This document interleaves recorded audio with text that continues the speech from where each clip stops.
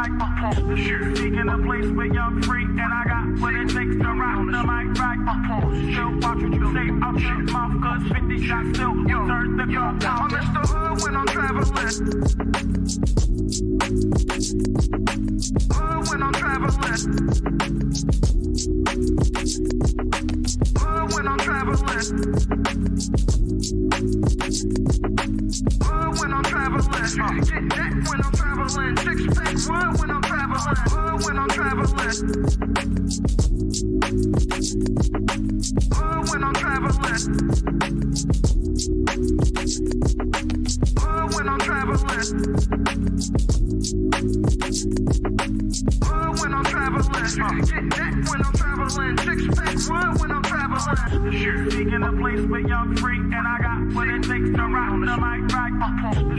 Seeking a place where you're free, and I got what it takes to round the mic microphone. Seeking a place where you're free, and I got what it takes to round the mic microphone. Still watch what you say out your mouth, cause 50 shots still turn the gun out. I'm Mr. Hood when I'm traveling. Hood when I'm traveling.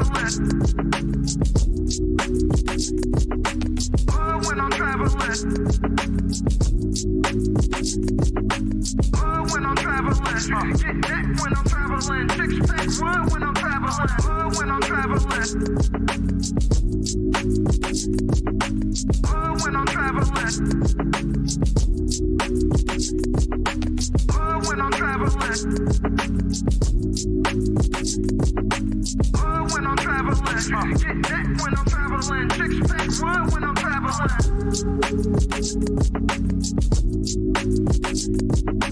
Hood when I'm traveling. Hood when I'm traveling. Hood when I'm traveling. Get that when I'm traveling. Six pack wood when I'm traveling. Hood when I'm traveling. Hood when I'm traveling. Hood when I'm traveling. Hood when I'm traveling. Get that when I'm traveling. Six pack wood when I'm traveling. Seeking a place where you're free, and I got what it takes to round the mic microphone. Seeking a place where you're free, and I got what it takes to round the mic microphone. Seeking a place where you're free, and I got what it takes to round the mic microphone. Still watch what you say out your mouth, cause 50 shots still turn the gun out. I'm Mr. Hood when I'm traveling. Hood when I'm traveling. Hood when I'm traveling. Hood when I'm traveling. Get that when I'm traveling. Six pack wood when I'm traveling. Hood when I'm traveling. Hood when I'm traveling. Hood when I'm traveling. Hood when I'm traveling. Get that when I'm traveling. Six pack wood when I'm traveling. Seeking a place where you're free, and I got what it takes to round the mic microphone. Seeking a place where you're free, and I got what it takes to round the mic microphone. Seeking a place where you're free, and I got what it takes to round the mic microphone. Still watch what you say out your mouth, cause 50 shots still turn the gun down. I'm Mr. Hood when I'm traveling. Hood when I'm traveling. Hood when I'm traveling.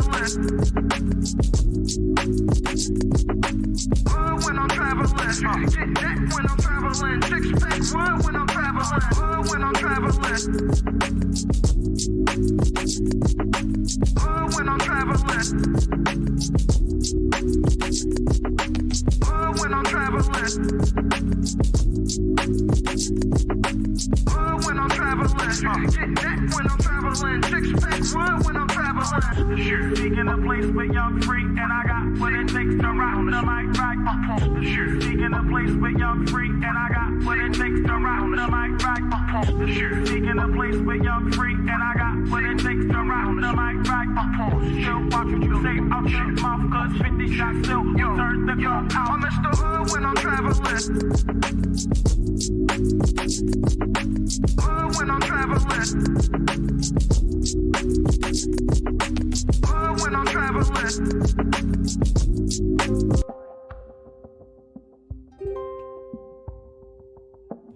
What do you mean by insecurity? When I say insecurity, you have, what's the word? You know, I got third grade education. Well, let me ask you a question. When you have a fear, when you have a fear of something. Okay, now if so, you're saying a man is secure if he allows other men around his woman. He's secure. He's secure within himself. What makes him secure that he allows men around his woman that he know That nigga a fool. If she choose to go that way with that man, then she's never been for me. That's up to her, and I move in the way that I need to move. What makes him secure though? Because he knows that he can't control her, and so if she cheats, it is what it is. That makes him secure. Period. So damn, for real. You know I love you've been rocking with me when they had 10 people watching this motherfucker. Go ahead, ask your question. What's your question? Well, you know, just in terms of even an old friend, you know, just considering what was being said, I think Illa has a point. I think you guys have a point in terms of he been a friend for a long time. In my head, I'm like, the fuck that mean to me? You know, like that's just how my head, like when I be thinking this shit, I'm a husband now, right? Oh, I don't, what you did generally, I don't, it is what it is, right? But what can he do for her? Can she go to him for the support? Can she go to him for money? None of that shit. I'm gonna let you finish answering. Can she go to him for money? No, she can't. That's my job. Can she go to him for spiritual guidance? No, that's your job. Shit. Exactly. Can she go to him for protection? No. Like man, they go fighting things of that nature. The strong boys would be taken and separated from their family, stuff like that. Yeah, and they were they're used to. Yes, that happened. So when we're criticizing black men, if you think it takes a couple generations to change, right? And we just went through some of the things you acknowledged happened to black men and were targeted specifically just 2 generations ago with your your generation. And then we come at black men like we did it all to ourselves. You don't think there's an apology of some sort in order? Can I just ask this, Mr. Fantastic, what was the reason that she would mention your pension? Because she's not going to just do that out of nowhere. What happened to make her say, oh, I want your pension? Or was she looking to divorce you for something? Just saying something that you may have done. She wanted to divorce you, and so she mentioned it, and then you beat her to it. I've explained this at least. This is the last time I'm gonna tell y'all this. We were living in 2 separate things called geobashing, right? She was the one accusing me of doing shit that I wasn't doing. I told her, if you go to this and you keep accusing me when I'm not doing anything. I was in her hometown with her people around all her folks for free. Let me be clear. Let me be clear about something. Shit. I did not ask him for his pension because that had children outside of our marriage. You left him for free. Y'all always get on here. Listening. So shut the up. You not y'all listening. Always get on here. You not try listening. to dismiss women. Stop you trying to not be listening. in abusive relationships, whether it is you are not listening. Or not. Bro, if you had 2 people sitting there, right? They had a one night stand. He put the rubber on, and you got to tell one of them they was wilding, and one of them they was wilding. You would say the woman was wilding. Mm-hmm. She should have made that nigga put a condom on. Yeah, especially because niggas' dicks be dirty. What level of responsibility? Well, not what the stats say. What level of responsibility would it be on? So he didn't put a condom on. She got pregnant. It's a one night stand. Who would you put the onus on for that happening more? If I had to choose the woman because she gives the access. Damn. So she should have made sure he put a condom on his dick. Mm-hmm. Damn. Like that. Wow. Look like Mr. Fantastic was right. Brother. Okay.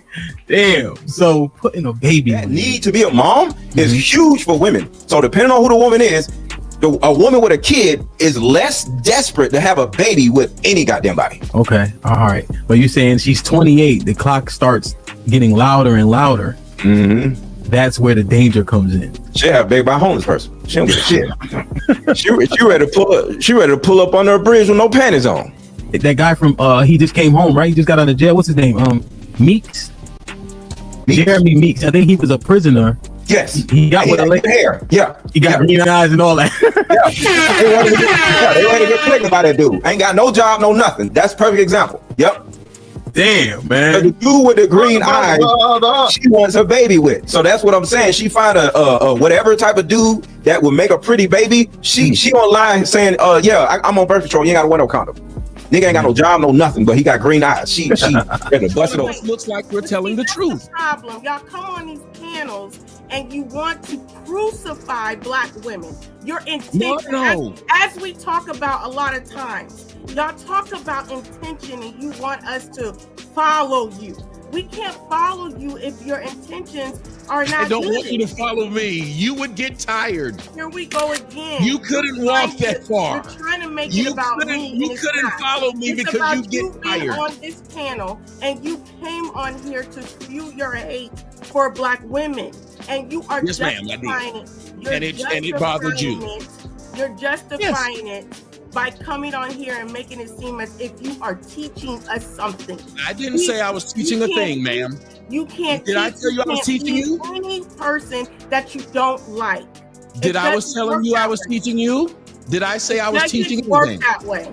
Ma'am, did I say I was teaching anything? No, but you got on this panel with the intention of telling us why men don't approach. What I would recommend is you you get a job, right? You work it, maybe in an industry that you could thrive in. Learn it, right? Without the risk, build a foundation. That way when you jump into it, you're ready, Are we having a conversation? Are you here? Can you hear me? I hear you. Are you responding to me, you think, or? Who else am I responding to? Mm-hmm. I'm telling you what I hear. You asked me what I hear as far as that question. I know, but as I'm breaking it down for you, is it? Move on. Here we go. You are partway chivalrous to like you and yours. Is that truly chivalry? Is it just you protecting your investment or your asset, which is your life? And I want to go back to maybe that isn't as chivalrous because you're protecting your investment, which is your wife. But somebody smacks her investment. But the woman on the bus, the old lady on the bus is standing up with a cane, and you gonna sit there and sit your happy hips, your wide hips down that bus, and watch her stand up on that with that cane the whole entire time. That's not chivalry. Are you saying that me protecting my wife is less chivalrous than me giving my seat up for some old hag? Hang on a second. Are you No. Are you really chivalrous if you are only protecting your investment? It's mine, right? Right, you're protecting what's yours, but are you truly chivalrous if you don't give up the seat on the bus? A woman that does things for me is enough. I don't need extra girlfriend. Maddie, you made the point. You made the point. Yeah, let me make a quick point, right? I think this conversation can trigger women, but to be fair, right, to where Beans was going, because it's not a checkmate, but I understand your point, is that women don't actually believe that they're bringing value to guys like that, because otherwise they would be encouraging men outside their man to have more female friends, and they don't. They actually discourage. Hey, you don't need no female friends. But wait, women are so valuable and important. What you mean I don't need no female friends? It actually shows you what women think. Even women think about that shit. There's a lot of nuance there that you could examine. That's a great point. That's clear. I agree. That's from the biological standpoint. Indeed. Now they try to change that culturally into women don't have a definition. There's nothing that actually defines it. What ended up happening was this, though. The advent of feminism actually took away what femininity was by saying it was antiquated, it was old school, it was slavery, it was oppressive. But then they turned women into fake men. So everything that a woman do valuable is what men do. She go out work, she go out and make money, she go out and get a degree, she go out and get education, she go out and buy things, she go out and she can afford things.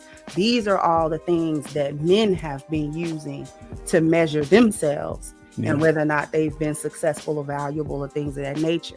Women had a different set of things. Been only pursuing so much for the attention of women. this is all, it sounds so new to me when I'm hearing it, but maybe I didn't have this perspective before. Calvin was good. Be Love, what's up? But it's just like why we do things. Where does our moral code actually come from? How far are we willing to go to stand on it? Does your moral code have contingencies? You know, I have the clips queued up, but I'm just thinking through it. You know, the double standards. How long can we? I thought they just were a thing, but I guess they have like there's a reason for it.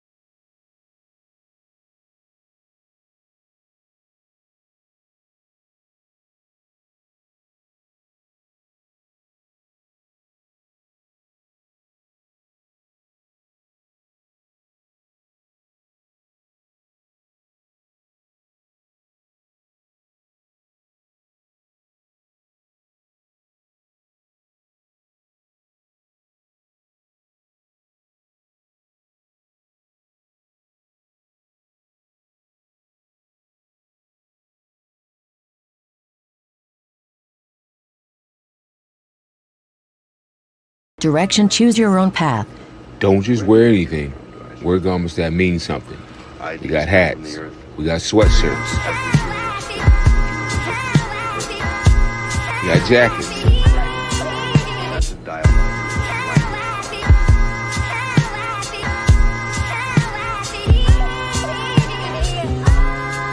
We even got hoodies.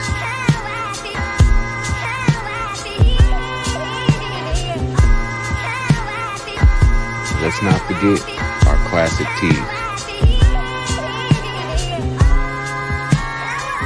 Direction, choose your own path.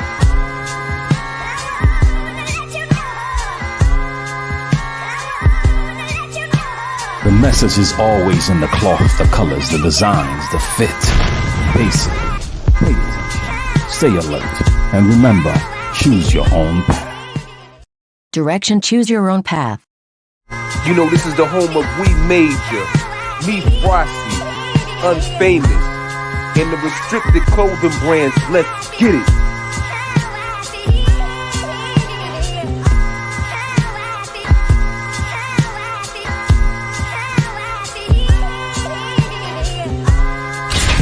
The message is always in the cloth, the colors, the designs, the fit. Basic. Pay attention. Stay alert. And remember, choose your own path. This Might Be Risky sponsorship package is here.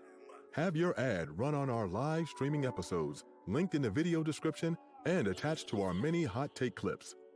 The channel is fast growing with thousands of views and subscribers. Don't miss your chance to grow your business on one of the fastest growing platforms on YouTube. Join the family today. This might be risky. Email us at thismightberisky@gmail.com if interested. Hashtag Indeed, hashtag do the right thing.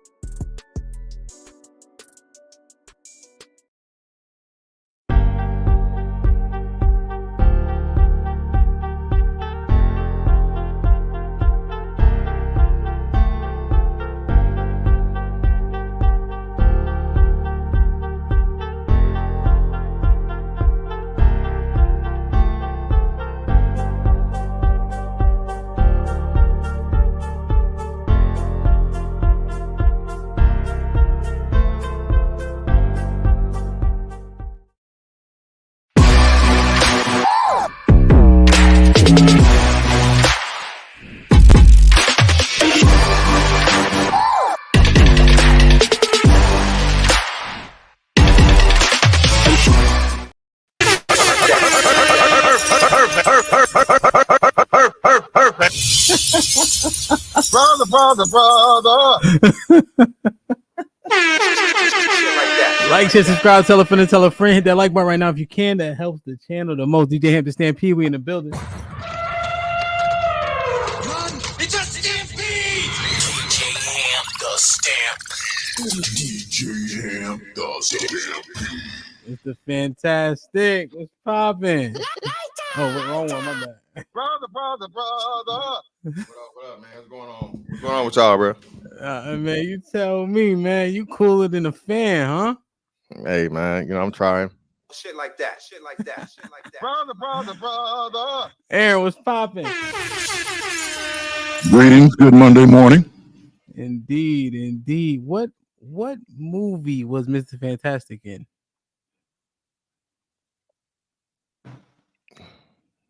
Oh, you talking about New Jack City. Yeah, okay. Yeah, definitely. New Jack City. Definitely New Jack City. Oh no, that's nice like this. Nice like this. Stop playing, man. Listen, hey, now when I get on y'all ass in the chat now. Remember who you got? Hey, these shits come back, go both ways. Oh, I gotta get the background music going, man. Like, share, subscribe, tell a friend, Hit that like button right now if you can. That helps the channel the most. Man, we feeling good, man. How was the weekend, Mr. Fantastic? Hey, man, it was a weekend, man. You know what I mean? Getting this damn I got all these damn papers and shit I gotta write during the week. So, you know. What is it that you're taking up? Aviation. What? So right now is aviation sciences, and I'm shift it over to engineering. So Okay. just engineering degree. I don't know if it will be electrical or aviation engineering, one or two. That's what's up, man. You changed that 3% of black engineers and men to 4%, huh? Hey, man. Hey, you can't say I ain't doing my part, goddamn. Shit like that. Aaron, how was the weekend? It's a fantastic weekend. A few celebratory moments. A graduation to celebrate, other things. But it was good. Good to see the end of the heat wave here on the East Coast. It's been hot up there, huh? It's been cooking. Yeah. And so what that cook is quite literally what we go through on a daily, right, Mr. Fantastic? Right.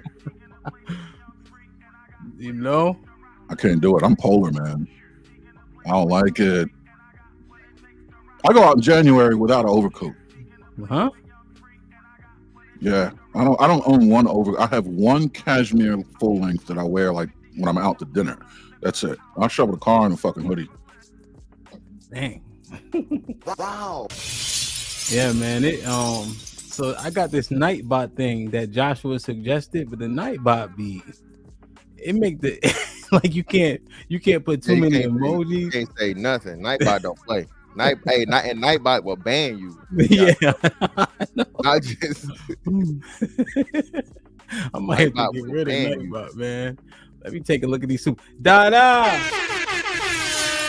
Salute, man. Monday morning, man. Money making Monday. Salute to you, my G. Ezekiel Ben Israel.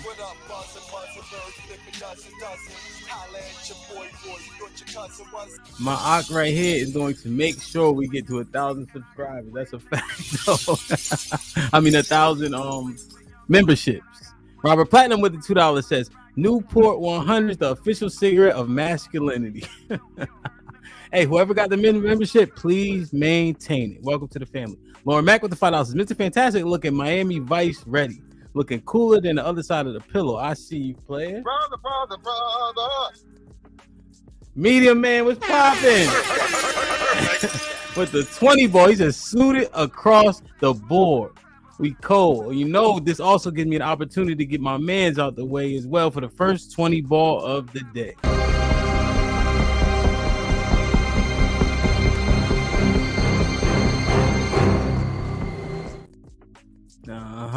They didn't fit. Media Man will be in the building tomorrow evening, 7:45. What did it say? 7:45 Central, 8:45 Eastern. Shit like that. I'm excited for this one, man. Salute to Mr. Fantastic. Salute to my brother Marcus, who got me on the wave of Media Man. So I'm excited, man. We had a dope conversation, man. full of laughs and understanding. So it's gonna be, man, I'm telling you. Shit like that. Shit like that. You know? Let me see who else in the building real quick. Damn, it's 200 comments in the you know. Hey, Mr. Fantastic, let me ask you a question.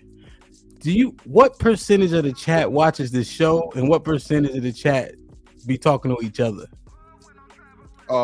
In the chat, like live?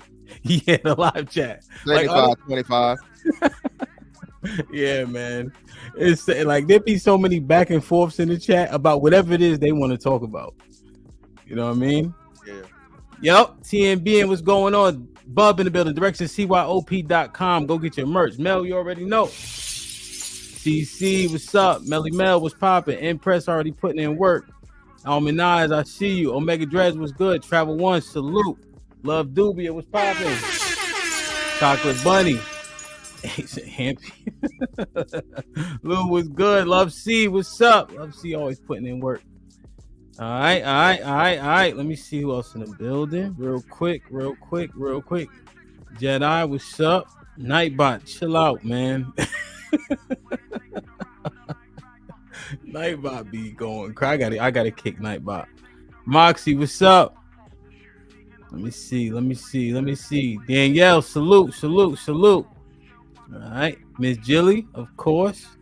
Ratchet City was popping. Ronnie in the building. Crystal Clay in the building. Salute. Anton, what's up? Calvin was popping. Eric was good. Venus was good. What they talking about? See, point proven. She is right. Ain't no she up here. I think they might be in the chat, right? They're talking about something. Yeah. Look. Yeah, Josh, the Nightbot is friggin' killing. Oh, it may, you know what it may have been? They've been talking about the rundown when I the 10-minute rundown. Maybe they could comment on that. Mr. Williams, what's up? Robert Platinum in the building. Tony Golden, what's good? I hope you've been reading, good brother. Mr. JTK was popping. Blue Collar was good. Joel in the building. Look at Joel. He's starting off on a negative foot already. VJ, what's up? All right, man. Like, share, subscribe, tell a friend, and tell a friend. Hit that like button right now if you can. That helps the channel the most. All right, let me get down to the bottom real quick. Salute to everybody who's here. Oh, Vet Life in the building was popping. He sent a super. He said, Vet Life with the $10. Said, big salute. DJ Ham was popping. Two of my favorite brothers up there today. Ellipsis. This about to be good! Exclamation point. Salute Aaron and Mr. Fantastic looking sharp, fellas. Robert Platinum with $2. Fantastic got on Ferrari Testarossa red. Y'all niggas don't never get y'all colors right.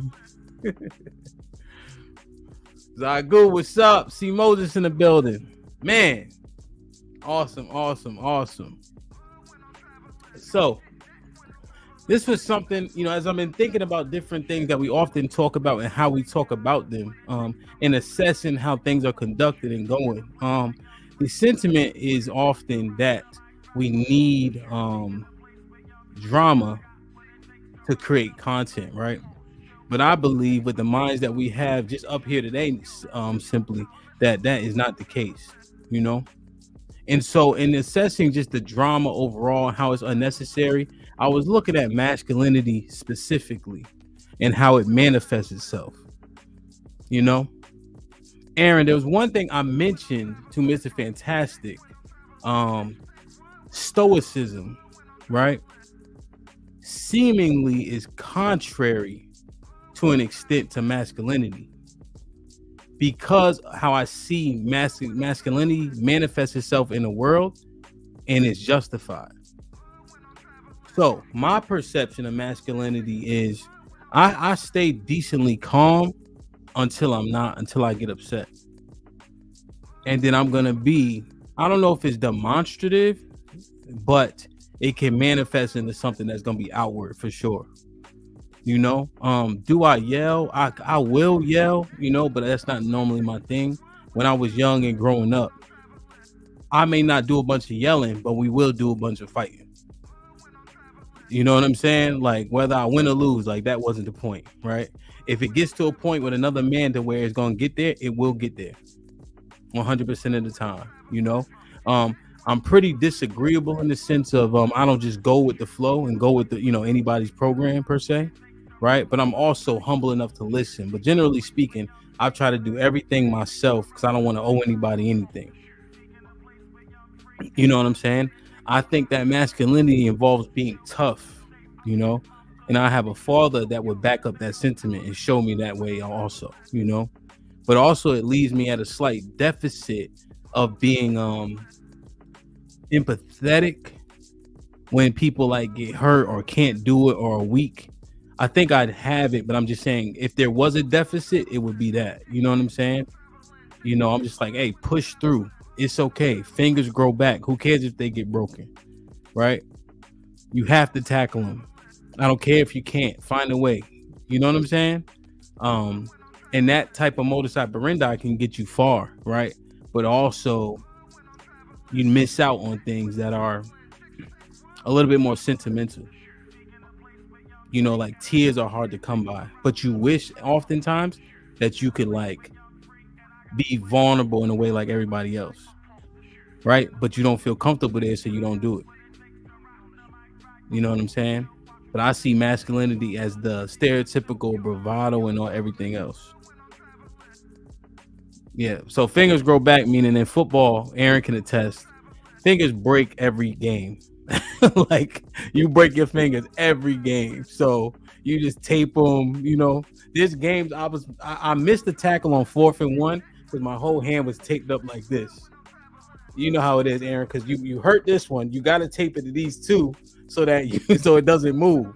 So I read the play. I wasn't supposed to blitz, but I hit the hole. But I hit and I couldn't wrap with my right hand. He got the first down. So that's what I mean. If y'all play football, people that play football understand. It's constant just cracking of the fingers and things of that nature. But generally, I see masculinity in a very old school, traditional way. One thing I don't agree with is if you hit them back. If they hit them back. My father always taught me that, but I'm like, I'm not letting nobody hit me first. That's dumb. So that's the one thing I reverse. If he act like he gonna hit me, I'm gonna hit him first. Mr. Fantastic, how do you see masculinity? Man, I see it as you know what I'm saying, a labor of love. I see it as it is what it is. I see it as life isn't fair. I see it as, hey, it's a job and somebody's got to do it. That's masculinity in a nutshell. Pretty much, as a man, it's labor, it's service. So that's masculinity, man. Yeah, 100%. And I want to make sure I don't try to adjust anybody's thoughts. If I, based on your explanation, if I were to say thinkless, would I be off base? No, you'd be exactly. You'd be 1,000% right. Yeah. Damn. Okay. Aaron, we spoke last night. I went down the path I went down in terms of how I wanted to define it. Mr. Fantastic did. He was much more concise than me. You have the floor to share whatever you want in terms of your masculinity, how you see it, how it manifests, etc., etc. Well, I mean, masculinity is fundamentally the opposite of femininity. What does that mean? Masculinity is pretty much, as you said, assertiveness. It is a forward directional modality.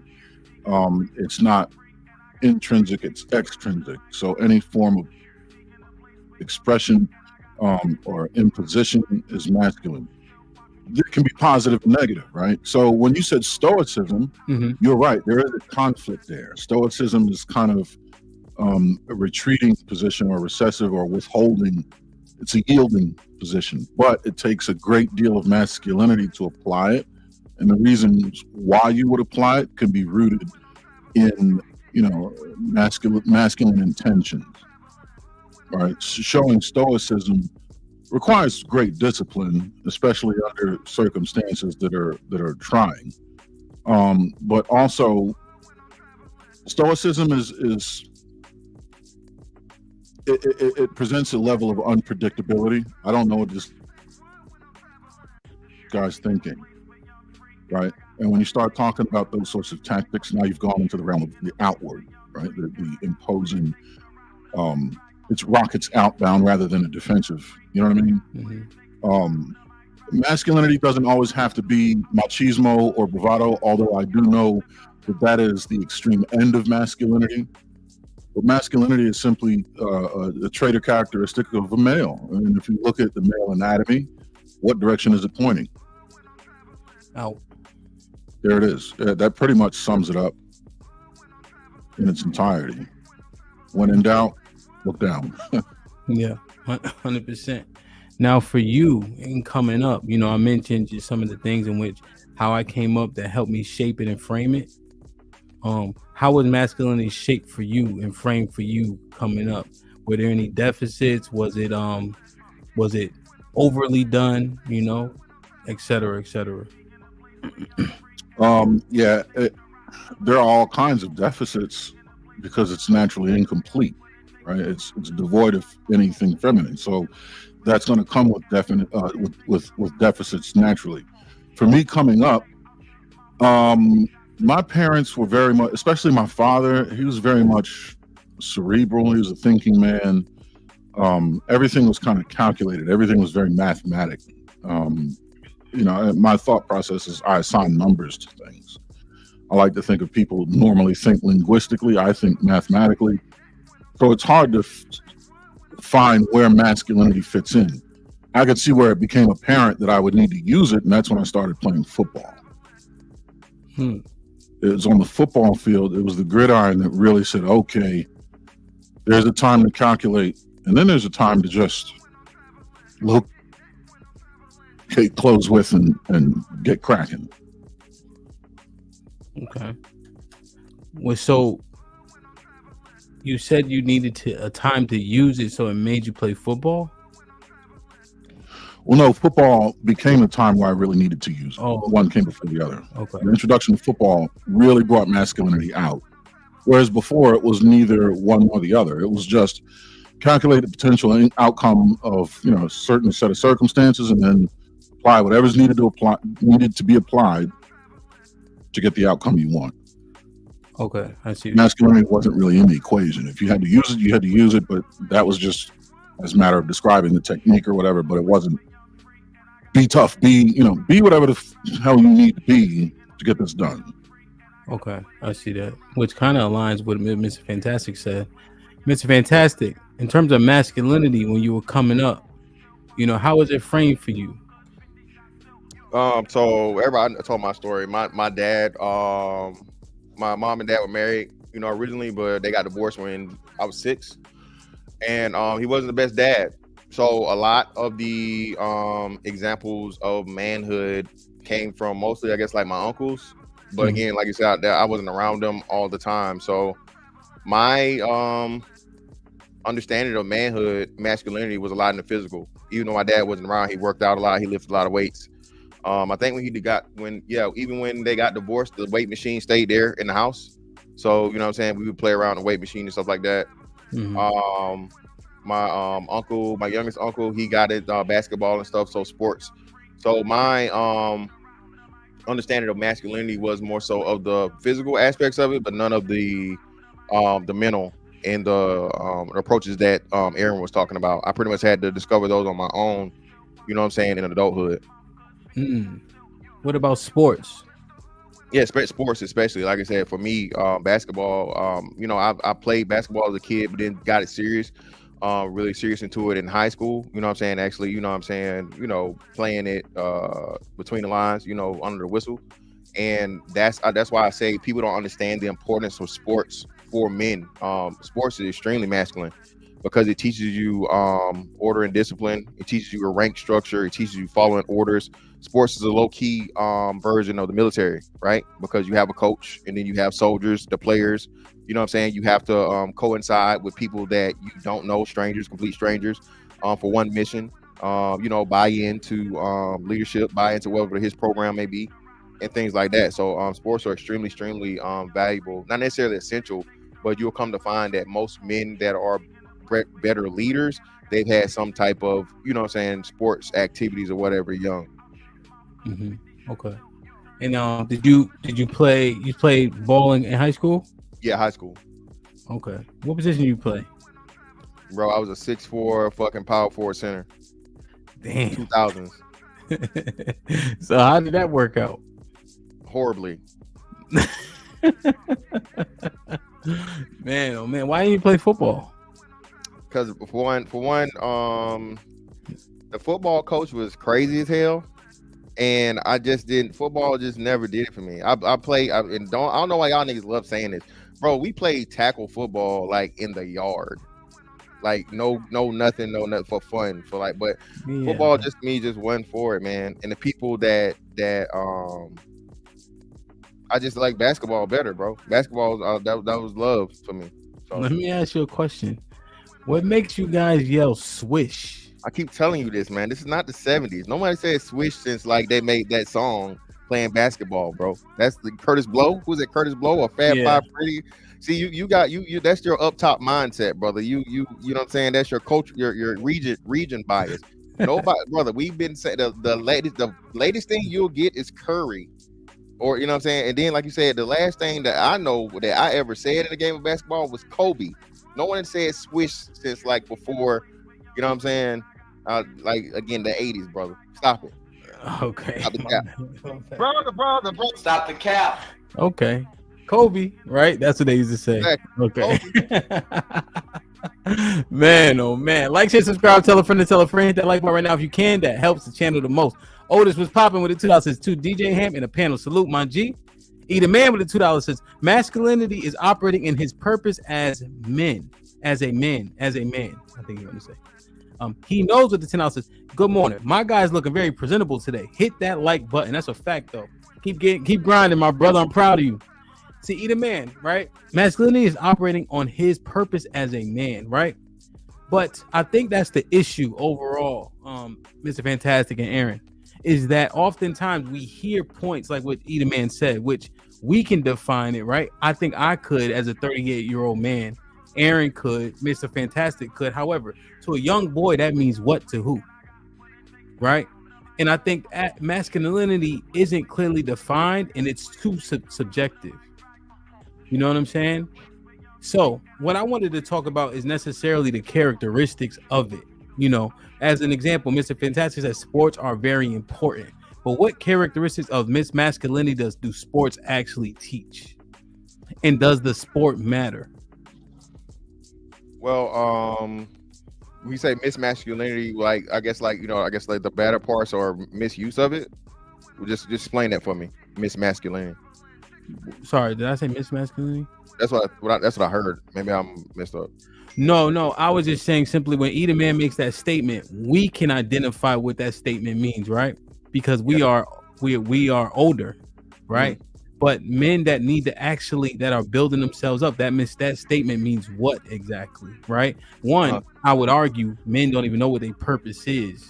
You know what I'm saying? Exactly. Largely, you know. And so I want to break it down a little bit more than just a purpose, right? We first need to understand what masculinity is. So as we relate it to sports, there will be an argument that'll come to say everybody ain't an athlete, right? I don't know if that negates the importance of sports though. Yeah, right? So then you get into the leadership aspect of it, right? So again, leadership is where sports come in. Understanding again hierarchy, that's very, very important, and that's one of the biggest issues and problems with us. Niggas hate, you know what I'm saying, is somebody being over them. You know what I'm saying? Niggas hate the fact of the matter that, you know what I'm saying, someone may be better, or you know, why we following him? Who put him in charge? You know what I'm saying? That type deal. So it gives you that thing, man, and you know, everybody has to listen to somebody. Everybody has to follow somebody. Even the president of the United States can't just motherfucking, you know what I'm saying, go around the world doing whatever the fuck he want to do. No, there's consequences and checks and balances. So the part that sports teaches you is within the framework of, hey, this is your job. This is your job in the bigger picture, in the whole system. Mm-hmm. This is the modus operandi of the or the hopeful outcome of the system. And it's your job to perform your job as best as you possibly can, coinciding with other men or males, you know, boys at the same time, to get the fucking the goal done. Yeah. So that's the importance of sports, and that transfers over to business. That transfers over to own personal goals and relationships, your own personal life. it just, you know what I'm saying, it literally hits every wicket of manhood, I think. You know what I'm saying? Excuse me, not just manhood, but masculinity. Because literally this is how you have to operate, you know what I'm saying? Perseverance, knowing how to lose, knowing how to win. You know what I'm saying? You know what I'm saying? Pacing yourself, all those things that are very, very important aspects of masculinity, right? So that's how it transfers in my opinion. Okay, what do you say to the non-athlete though, right? And I think you said it, but if you're speaking directly to a non-athlete, what would you say to them? I would say to him, it's the same concept of you closing a business deal, and you know, it's a difficult one that you couldn't get done, but you had to, you know what I'm saying, find different ways to approach it, right? Football, right? Like you said, technique. You got a guy that's a power fucking guy versus a guy that's a, you know what I'm saying, a skill guy, right? So you're not going to approach those two people the same way. So it's the same way in the you know what I'm saying, in the business world. It's some people that's going to be very, very firm and, hey, this is our offer, take it or leave it. Then there's going to be some people that are, you know what I'm saying, you can negotiate with them, and you have to learn as you go on in whatever field you're in, the approach to use with the people you encounter. Yeah, 100%. Aaron, same question in terms of the sports. I don't want to lose this thought, Aaron, so pardon me. In terms of the non-athlete, right? And Aaron, I want you to answer the same question. In terms of the non-athlete, you can participate though, right? And I don't think people understand the catalyst that help teams get to a precipice, right? Every single player on that team, especially a football team, you know how many dummies you use during practice? And not to call them that, but dummies are people also, right? You need those players in practice that go hard. They may not have all the skills, but they contribute greatly, and they make the people that think they too good work. You know what I'm saying? Like, there's so much value that comes to people who are a part of the team, that practice, that help, you know, et cetera, et cetera. I think people miss that a lot. You know what I'm saying? But Aaron, same question. In terms of masculinity, what are the values and the characteristics that are enhanced by being involved in sports? So I think now what enters the conversation is confidence. And that can be looked at in two different ways. One is a level of comfort operating in a specific space and the belief internally that you'll be successful. But when you attach masculinity, especially great deals of masculinity, to confidence, now it is the outward belief or imposing the belief in others that you will be successful. And the best way to do that is by showing and proving. And when you look at the situation where, like you said, you'll have there's a depth chart, right? And they may not be on the field at the time of competition. They're still instrumental in ensuring the team's success. The confidence that they would have in the people that they're training, and the team overall, and the coaching staff, and the playbook. And then the confidence that your first string has in the dummy string, right, in practice, that they are being honed and sharpened to as fine an edge as possible to be able to go compete. And that's something that can bleed off of the field of competition and into life. Confidence in your ability to, let's say, complete, any task that is beset you, right? Yeah. Masculinity begins to involve imposing that belief in others. Be it selling the belief or showing the belief, and outcomes. But they're not directly tied. It's just sports and the battlefield of competition is just a great petri dish to really hash out masculinity and confidence and things like that. It really simplifies everything. You can see it really clearly in sports, but it doesn't have to be there. Yeah, 100%. And so this is a good example, right? What do you guys think?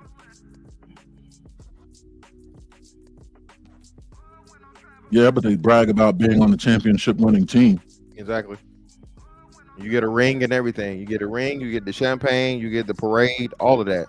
And like you said, even then you play a part in the win because you're participating in practice.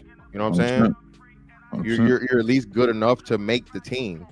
So, and a lot of people have Dunning-Kruger's, you know what I'm saying? What's the name? You got to think, bro. making let's say Alabama, right? Or not? What's wrong with me? Lord forgive me. I'm sorry. Making a UGA roster, you know what I'm saying, in itself for college football said something. Getting an offer, you know what I'm saying, from a D1 fucking SEC team said something. And if a lot of people think that they're a lot better at things than they, you know what I'm saying, the Dunning-Kruger effect is real. So the person you think that's sorry or whatever is, if you put them in front of you again, what was his name? The White Mamba, Brian Scalabrine proved that. Everybody kept saying, you know, Brian Scalabrine's trash. So he did the Scalabrine challenge and he devoured everybody they put in front of him. Yeah. Slow white boy. Everybody thought he killed them one-on-one, every last one, even former college athletes. Yeah, and like he said, man, just you know what I'm saying. What is it, Ham? I think it's like 80 hours of doing something makes you more adept than 99% of the world. Yeah. You know what I'm saying? Dedicating 80 hours, you know what I'm saying, just doing stuff makes you real. And a lot of people don't understand that because they see it. People see stuff with their eyes. I can do that. No, the fuck you can't. No, you can't. Yo, I'm trying to tell you, bro. We used to get like this was wrong, maybe, you know. But you know, we get the JUCO players. You're like, nigga, we know you was killing the JUCO, but this is organized and ain't 1 year in and out, like, and it just and that. So we were up here one day. We were telling Sway. I was telling Sway, if we run 10 routes, right? You know, and I'm out of shape and everything. Well, I'm getting in shape, you know. I said you won't catch 7 out of 10 balls, guaranteed, right? You know, but he's like, of course I will, right? Because you know he taller than me, this, that, and the third, right? But when you actually did something, like you said, for that amount of time, there's things that I can do or know that you're not gonna be able to overcome it just because you think you're fast and etc. To your point, you know what I'm saying? Not saying I'm the best fucking cover. That's not even my thing. Exactly. Yeah. You know, but for somebody who's a novice, it's a different level of, you know what I'm saying? Yeah, like Anton said, muscle memory. You know what I mean? You know how to move your feet, get in front, hands placement, cheat. You know what I mean? If you ain't cheating, you ain't trying. Reputation is the mother of skill. Like they say, reputation is the mother of skill. That's why they tell you that. Somebody that does something like, bro, like that's why in basketball, shooters last the longest. Bro, if you can shoot a basketball, Ray Allen, Steph Curry, Reggie Miller, those dudes have some of the longest and most successful careers. So what? That's something that never leaves. That's the main fucking object of the thing. So if you get that master that skill, like bro, it's night and day. Yeah, 100%. Think about it. See, this is interesting, man. This is interesting to me, man. Now, let me ask you guys. Okay, let's say we acquiesce to the point, right? Because Joel is windmilling in the chat. For all the non-athletes, what can they subject them to that can hone those characteristics that sports brings them in? They make anything competitive as a substitute. Yes, so they say they're not an athlete, right? So they need something that can hone those same skills that sports do, right? If I were to go first, I would say that they may be at a deficit because I don't see much comparable. I watch Mortal Kombat online. It sounds like some nerdy shit. I'm trying to play it. That shit is hard as hell. So I watch the professionals, partly because the top 5 players are all black. So I watch it a lot just because I'm just seeing those brothers like play a video game. You never would even think that, you know. There's competition there, you know, but it's not necessarily physical, you know. So I would argue that there may be a deficit for the brothers who can't play a sport. But I have to think more through what would be the answer, you know. But you guys think? Eric can go first. I'll go after him. I think anything that's competitive that requires you to obtain and perfect a skill, and it doesn't have to be physical. Like you said, playing Mortal Kombat, there's an objective. There are 2 parties that have to reach that objective. There's a winner and a loser, and there's a skill set that you got to learn and perfect in order to be successful. Yeah. You got to be able to hit the X, the Y, you know what I mean? Hit the circle, hit the buttons and do at the right time. There's nothing physical about it. I mean, anything that's competitive and anything that requires skill, that's it. That's all you need. Now they are at a deficit because the availability, the quantity of things available to them is diminished. Because you could also play video games, but then there's sports too. Yeah, they have less crucibles that they can operate in, but the fundamentals are the same. Compete. Let me ask you a question. Does it have to be a winner and a loser? Yeah. And does it have to be an opponent, or can you lose to yourself? That too. So there has to be an objective. Yeah. And the objective has to be reached. Now, you can lose to yourself. In motorsports, we have this thing called racing against the clock, where you're not jockeying for position. So if your last lap time was 2 minutes and 19 seconds, your next lap time should be 2 minutes, 18.9 seconds. If you can't achieve that, then you've lost to yourself. Now, let me ask you, since you have that anecdotal experience, you losing to the clock and losing to another man, does it feel the same? Yes. Probably more so. It's more intense when you're to yourself, because when you're against another man, if you're out in front, it's all defense. When it's to the clock, every lap is driven harder than the last. There's no defense. It's always offense. Damn, but the clock ain't gonna talk shit to me. Oh, you are talking shit to yourself. The environment, 140 mile an hour entries into corners is talking shit to you. No, barrier over there. I 100% hear it. I mean, like I said, when I'm going for a 1 rep max or a 3 rep max, right? If I don't get it right, I may beat myself up because I have that type of just what's it called? Attitude. But if me and Fantastic go to the gym, right? And he gets the 3 reps, I'm mad at myself because I could have went harder. And then the fact that this black ass nigga beat me is going it's gonna intensify, right? So it's like twofold. You see what I'm saying? I'm already mad at myself because I have that type of operation, and then I got beat. Like that, I got what you're saying. Yeah, there's an external motivation, but that's what makes you even more. That's what weaponizes you even more. The fact that you can dig deep. You have to dig deep and find that motivation within.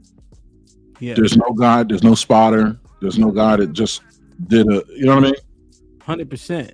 But you see how I'm looking at it as twofold. You know what I mean? Yeah. But I understand. Okay. Damn, Mr. Fantastic. What do you think? How does he develop that skill if he's not an athlete? Like those characteristics. There are alternative things. Like I said, I think that plays a big part of it, but especially mental games and things like that. Strategy, anything strategy wise, teaches you that very, very well. Chess players, debaters, things like that. You know what I mean? Things we have to use your mind. I think it actually, like you said, it can hone and give you another level that just the people that have to focus on the physical don't have. So I would say the person that doesn't have the sports approach to it or that experience of getting it, definitely it will have to be something that's challenging to the mind. Okay, yeah, I can see that. When they say chess and things of that nature. Yep. But I just know, like, it just something. I just, and this could be because I have a bias, right? But like Keisha said, chess can be draining, right? Because you just constantly think, almost like driving. Driving, like, for all intents and purposes, you don't look like you're doing much, but you be dog tired after a long drive. You know what I mean? Just because you have to remain focused. But it's just something about that physical competition. You know what I'm saying? I agree completely. Like I said, that's because, again, a big part of masculinity is the physical. I'm not saying, and I would say if I had to break shit down, I would say that's at least the majority of it. Your physical appearance, stature, ability is what keeps you safe from other men. That is what keeps other men from picking you out of the crowd and be like, oh, I can whoop that nigga. You know what I'm saying? I can dominate him. I can take his shit. And when you go back anthropologically, right, that's how everything started off. You know what I'm saying? Before we got into societal norms and, building societies and all these different things, the big niggas ran everything. You know what I'm saying? Because, hey, might is right. So that's I agree with you. Nothing beats that blend because people. Hey, another thing too, like you said, man, people think that you just run fast, you just push this, no, bro. That shit takes a mental toll, bro. Yeah. Competition, be it yourself or especially against another man, like you said, having to counter, having to figure out what he's good at. That's why people, like I said, motherfuckers really don't know. It's the reason why it's filmed. Okay, that's the reason why it's filmed, 100%. Bro. And that's all competitive sport, be it team or individual. You know what I'm saying? MMA and boxing is even another level. I would say, like I said, a person that does combat sports or whatever, that's elite. You know what I'm saying? Because you're literally being tested to the limits and putting your life on the line to your health. You know what I'm saying? 100%. You know, damn, man, that's good. So, just to sum up that part, right? We understand the sports things. I think the majority of us, that resonates with us. What up, Trigger Mike? However, if you are not an athlete, you have to have challenges, right? Mental fortitude 100% matters. As Aaron said, if you have that type of modus operandi, you can compete against yourself and get that level of bravado. However, I would argue that it is good and excellent to compete against others, right? Because you have instant, what's it called? Pushback. You have not an adversary, but what's it called when you're pushing back at someone or something? Opposition or resistance. Opposition, right? It's absolute, right? With yourself, you could take, like, if I go to the gym and I'm bullshitting, I'm just gonna be bullshitting. You know what I'm saying? But with instant opposition from another person, they might not be bullshitting. I gotta pick it up. You know, so that's the one thing I would say. But absolutely involve yourself in things that cause you to compete and win or lose. I think is definitely an imperative in that. You know what I mean? Man, like, share, subscribe, tell a friend, hit that like button right now if you can. That helps the channel the most. Jesse, what's up with the $5? Says outstanding conversation and looking sharp, gents. Salute. That's my guy. Yes, sir. Reaper, what's popping with the $2? Says salute to Mr. Fantastic Morris Day suit from Macy. From Dillard's, nigga, get it right. Dillard's better than late Macy's, nigga. Oh boy, with the $5 says shalom, Hank, shalom. One of the most competitive things for quote unquote black people is spades. Relationships have been lost over a game of spades. LOL. That's a fact, though. Nigga, lives have been lost over a game of spades. Hell, but damn, a relationship, dice, everything. So I want to get to a part of this that actually manifests in these conversations. But one thing I want to get it clear: physicality and masculinity, do those go hand in hand? Most definitely, without a doubt. Yeah. Most of the time they do. They don't have to, but they do. Yeah. More often than not. Yeah. So, Aaron, you said they don't have to. Mr. Fantastic said absolutely. Only because I'm careful to speak in absolutes. I mean, the vast majority of I would say is correct, but absolutes scare the hell out of me. Yeah, well, when I say absolutely, I'm not saying absolutely, like literally, but I'm saying it's definitely a part of it. So I'm not saying it's certain. It's enough to be certain. Yeah. No, I mean, I don't think we ever, all don't mean all anywhere, right? Even in the Bible, all don't mean all, you know. But generally speaking, to get through the conversation, are we saying largely it's definitely? Yeah, like you are less masculine if you are less physical. Is that? Can we agree on that, or what? Yep. I like that. Yeah. See how you think linguistically? I think mathematically. Like, that's a deficit of mine. Okay. Damn, Aaron. I know. You fuck up a wet dream, huh? In a minute.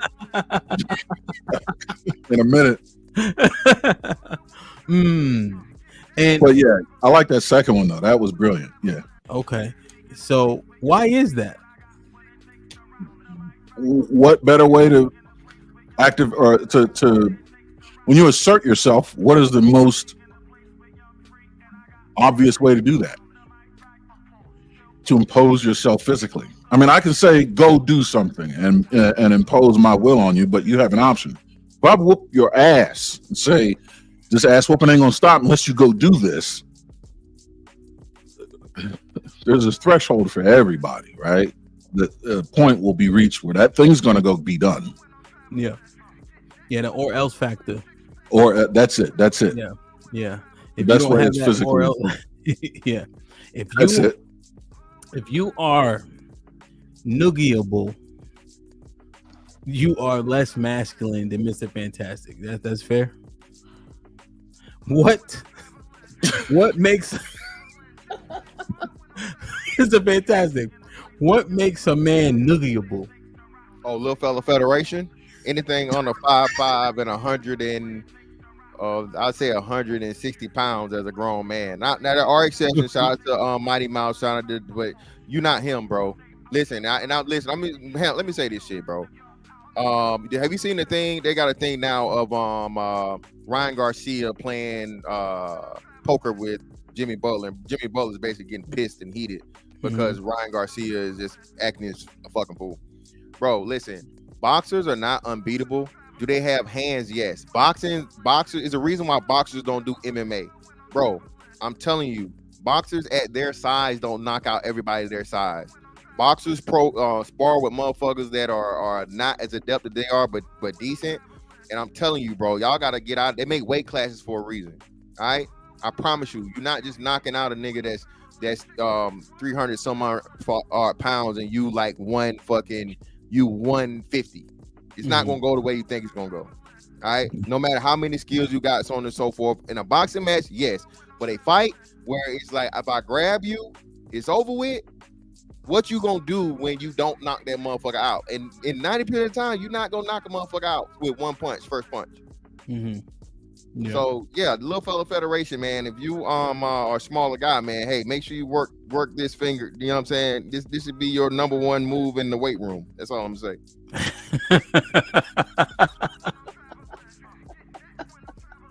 Man, oh man, yeah, no, 100%. And also, one thing I think people don't understand, like, let's say you're a bigger guy, right? And you've been carrying around, 50 pounds more, and you lose that 50 pounds, but your body been carrying around that 50 pounds for years. So the power, like, especially legs, you know what I'm saying? Like, you maintain a lot of that. People I don't know if people understand that. You know what I mean? Man, Little Fella Federation. What are the characteristics of the Little Fella Federation? Just so I'm clear. Little Fella Federation, man. Like I said, so you start out anything under 5'10" is Little Fella Federation, man. You know what I'm saying? That's height wise. Now, weight wise, under 200 pounds, definitely you Little Fella Federation. Anything like 5'5" or below is just like, hey, man, go to Oshkosh B'gosh, go to Kids Foot Locker. You wearing GS Jordans and shit. Like, come on, man. Don't come on, dog. Like, listen, and Hamp, one thing about it, hey, you ain't got no trouble from me and Hamp, your side, especially Aaron. We already know what time you on, nigga. I don't want to fight you because you shooting off real. Y'all let it be known that we know. That's why we don't have too many problems between us. Because I already know you're not finna fight my big ass.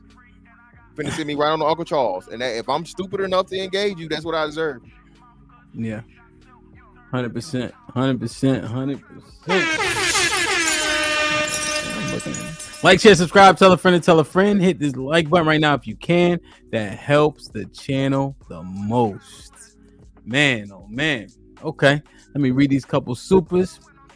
Then I want to ask some more questions that are slightly more pertinent to what we often talk about. Trigger Mike with the $5 said, fantastic. Got that Steve Harvey collection blazer from Suits You off Harwin Road. Man, okay. Now, we got 310 people in a building in under an hour, which is great. Really 40 minutes, because we had the damn thing planned. Let me see something. Where are the likes at? Give me 1 second. Hold on, let me get the like. Let me make sure. Well, I can ask a question. So, Mr. Fantastic, Aaron, right? Damn Nightbot, man. I'm looking for the Nightbot, trying to get him up out of here. So when you look at our conversations, man, men are disagreeable. Men are argumentative. What about demonstrative? expressive, passionate, you know, do men get loud, men argue, etc., etc., right? But oftentimes when we see those things happen, a man will be called emotional. Are those things masculine or not, as it pertains to these conversations and things of that nature? I think you gotta put context on it. It depends. If it's just conversation and then you're getting overly passionate or whatever. So let me do this. Passionate and emotional, two different things. You have to know the difference, right? It's a very, very thin line, but it depends on, like you say, your approach to it and the reason why you're going there. If the emotionality is your go-to move for, especially if you're talking debate, which is a battle of the minds, yeah, you're gonna lose points there. But if you're passionate about something and you're making the valid points with, a little bit more tone, a little bit more volume, I don't see anything wrong with that. Yeah, I think it's the other side of the coin that we were talking about earlier with stoicism. It's the exact opposite. As a move itself, expressiveness is masculine in that it's assertive. But what are you trying to get accomplished, or what led you to that, can be a feminine. If you've lost control of a situation and emotions have led you to being demonstrative because you have no control. They say people who are in control tend to be calm. Yeah. They're not getting bent out of shape. And the only time they get, demonstrative is to execute a specific plan. Mm-hmm. Right? I'm getting something accomplished. But if you're clutching at straws, that's all you got. Or you're upset that you lost or you fell behind. And that demonstrativeness, manifests as like crying or bitching. Okay, I see. All that's right? rooted in a feminine lack of control. Yeah. So for a man to be demonstrative, right, and performative, it have to be an exactness to it, like a point to doing it because it fits at that juncture. But look at a drill instructor. Yeah. Boot camp. They're demonstrative. But for a very specific reason, and they are in control. Yeah, 100%. Right. It's for that. Yeah, 100%. Like if I'm coaching the kids, like I'll be having drool coming, all types of right. Exactly. But then when practice over, the game over is over. You know what I mean? Yeah. That makes a lot of sense. It fits, right? The context of it makes sense. It matters, right? When we're conversing up here, if someone were to get that way, right, up here, is that what are they leaning into masculinity or just being an emotional? Probably emotional.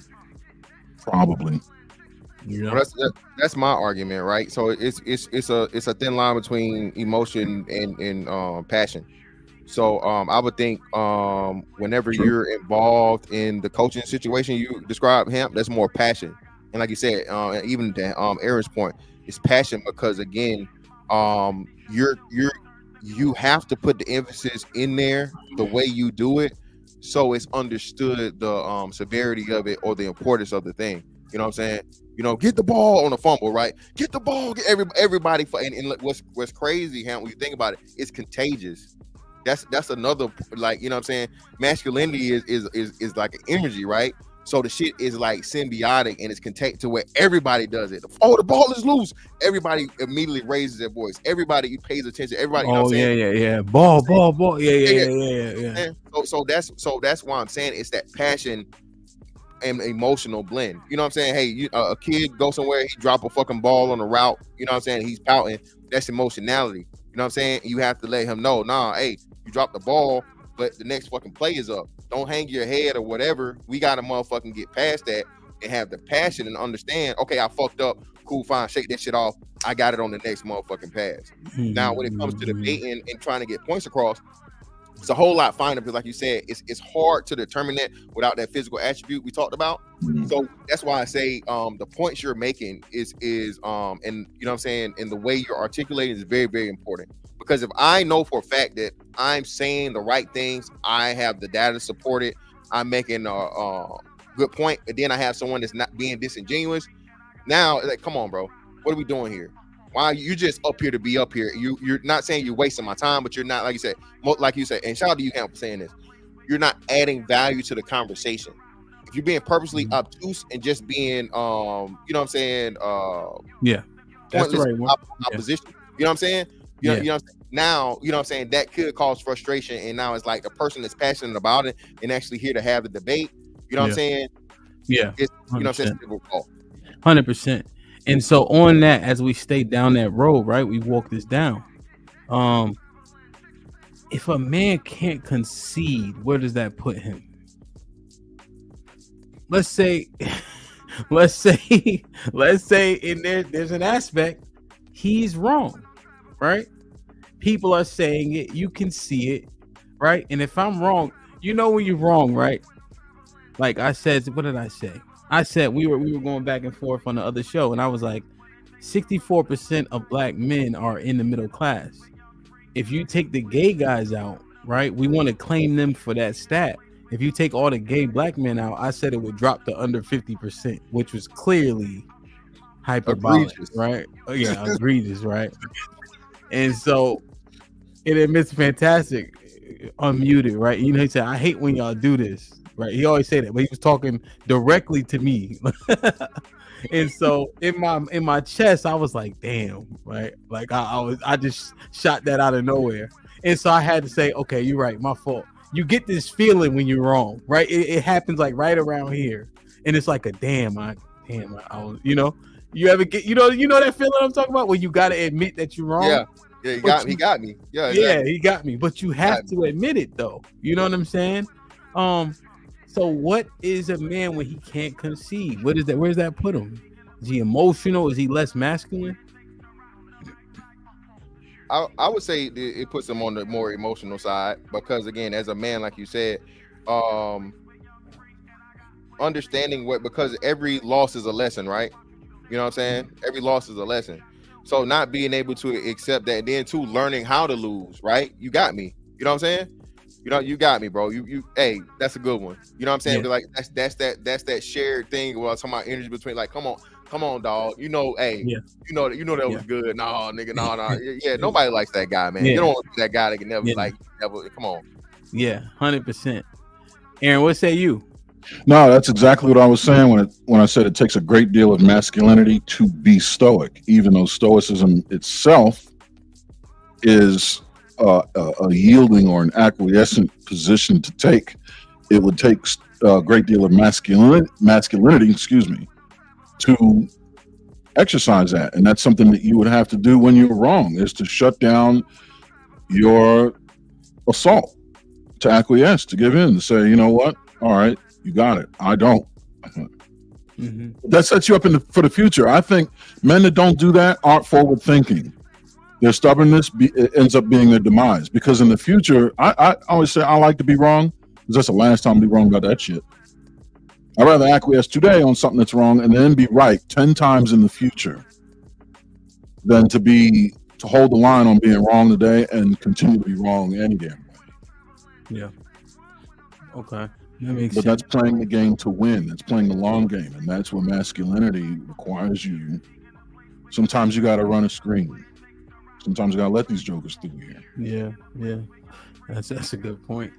Yeah. And so, because here's the thing, right? I think what you guys are saying is 100% correct, because when you look at like, for instance, the young boys, like what Mr. Fantastic said, right? They get beat up, they go get a gun, right? Extremely emotional, right? That wouldn't be masculine. You would be called a punk for that, right?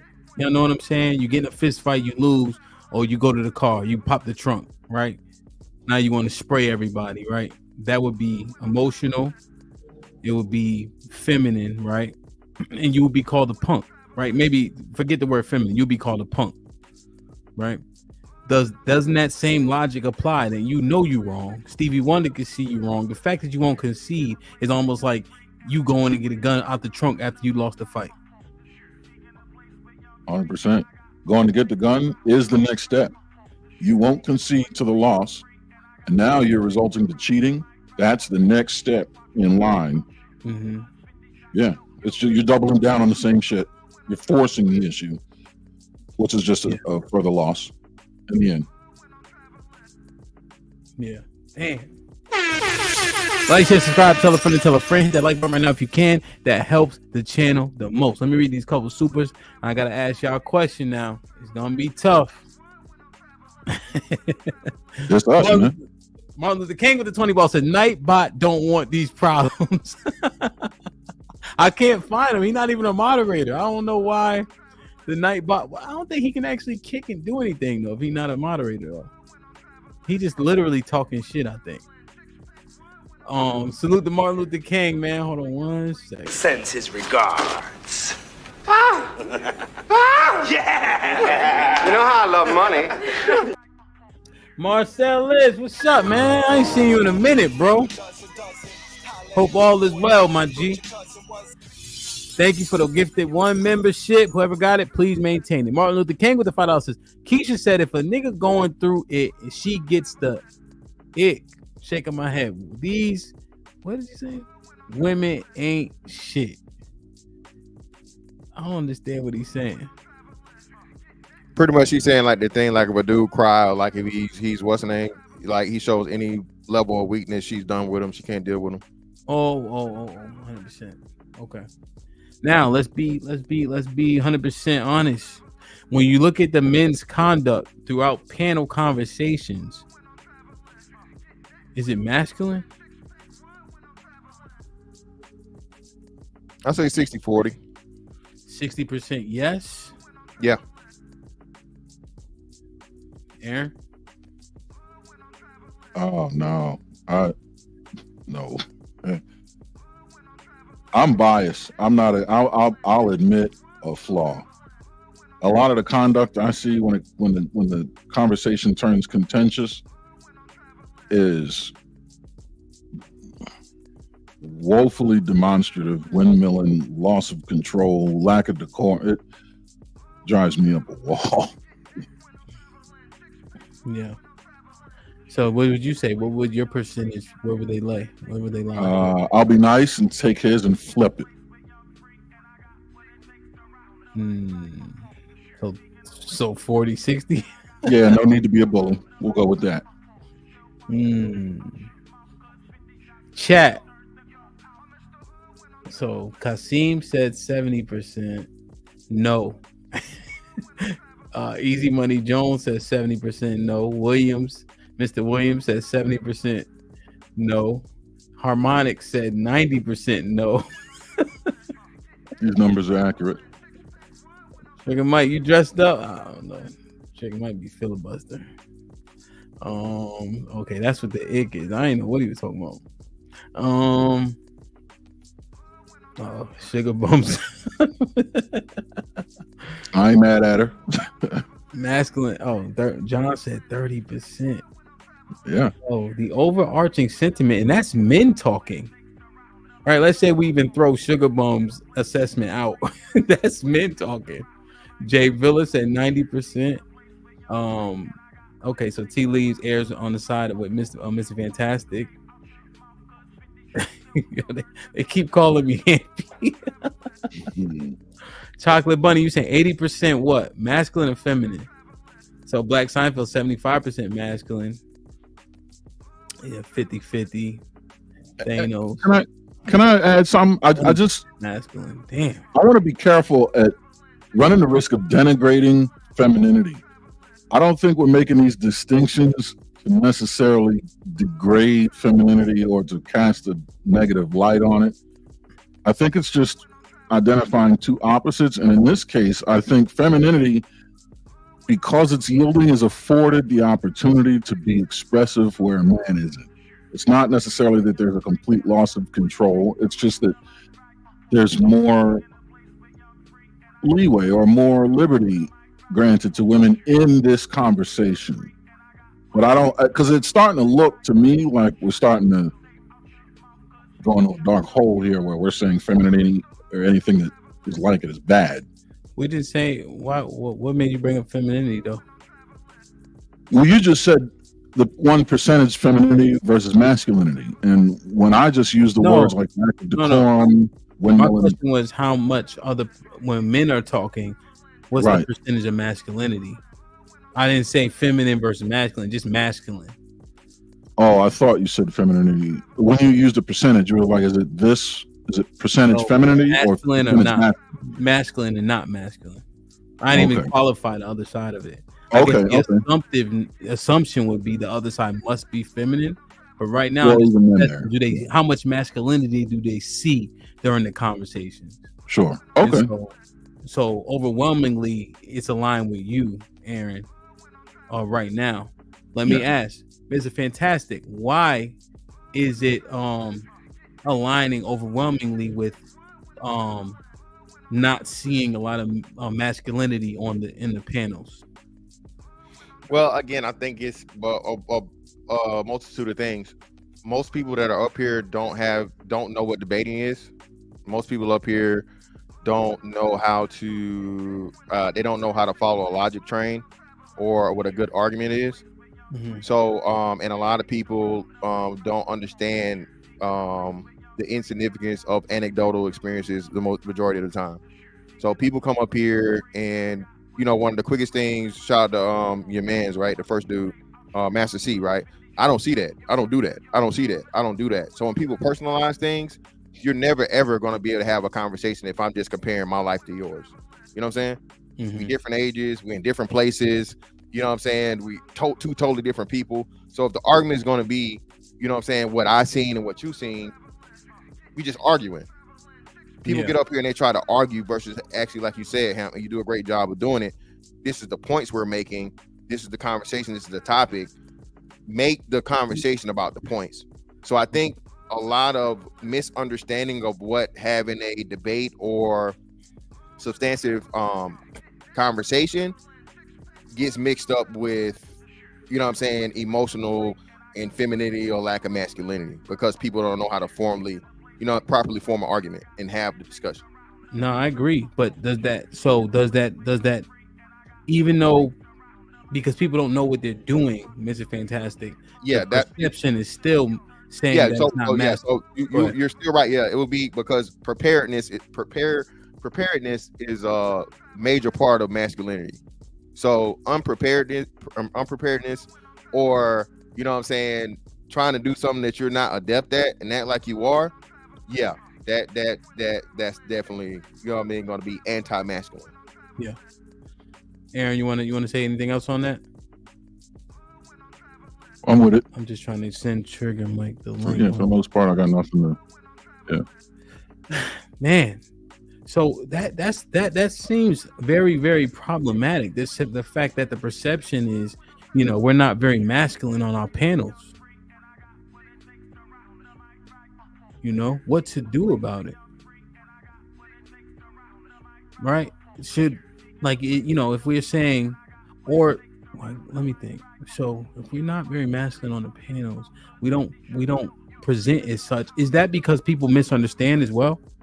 That argumentative, disagreeable, you know, being passionate in your speech, are masculine traits, you know. But oftentimes, I think what happens in conversation is we'll liken those type of things to feminine. Nigga, you emotional, you yelling like a bitch, etc., right? When the truth is, those character traits are often masculine when used correctly and in the right realms. So when we're up here and in a barbershop, right, we start arguing about, you know, the Cowboys being ass, we be yelling, jumping around, talking shit, laughing, carrying, you know what I mean? Which it looked like a party in there, but all we're doing is talking about who won the game, right? But then they see it here, and now it's all these other things, right? So have we been misassociating shit? You see what I'm saying? Like, are the things in which I mentioned, those are indeed masculine? So have we been calling men emotional and feminine for exuding those traits on panels, which has now changed the perception of those things being likened to masculinity and are now being likened to femininity? Oh, most definitely. Well, not here particularly, but it's some people that their go-to answer is you're emotional, and it's like, no, motherfucker, No, that's not the thing, and it's a deflective tactic to take away from whatever discussion is being had. So the culture of doing that, and you know what I'm saying, the ad hominems plays a big part of it, man. Because again, bro, a crowd is easy to sway. The chat, like you listen to the chat, like I said, man, the chat is like motherfucking, short clips and highlights of, like, you know what I'm saying, whoever. You can literally get, you know what I'm saying, a couple people in the chat to spam some shit and turn the whole conversation away from whatever it is. And like you said, depending on where you are, home team or away or whatever. So yeah, man, like I said, we definitely play a part in that. Aaron, you said no. Yeah, well, not no as like a blanket response. I just think we gotta blow right by some into individual cases. Because there are times where what Fantastic said is 100% correct. There are times where, like you said earlier, it depends on how being demonstrative is applied and under what circumstances that application is being made. There are other variables in the room that you would have to look at. And like you said, we might be talking shit about Dallas, and they lousy asses. Like you said, what it looks like and what it is can be different. So you would have to do a case by case basis. You know what I mean? No, 100%, but it's just that we have people watching from all over the world in our barbershop. That's the barbershop. There's a lot. You're very familiar with the people in there, et cetera, et cetera. And you often know somebody new in the barbershop too. Also, when women and children walk in the barbershop, the conversation shifts. So if we're talking about a certain thing, we don't talk about said thing anymore. If we're talking about sports, we're less likely to curse as much. Well, it depends, but generally we shifted a little bit. Now, once mom leave, and now it's like, little nigga, your mom got, they could be teasing the little boy, but generally, we wouldn't be talking about sexual things or anything like that. Like if kids were in the barbershop, you know what I'm saying? So, now we're not doing that. This being likened to the barbershop, they're seeing all of it, and now the perception is X, and then the fact that people can't concede, the fact that people over pursue, and like Mr. Fantastic was saying, and here's the other thing, it's case by case, right, Aaron? Except for this, because people send me so many. It is amazing the shit that people point out to you, right? And it don't be nothing, honestly. But I look at it because I try to make a point to respond to everybody. And what it is right, people will be on shows and things of that nature. Because I'm not too much on it, YouTube, if you guys don't actually see me doing a broadcast, right? So they'll be like, yeah, such and such said your panel was crazy, right? But the truth is, it was only 2 people acting crazy. But it was the panel, y'all, this, that, and the third. You see? Man, oh man, Trigger Mike was popping. Can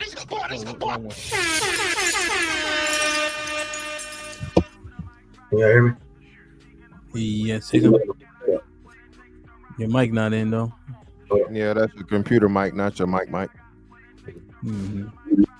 What about now? A little better. Say something. Yo. Better? You good? Yeah. All right, cool. What up, y'all? What's going on? Dope convo. What's up, man? Y'all made me pull out this medium blazer. This is like a 46. It's all good. Should go fit no more. I couldn't button this, but I'm gonna fake it for now. Yeah, that's all right.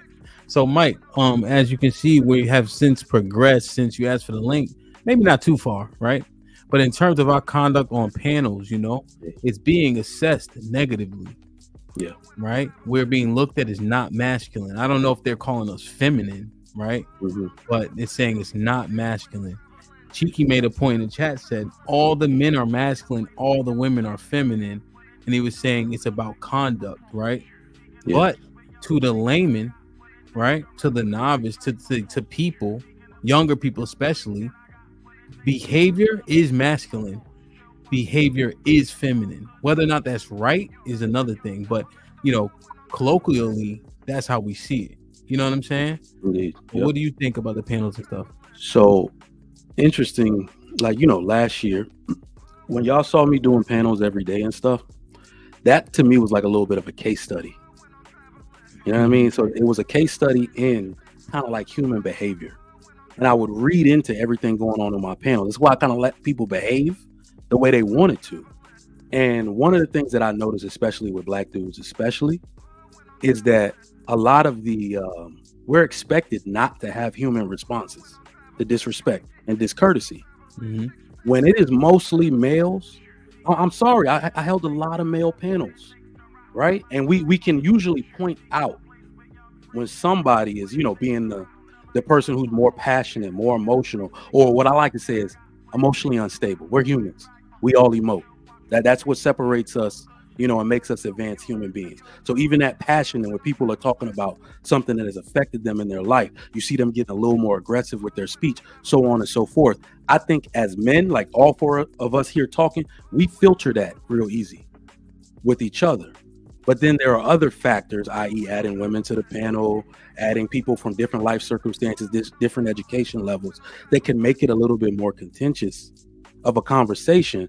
But I've always noticed that the second somebody gets disrespected, we expect a man to have a stoic response when that's not the type of conversation we have in front of each other's face. So you know what I mean? To ask somebody to remain stoic and poised through discourtesy and disrespect is unrealistic, in my opinion. So great point, Mike. In terms of stoicism, I think that I would argue that we need to remove stoicism from a thing that men should adopt, simply because when you look at the synonyms of stoicism, a lot of them are very meek in nature, right? I think self-control everybody should have. Men should have more, given our physical prowess, right? Just generally. But stoicism doesn't actually align with all the other aggressive, disagreeable, and it's been used so much. Men should stay stoic. What does it actually mean? And stoicism, like if you follow these pages, like these the Daily Stoic, like I follow a lot of stoicism pages. What you realize is stoicism is more so a strategy than anything. So we can't really apply it to these conversations. If you really go into the studies of the Stoics, they wouldn't do panels. Yeah, they're not extroverted people, because to remain a Stoic, you got to control your environment. You don't know who the hell gonna come up here and say some crazy shit to you. Exactly. You see what I'm saying? So it's more of a lifestyle than it is a behavior. Exactly. And I know, because I was looking at it, right, just doing due diligence, and I'm looking like, well, this doesn't actually align, right? Now, I think what you said made a lot of sense to me in terms of I stay stoic, right? One, because you can't do anything about it virtually, right? Yep. So there's no need for me to escalate, right? I remain in control, even if inside I'm like, I will beat you the fuck up in real life. You know what I'm saying? Wait till I see you. Yeah, right. So I tend to, and then also to your other point, I don't like to play my cards. Right? You get mad and blow up. I done play my card. Now you got me. You know what I'm saying? But I'm not, even in person. Like if it were to escalate between Aaron and I, right? It's probably gonna get physical before I start yelling. Because now yelling, I have relinquished my advantages to an extent. You know what I'm saying? So that don't make, I ain't never seen nobody get knocked out from yelling. You know what I'm saying? From face fighting and etc. What do you think about that assessment, Mr. Fantastic? Mr. Fantastic is reading the chat, texting the women he got in his phone. Whoa! What are you talking about? No, stop it. So what you think? Like with the stoicism, we need to either really help people understand it or move it aside from keep on trying to use it and say men should be stoic, because it doesn't actually align with the overwhelming characteristics of masculinity. Yeah, man. Like I said, I told you, the stoicism aspect of it is, I won't say it's a myth, but it's like this miraculous being of just, it's like masculinity ultra instinct. Like you show up in a room and everybody straightens up, everybody looks at you, everybody sees you as that nigga, right? The nigga lander, right? So that's the whole part of stoicism, where like you walk into the room, you ain't got to say nothing, but everybody know like you the man, right? Like, you know what I'm saying? You just, you nod your head and you wink your eye and you point a finger and everybody gets shit done. So I hate that it's weaponized. That is a great point. Stoicism is weaponized against men because now if you show any emotion, oh well, you're not being stoic, so you're not masculine, you're not an alpha, you're a beta, you're this, you're that. So and that's another crazy part too that we don't understand, or not, we don't often explore, is just like masculinity in itself is a negative statement. It's often you lack it, and it's something to cut a man down to say the attributes you don't have. You know what I'm saying? It's a disqualifier more so than a qualifier. So stoicism is just another, it's the ultimate checkmate for that. Yeah. Aaron?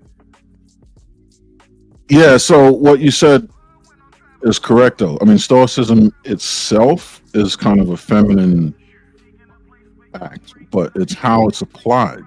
And that's why I say it requires a great deal of masculinity, because it requires a great deal of control. Yeah. I think this blanket, suggestion that men adopt stoicism is harmful. It needs to come with a level of instruction. What are we actually saying? What are we suggesting you do? When would you employ this tactic? And then you have to ask the other question, what is the benefit of being emotionally demonstrative? Like you said, if you and I were in a contentious situation, it's going to get physical before it gets verbally demonstrative. And I would agree. Because being verbally demonstrative doesn't really solve anything any damn way. Yeah. But it definitely shows your cards. It lets us know who's closer to losing control, or who's closer to, progressing to the next level, rather than just use the element of surprise, which is masculine in the art of war. Mm-hmm. You know what I mean? Yeah. These are all very masculine tactics. It has to be strategically applied, not just generally dosed. Yeah. Okay. Ad infinitum. You know what I mean? Go ahead, Mike. Can I add something? So I think stoicism is a sign of maturity. And I do relate it more to masculinity. Here's why. A large sign of maturity is that you're willing to lose the battle to win the war. Mm-hmm. So just like Hamp said, people always sending him stuff.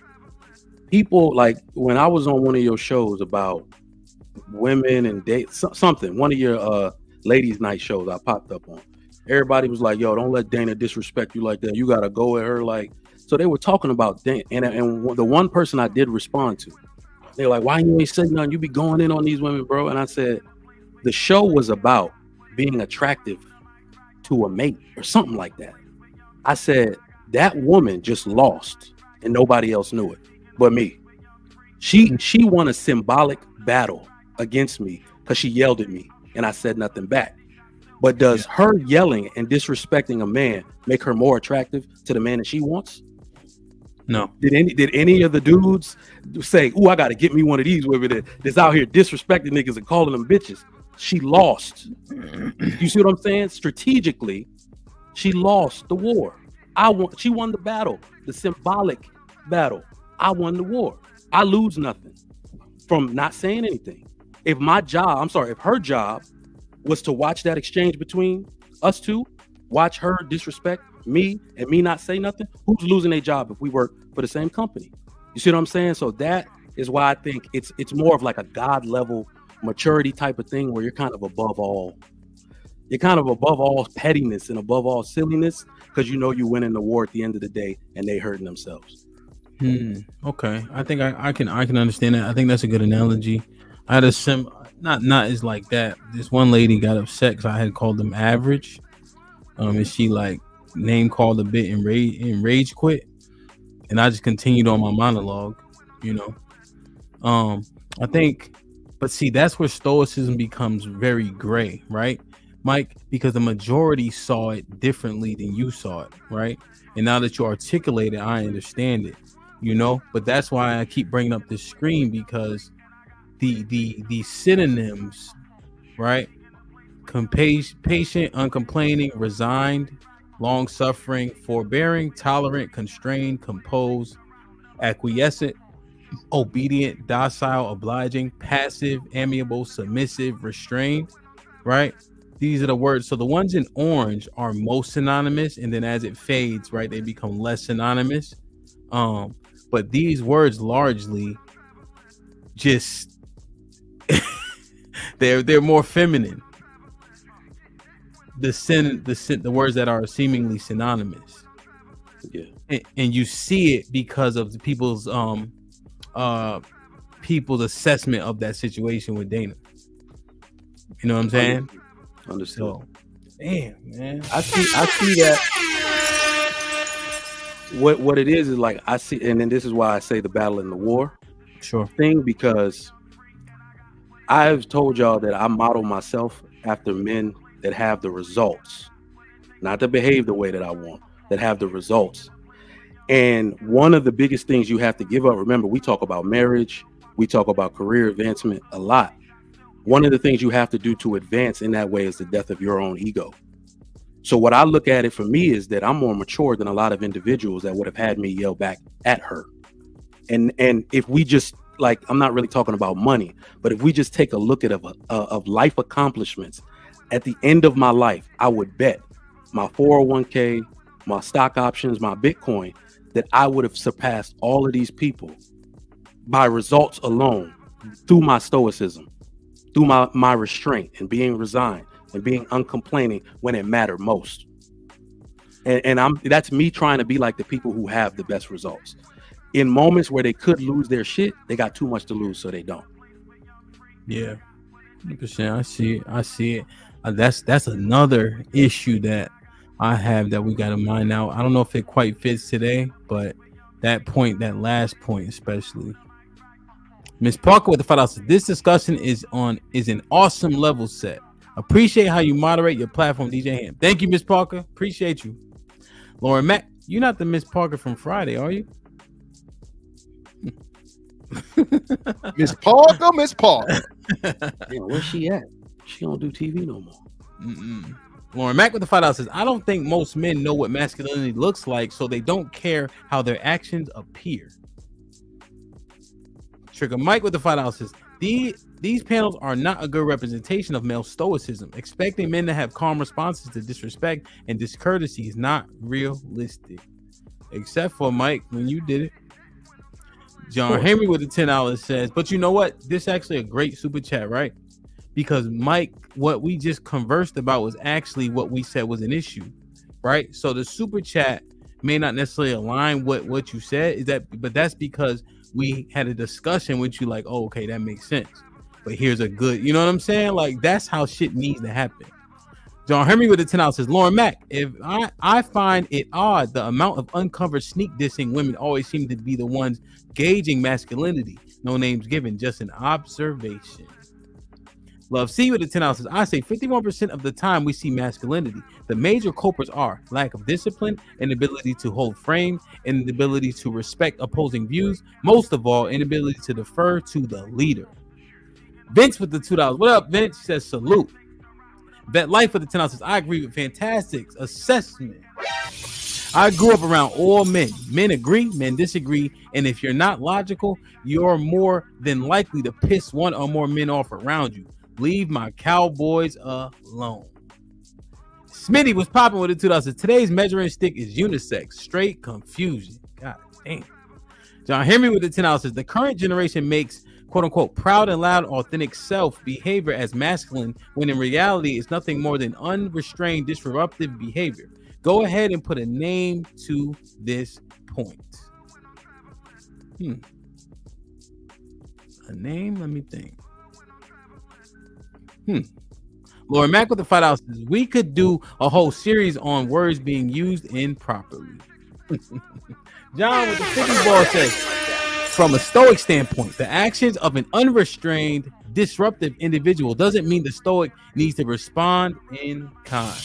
The lack of unrestrained response from the stoic indicates the calm and reserve to emulate prior to physical engagement. Okay? And when I'm feeling broke, E and J by my side. Miss Fantastic. You don't hear the music? And when I'm feeling broke, E and J by my side. Henny be like $40. This shit like 25.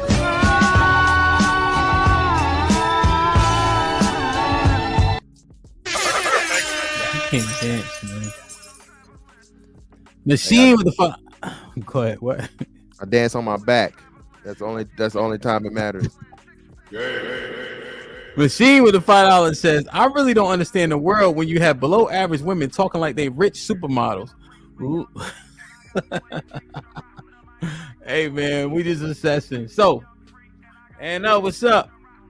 So now, this part, right? We've assessed. The crowd has assessed that the behavior isn't great in these conversations when it comes to men exuding masculinity. The overwhelming argument is when we're conversing with the women, it's what the sentiment is that men really, we take a lot of pride in coming at the women hard. It's like when the women, we want to beat their ass. I remember distinctly, I was having a conversation with Flora one day. She came up, right? And I got her to say maybe 2 or 3 times, okay, I was trolling. Okay, I was windmilling. Okay, you know. And the brothers on the panel wanted me to like beat her down with the points. But the fact that she admitted that she was doing, you know what I mean? Something in those moments, I think that's the biggest win. If I over pursue her, what's the value in that? Because now we just gonna argue back and forth. So, and I'm just using it because, you know, I just remember Flora was like, oh, okay, you know what I'm saying? And we just had a regular conversation. She wasn't being over talking me or trolling me or nothing like that. You know, we just conversed about the topic itself. But seemingly it's like when we get the women up here, we want to really go hard at them. Does that speak to masculinity or the lack thereof? What's the want and need to do so? I think it speaks to the lack. I think it's more. Yeah. Sorry. No, I was just saying, I think it speaks to the lack. I mean, my personal perspective is a lot like yours. Not to say that I see them as below or beneath. That's not what I'm saying. But what I see the woman and the woman's perspective as something that isn't a threat to me or mine, right? And therefore, I don't treat it as such. I treat them as something, if anything, to protect, and then they respond in kind. And I think that's the more masculine approach. I mean, it's like if a 3-year-old wants to pick a fight with me, well, what has you so bothered? Rather than, yeah, I'm going to engage. No, well, that's silly. Well, what has you so bothered? Who upset you? Now you've converted that anger or whatever into trust in you, and then you go into their world and fix it, which means you win the war ultimately. But that is the kind of stoicism and restraint that is required that masculinity would move you into. You know what I mean? I can't lose a war to something that isn't a threat to me. I can't be pulled down, or I can't be pulled back away from the position I'm already supposed to be in. And acquiescing to things like that ends up doing that. You end up losing. Yeah. When I said one of the things that I was making note of, and we actually used to have debriefings, like on Lapeef, like when he was trying to do a lot of the stuff he was trying to do with his network, he's trying to deprogram the toxicity. He just don't like it. And you can see that. He's perfectly fine with the direction, you know, his network took, because he wanted to kind of remove the toxic shit out of it, right? So one of the things that we began to notice, like we need to have appropriate conversations with each other, but especially when we allow like women on the panels. And one of the things I think we do as Black men specifically is that we allow unnatural conversations to happen between men and women. There's something that I had noticed, because Black men and white men do it in these entertainment spaces.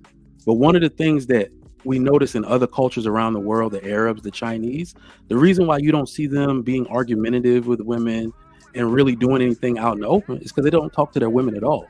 They don't allow them in their space. So we're trying to say that us conversing with women and we need to be better at speaking and doing. No, the other men cut it out entirely. How they stop from disrespecting their women in the open is that they don't talk to them at all. They don't allow them in their conversation. They can't come up on the panel. They are not allowed to rebut what men are saying. The men come up with the solution and they pass it down to the women. They can talk with their individual wives on what was said. So we are doing something that nobody really ever does and expecting it to go better. No. It's always going to be contentious. Anytime we let them into our conversation to have free reign and say what's on their mind or how they feel, the conversation will become exactly what it devolves into an argument. It becomes a victim mode. It becomes something that we wouldn't have made it if we were talking. I think the amount of talking we do as men, even when we get a little bit animated and passionate, we understand it. We filter it out, right? Because we're not necessarily gaslighting each other. You know what I mean? We're not playing the victim. And even when we play the victim, once somebody calls us out on it, we're gonna be like, all right, let me chill. These niggas they just called me a bitch. Like, you see what I'm saying? They be like, you acting like a real hoe right now. You see what? But we respond to that from men because we're men. So I don't think it's I did call it unnatural. It's unnatural for a group of men to be having conversations in earnest with a group of women. We don't think the same way. We don't rationalize the same way. They don't use logic as much as we do. Therefore, our conversations will always devolve. And that's a great point, Trigger Mike. Especially like, you know what I'm saying, when Hamp literally dedicates a couple of nights a week, you know what I'm saying, to the women. So like you said, I think that's one of the biggest things that's where people have, I guess, the biggest contentions or opinions. And it's like, you know, hey, man, we've heard women up here say 50% of black men are alternative lifestyle, bro. Like, come on, dog. And then, like you said, when you say that's just unrealistic. No, that's how I feel. So your points of saying like women really do believe that their feelings equate to facts, right? So this whole thing, man, is I think you put it on because no one else is having this discourse between themselves like that. I don't see, especially Asians, Hispanics, things like that. You might see white people every now and again, but even still, they're not having a quote unquote, you know, why are things the way they are conversation. You feel what I'm saying? It's usually like political or it's business or it's this. We're having a social conversation. So there are going to be emotions involved regardless, right? Even when it's the men on the men, because hey, you know, you niggas don't get no pussy. You niggas up here complaining about women. You see what I'm saying? So I think being that we're and then the crazy part about it is y'all don't understand, bro. This is a business too, big business, because everybody's starting to do it.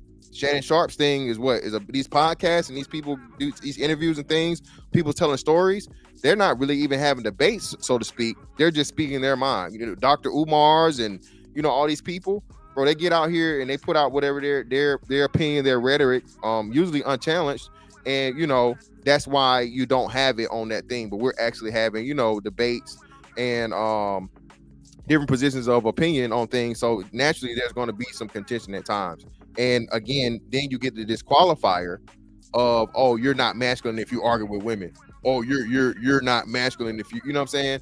You didn't show stoicism. You raised your voice at a woman. Well, like you said, bro, she's been throwing jabs the whole time. I didn't let her rock on the first two. Now on the third one, I got to put her in her place. Otherwise, now I'm pussy.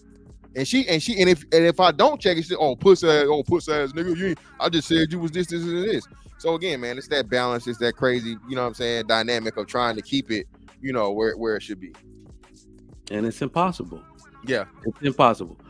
Nobody, I've never had. So, and the worst part is that we give them the medium to disrespect us most of the time, because it's real weird how I never had a bad interaction with a woman on my show, not once.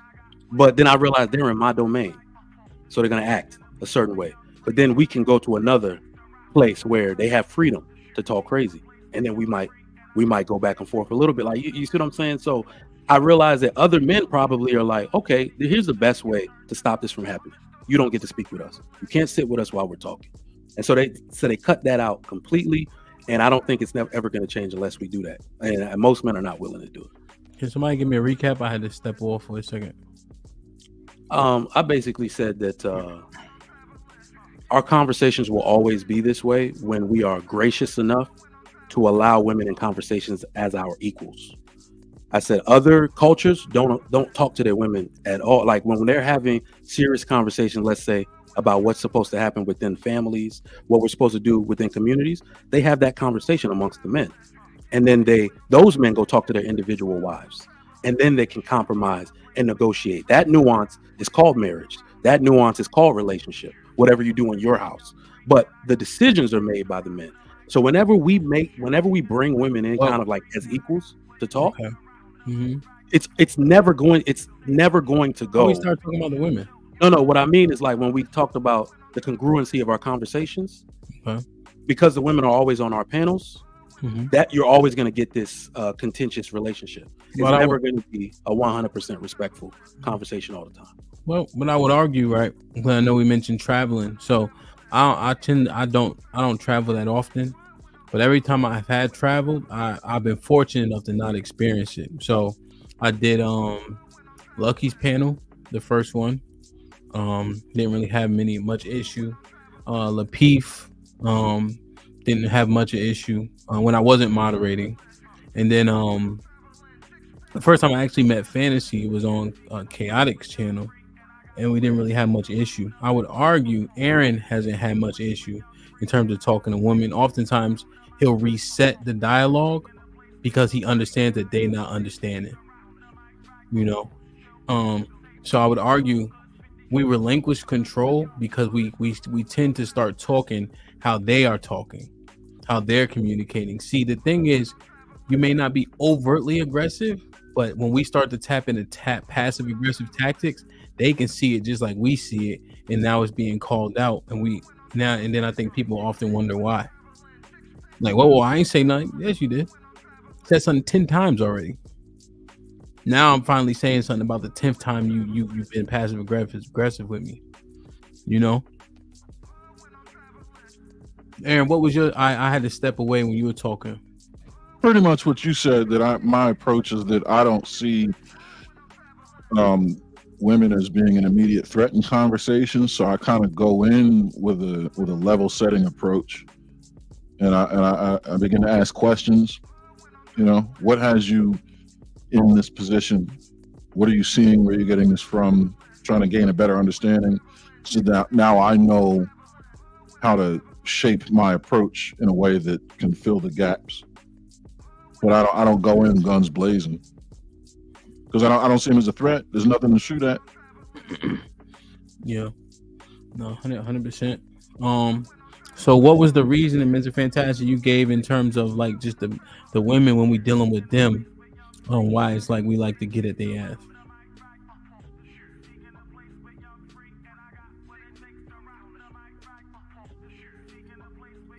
Mr. Fantastic.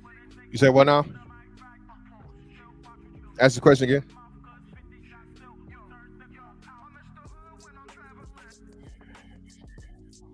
Put him in the bathroom. Nothing in the bathroom. I'm multitasking, like you said, man. I got a lot of stuff. Some busy. Put him in the fucking bedroom. Get him out of here. Why you like arguing with the women? God damn it. It's not I don't like arguing with the women. The women like arguing with me.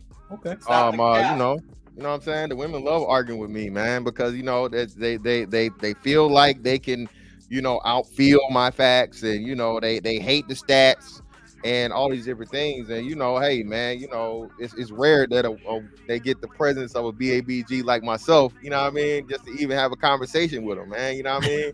Tall, handsome, chocolate. I'm intelligent, charismatic. So listen, man, I'll be helping them out a lot of times, man. You know what I mean? So listen, man, I'm just all about the conversation. Like most women, especially, talk about let's get off the men not knowing how to order a conversation. Orchid, and I don't know. Shout out to the white ladies in the chat. Big ass black guy, registered trademark, by the way. If you interested, Orchid, hit my line. But anyway, you know what I'm saying? I got to get a white girl on my bucket list before I get up out of here.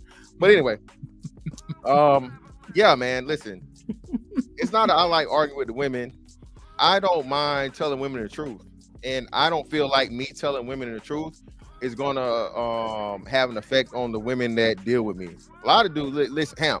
A lot of these dudes get up here and cap and cape and all this other shit because they think, oh, it's they took out of the, I like to call it the get pussy lottery.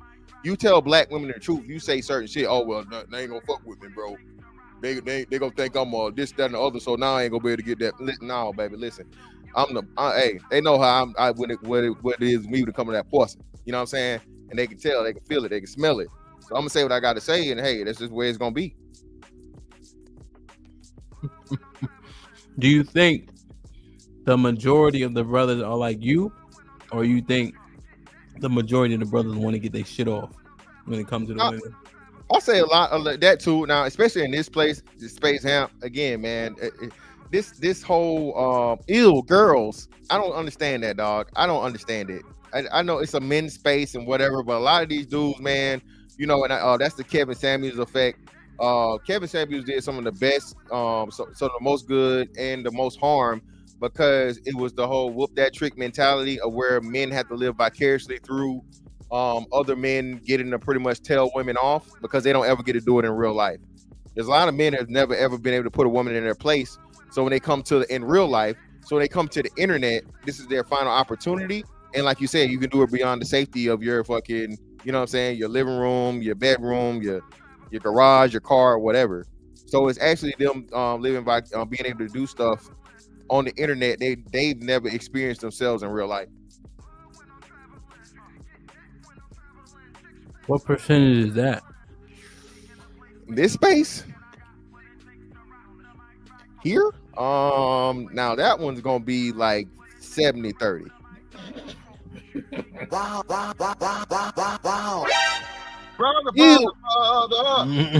Ew, girls. That's like 70-30. I don't fucking get it, man. I don't get it. What do you think, Mike? The percentage of what? What the fuck? You just said percentage? Of men who say ill girls. Ill girls in the context of y'all niggas is not paying attention. Damn, I'm multitasking just like I'm doing some meeting minutes right now. Ill girls, like they don't like girls, they're scared of girls. They're trying to get their shit off. So a woman is around, so they get to put her in her place over the internet. Oh no, I'm not gonna cap. That's a lot of dudes. So if everybody's gonna use the word generational trauma and all that stuff, that means that built up anger got to come out in some way. All right, we talk a lot in this space about daddy issues. A lot of these things got mommy issues.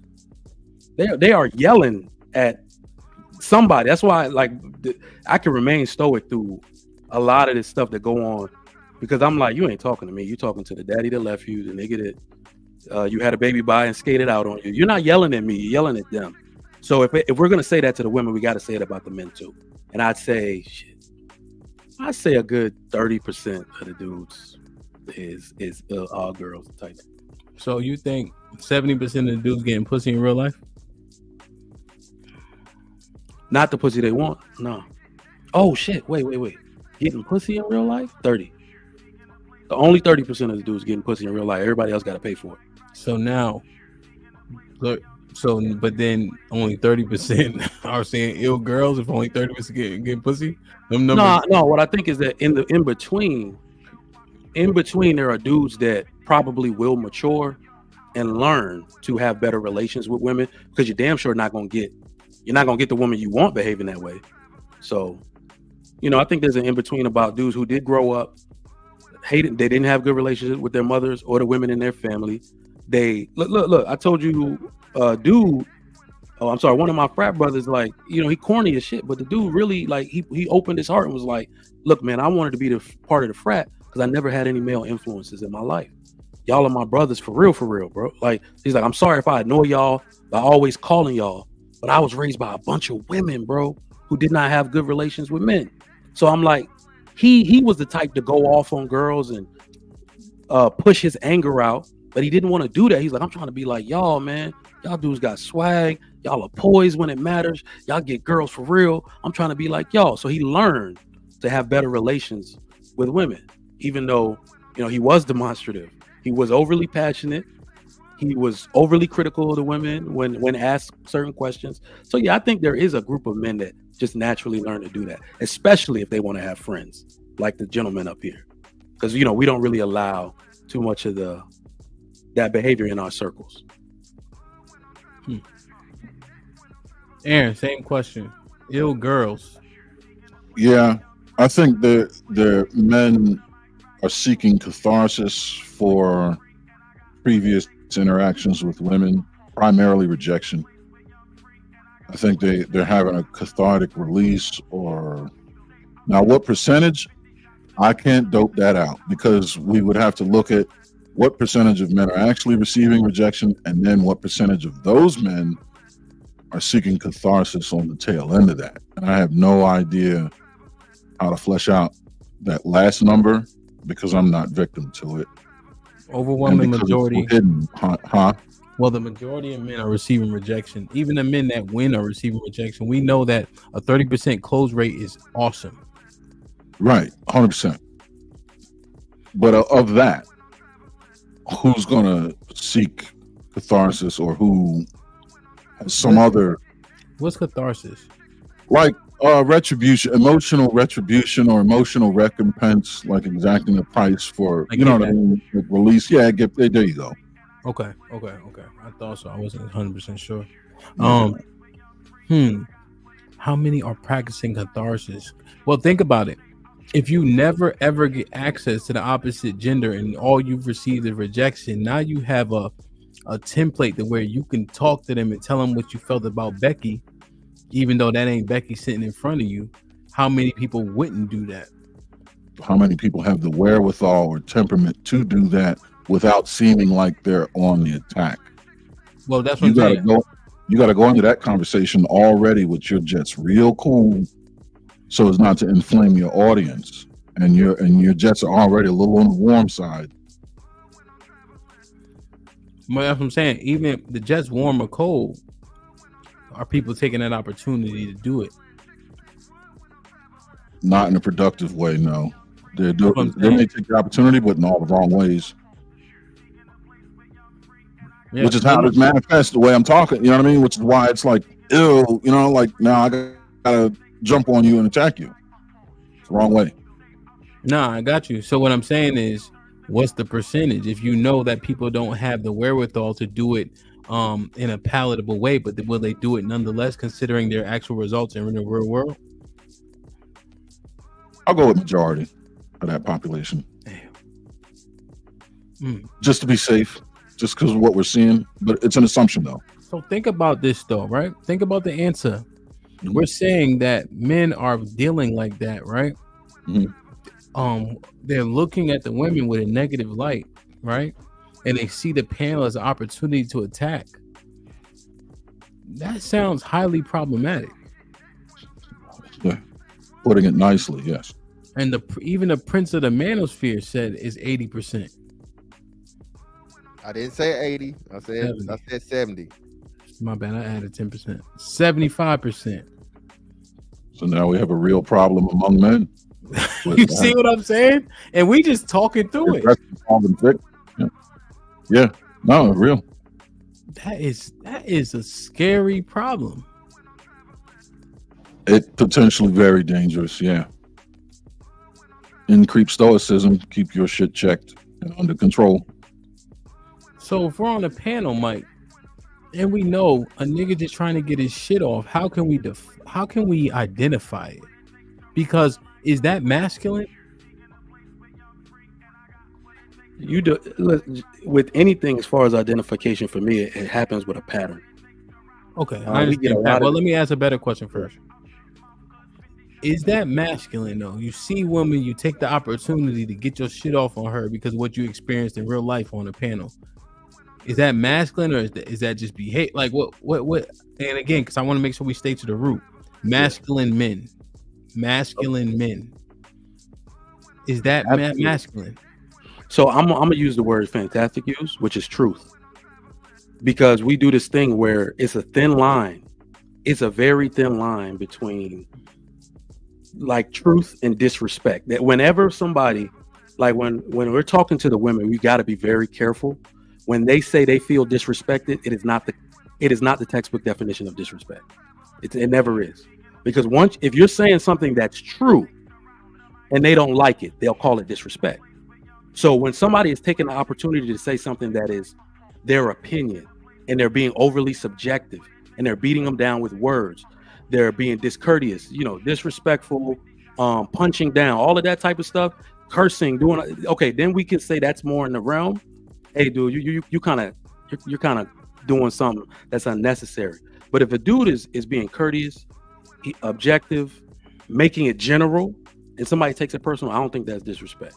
So if somebody has a pattern of doing it the wrong way, especially after they've been challenged or they're getting some get back, yeah, that's not really masculine behavior. Because I think masculinity is maintaining your objectivity and logic. I cannot punch you down with logic because the shit is true. If I say it, Fantastic say it, if Aaron say it, if Hamp say it, the fact is true.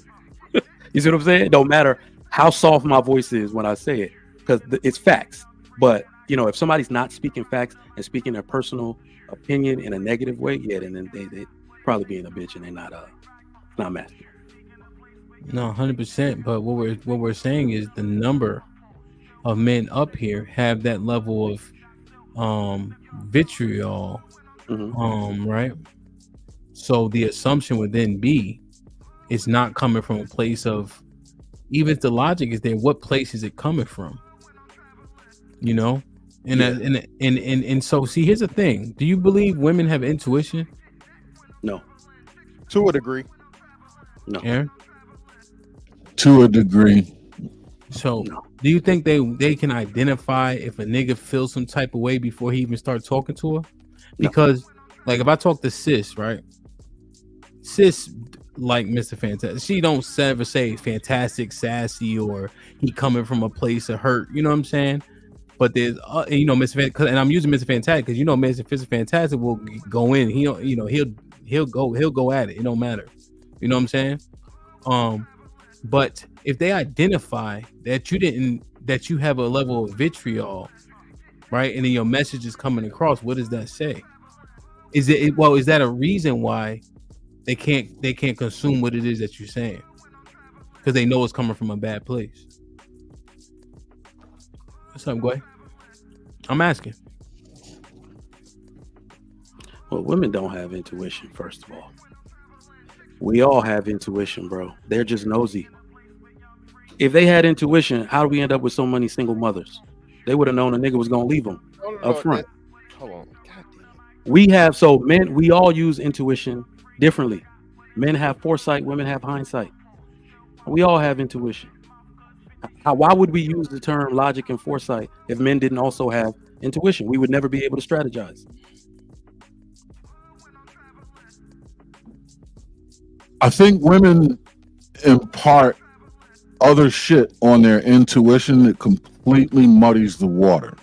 I think they have intuition which allows them to get out ahead, and then they dump some shit on it that's not supposed to be there, which puts them on another track. You know what I mean? Which is why they're so quick with their responses that are ad hominem, or that even though they could be true, they could be a perversion of the truth about you, but has nothing to do with the conversation. And how they're so quick with that is because they already know where you are and whatever it is you're saying, and they're responding in what they believe is in kind or with appropriate response. It's intuition that gives them that ahead of the game. It's just the response is not no good. But again, look, so this part, right? So Mr. Fantastic, well, let's clarify intuition really quick. I understand what Aaron's saying. I understand Mike's premise. Mr. Fantastic, intuition, women, yes, no, why? Yes. Women definitely have intuition. Again, to Mike's point, they have it, they just don't care. So again, women definitely have intuition from just the their interactions and even your personal interactions with a woman. She can tell you know what I'm saying, certain things, and women are more emotional. So I think they're more in tune with reading emotions and feelings and the non-said things than men are. You know what I'm saying?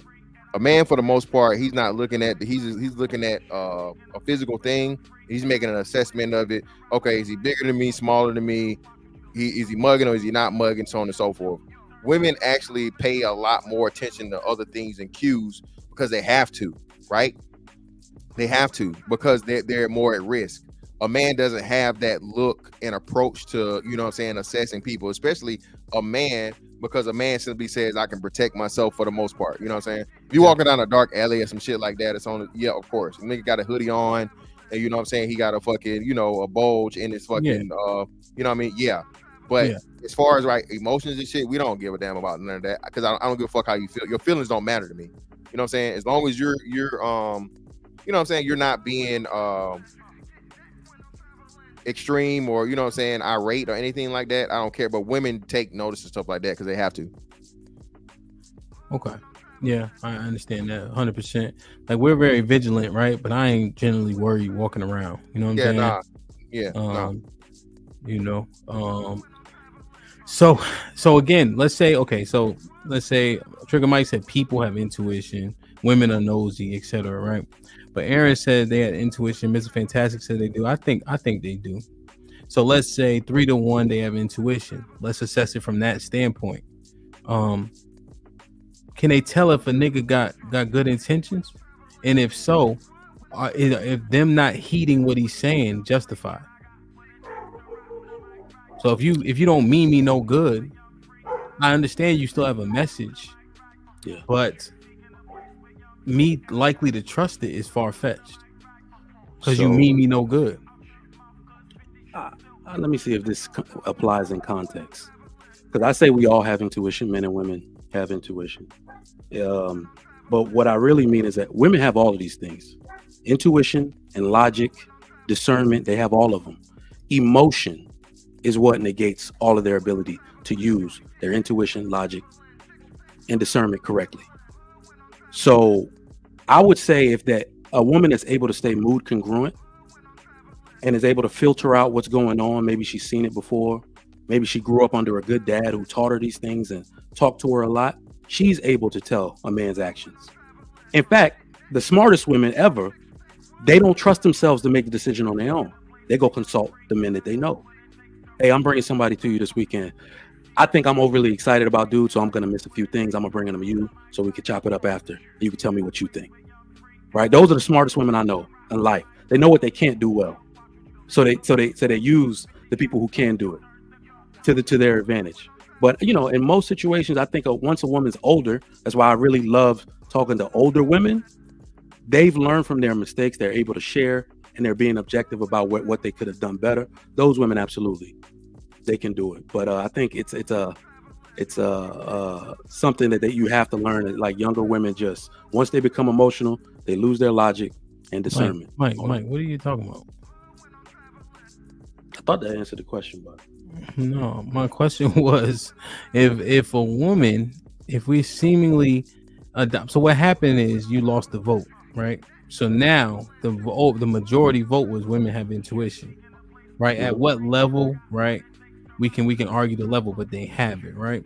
So now that we are agreeing that they have intuition based on a majority vote, if they are talking to a man on a panel or anywhere, right? Their intuition, their discernment tells them that this man means them harm or means them no good. Them not heeding his message, is it justified? Yes. Yeah. I think what you did was clarify your stance on what you meant by intuition. Okay. No, but yes. I mean, when we really look at it, that's just smart on their behalf. I mean, and that's a human reaction. If I can tell this person doesn't mean me well, will I internalize what they're saying? I think we naturally are going to reject someone who is being advantageous, or it's like, you don't mean me well, man. I ain't listening to you. We've all done that with coaches. You know, it's like, what benefit are you trying to extract out of this? I don't, we're not aligned. So no, absolutely. If a woman can pick that up, that somebody does not mean her well, and she chooses not to heed that message, I think that's justified. See, we got Aaron. She's 100% justified. Can you hear me? Yeah. Yeah, you got a delay. Okay. Yes, I would say she's 100% justified. But be careful. That isn't to be confused with successful. But she would have to find a way to cleverly mine out, is her assumption about his intention correct? But if at that moment she perceives his intentions to not be in her best interest, and she chooses to not concede, or, you know what I mean, to just completely move away from whatever he's saying, 100%, you got it. That's the move. Mr. Fantastic. Women, again, man. Women are selfish. Women are hard-headed. Women think they know more than men. So a woman will forego her intuition, again, if it's something that she desires, right? Ham, you did a like sexual desire show this weekend. I missed it, I think, right? Mm-hmm. Again, we say it all the time. For the right nigga, she don't care. For the right man, it does not matter. Okay. So when we're having discussions on the panel, for the right man, she gonna listen. Yeah. For the wrong man, she won't. I.e. Mr. C, right? Juxtapose Mr. C, right? He came in, and even though he literally went against a lot of the tenants they say they don't like, he said his wife pays bills and he pays bills. Now, I'm not saying he didn't name percentage, but most women would classify that as 50-50, right? Yeah. Something else he said, but just that one alone, that man, he don't carry his wife's bags. Yeah, he don't do none of that. He say he don't have to, right? So because his stature as a man, he's never had to capitulate to the things that, you know, the men that women really don't want have to do. He's pretty much how he presented himself, correct? But because, like you said, he was on their side in the argument, it didn't matter. None of that mattered. And they say they thought he looked good in the chat, right? So even if a man matches, again, that's why I say the most important thing for a woman is her physical attraction, sexual satisfaction. She's willing to take that L. And then that's what you got after that, Ham. You got the stepdaddy niggas. You know what I'm saying? It's a viral thing going around right now saying, hey, stepdaddies are the men that women wouldn't talk to if they didn't have kids. You know what I'm saying? Step up and mentor these kids, those niggas. Okay? So a woman knows, especially the higher attractive that she is, the more attractive that she is, she can fuck up all she want her in her early stages. She can do everything she wants. Look at Drea Michelle now. It's been confirmed. Drea Michelle just had a motherfucker at 39, just had a baby with a fucking NBA player that's 18 years her fucking junior. Right? Or 17, whatever it is, right? She don't care. She can do it. She's fine enough. So again, women, that's the way that women operate. I'm going to get as much as I can get out of the situation and deal with who I want to deal with. And if there's consequences later, if I'm attractive enough, I can even, overcome that. Okay. So I'm saying intuition when they think you have poor intentions. But what you're saying is regardless of their intuition, if they like you, they'll listen. If they don't, they won't. Exactly. Yeah, they don't give a fuck. Exactly. We see it all the time. Listen, Ham, I see women out here with niggas at bus stops and walking down the corner in 90-degree weather. You know what I'm saying? In tow, they're together with this dude. They're willing to do it simply because she finds whatever she finds about this man. He ain't no motherfucking GQ models just motherfucking walking out in 100-degree weather at no bus stop, Ham. Tell you that. That's a fact. Okay. Like, share, subscribe, tell a friend, hit that like button right now if you can. That helps the channel the most. Let me read these. Son Kid, Shalom. HQ with the $5 says, why would I always defer to a man when I understood the world just as well, if not more than a man? We are intuitive to feelings more than men. Kenneth with the $5 says, before you pull up a definition, know all aspects of the word. Stoic resignation. Stoic resignation, i.e., what you saw Will Smith take that red table discern, John. I don't know what. Will Smith at the red table talk after his wife, the whole entanglement thing. He was stoic? Yeah. Yeah, he was stoic. Exactly. And Kenneth, nobody pulled up a definition. I pulled up synonyms on purpose. But yeah, you're right. He was stoic. He was submissive as a motherfucker. Yeah, took a L. Let his wife say how she. Yeah. She let his wife make up the word entanglement. Made that shit go viral. We sit there looking nuts. Damn. Miss Parker with the $5 says intuition does not equal discernment, and discernment does not equal wisdom. Bet Life with the $5 says I disagree, Trigger. Most women can tell when it's a guy that's on bullshit. They're experts on body language and watch a guy's mannerisms. It's biological.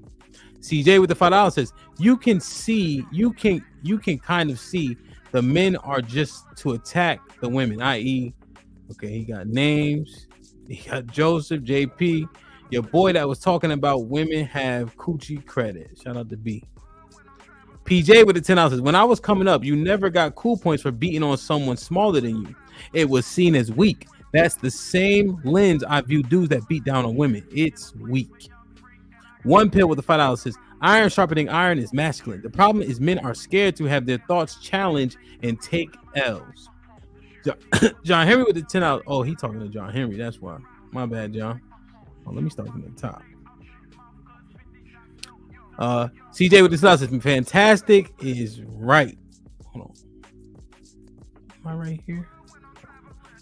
I read this one. Yeah. John Henry with the $5 says, why troll in the first place? That's an individual looking for confrontation.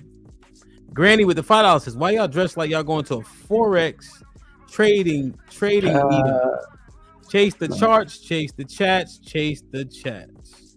Marcus Evans with the $5 says, all facts from Trigger Mike. What's good, brothers? What's popping? CJ with the $5 says, Ham, I disagree. Men are willing to give women too much leniency. Flora says a lot of dumb-ish. Well, women in general say dumb-ish, but Flora trolls. Yeah, maybe you didn't see the show. I gave a specific example when I was dealing with her. Are you saying things that happen outside of that interaction? Maybe one thing. However, in that interaction is not what happened. That's why I'm giving an assessment. I think the other thing is people come in with presuppositions regarding people when they see them on the panels and act accordingly, which definitely just influence the conversation negatively overall as well. Kenneth with the $2 says, trigger that mundane way don't get views. John Henry with the $5 says, statistics, facts, data, and accountability bother a certain gender that comes on the panel. One Pill with the $10 says, we need to stop the narrative that men and women of other races don't have podcasts and don't argue with each other. Social conversations and disagreements occur in every race. That's a fact. Kenneth with the $2 says, fantastic, you smoking Sherm. That number is off. Damn. Brought it back. Sherm? Marcus Evan with the $2 says, we got too many haters in the space. John Henry with the $5 says, Media Man has good points on this topic if you pose this to him tomorrow. Kenneth Percival with the $5 says, trigger, you are not stoic when you allow a woman to emasculate you until she gets her fill. As loud as the offense should be, as loud as the correction. Yeah, it's not true. Zagu with the $5 says, Josh, the only one I can say cam up to disrespect women. Most others, even if out of pocket, that would be an outburst, not their agenda. John Henry with the $10 says, Kenneth Percival, stoic defined. A person who can endure pain or hardship without showing their feeling or complaining. Reassess your super chat, brother. One Pill with the $5 says, I read this one, right? Yeah. Like, share, subscribe, tell a friend, hit that like button right now if you can. That helps the channel the most. Okay, I'm gonna drop this link. The masculinity that is exuded, we have brought out a lot of different points regarding it. Our overarching sentiment is men don't have access to women, take out their frustration here on these panels. Stoicism, along with the other traits, stoicism is necessary, but it is contrary to many other masculine traits.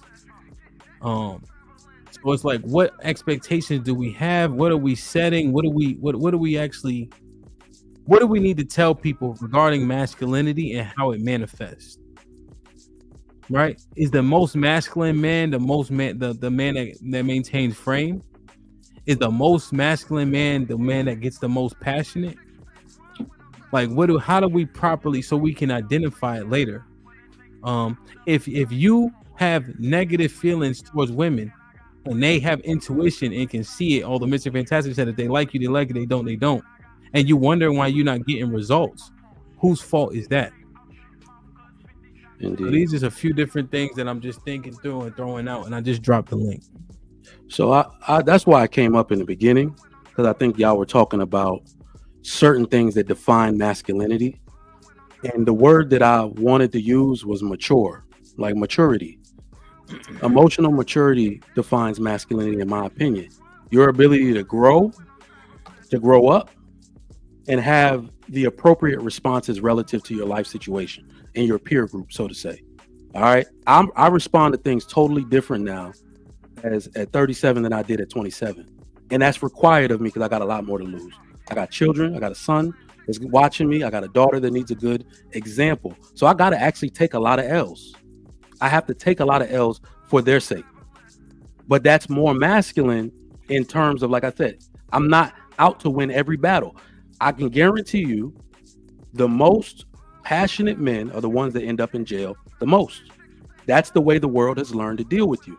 So if you haven't evolved past behaviors that have negative consequences for you, because the goal is to win. You see what I'm saying? The goal is just to win the game. Stay out of jail, right? Be there for your children, for your wife, and create better examples of people that's going to further what you're doing here. That is the ultimate example of masculinity, right? But if I'm going to pop off at everybody to say something wrong to me, my ass going to jail. Or the grave. Yeah. And I'm going to say this or the grave. Exactly. So yeah, I want to say, even though I say a lot of dudes here have an issue as to where they can't say certain things to women, I don't want to correlate that to them not having access to women. I think a lot of men have access to women. They just don't have the level of control that other men have. Like I said, that 20%, 80-20, 80 don't mean that 80 ain't getting no pussy. It just means that they got to work a lot harder than the 20 to get the pussy they get. I think Trigger Mike alluded to it. He talking to tricks. I ain't saying niggas out here tricking. I don't think niggas tricking at no 80%. Goddamn. Trigger Mike said 70% of y'all buying that pussy. I don't believe that. But having to work hard because women don't really like them off the strength of physical personality, all those different things. Yeah. And then most importantly, I gotta get this shit out. Listen, man, women see men as this, okay? They want you to fix it, fuck it, finance it. Okay, fix it, fuck it, finance it. That's what women want from fucking men. All right, they don't want you doing too much talking. They don't want you going back and forth. They don't care about none of that shit. They want motherfucking the results. Fix it, fuck it, finances. That's what women want. God damn. Yeah, I don't know. It's a tough thing for me when he said, like, in front of his daughter, in front of his son, what would I take? What's masculine? I don't know, bro. If my baby son's standing there, there's a level of disrespect I'm not gonna take. We're gonna have to risk getting locked up. I just don't understand that. It's hard for me to fathom that I'm I don't know. It's difficult. I understand the point, but it's difficult for me when I'm thinking through it. You know what I'm saying? What's going on, fellas? What's going on, huh? What's going on? Everything's everything. Have you guys been here for this whole convo? Peace. I heard the gist of it. Check. Okay, I thought I had a reverb. Hey, Kenny, my fault. I thought you, because I didn't even see that you was going back and forth with John in the chat. So I was about to say I didn't even bring up the definition, but you were talking to John. Okay, the initial definition he made was correct. Yeah. But there's other parts of it. For you to stand there and take that type of behavior, like you said, there's certain situations you got to agree with what Trigger says. You have to be evolved into something that you would want to see returned to you in this world. But nonetheless, there are still rules and boundaries that you have to place. You can't get too far away from what is established within a given pecking order. You're not going to have no woman up in your face too long without giving a correction of some sort. I'm not being stoic. I'm not being Will Smith. I'm not sitting on a bench and taking my lashing from a nefarious woman. And then I don't want that line to be skewed that a man can't show his passion, because that was the thing back in the day that put a woman back in line. There's a pecking order, and I think we're far away from it. And when it's expressed too much,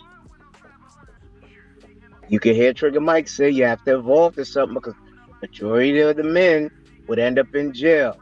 I don't believe in that. I believe that you can give that correction and make your stance and still keep a household and still show people what is required when they come to you. You be stoic with most people. I live in NYC. You be stoic and take somebody, they're going to take more and see how far they can go with it until you get put in a situation where you be like, you know what? I'm not playing with you. You got to see this side, because you take my silence as weakness. You understand? There's a certain fine line with that. That's why I can't fully agree with that. I agree that you should evolve or something, keep yourself from situations like that, keep yourself from environment. If you accomplished and you no longer in the Jets, don't go back to the Jets. If you're in a place where you have a family, don't put yourself at risk. The percentages lean to you getting in trouble. But there has to be a point where your child, like you said, your son with you, he has to say, my daddy don't play. My daddy's the covering over this house, and you're not going to play. And he establishes the pecking order of what I want my daddy to be. So when he making them little coloring books about you, my daddy's my superhero. He's not just one that took a slap in the face. No. I digress. No doubt. And so specifically for me, when I was just thinking about what Trigger Mike said, I was thinking about men dealing with men. Like, it wasn't even occurring to me like just taking that shit from women or whatever the case is. I'm thinking about men and masculinity. And but that's now, Jay Huck, I see you. You just not on camera. That's all. I see you in the back. But not to cut you off, that's universal. I understand, but I'm just saying my initial thought. I'm just thinking about men dealing with men in terms of what I am and not going to take on the chin. Pause. You know what I'm saying? Women generally don't threaten me. You know what I'm saying? Like, even if a man come across my lane, and he talking crazy, if he don't have a level of physical prowess, I'm likely to give him more grace. Like, all right, now I'll give you a wedgie in this motherfucker. Like, you know what I'm saying? Like, but I just generally think, like, if people are a little bit weaker, handicapped, retard. Can you say retarded still? What do you have to say? What's the word? Intellectually mentally challenged. A woman, I'll be like, all right, now. Like, this one time I told this story, and then we'll get JP in. This girl, she was what they used to say. What's the word my dad used? A bull dagger. Y'all heard that word before? Yeah, bull dagger. Dyke. Yeah. Dyke women. Bro. Yeah. So she pulled a gun on me, right? And I'm like, I said, you better stop now. Like, you better put that away before I take it from you. You know, like, I didn't feel a level, like, she didn't point it, but she flash danced with it. I'm like, all right, now, I told you. But I just didn't feel a level. Now, this was back in 2005.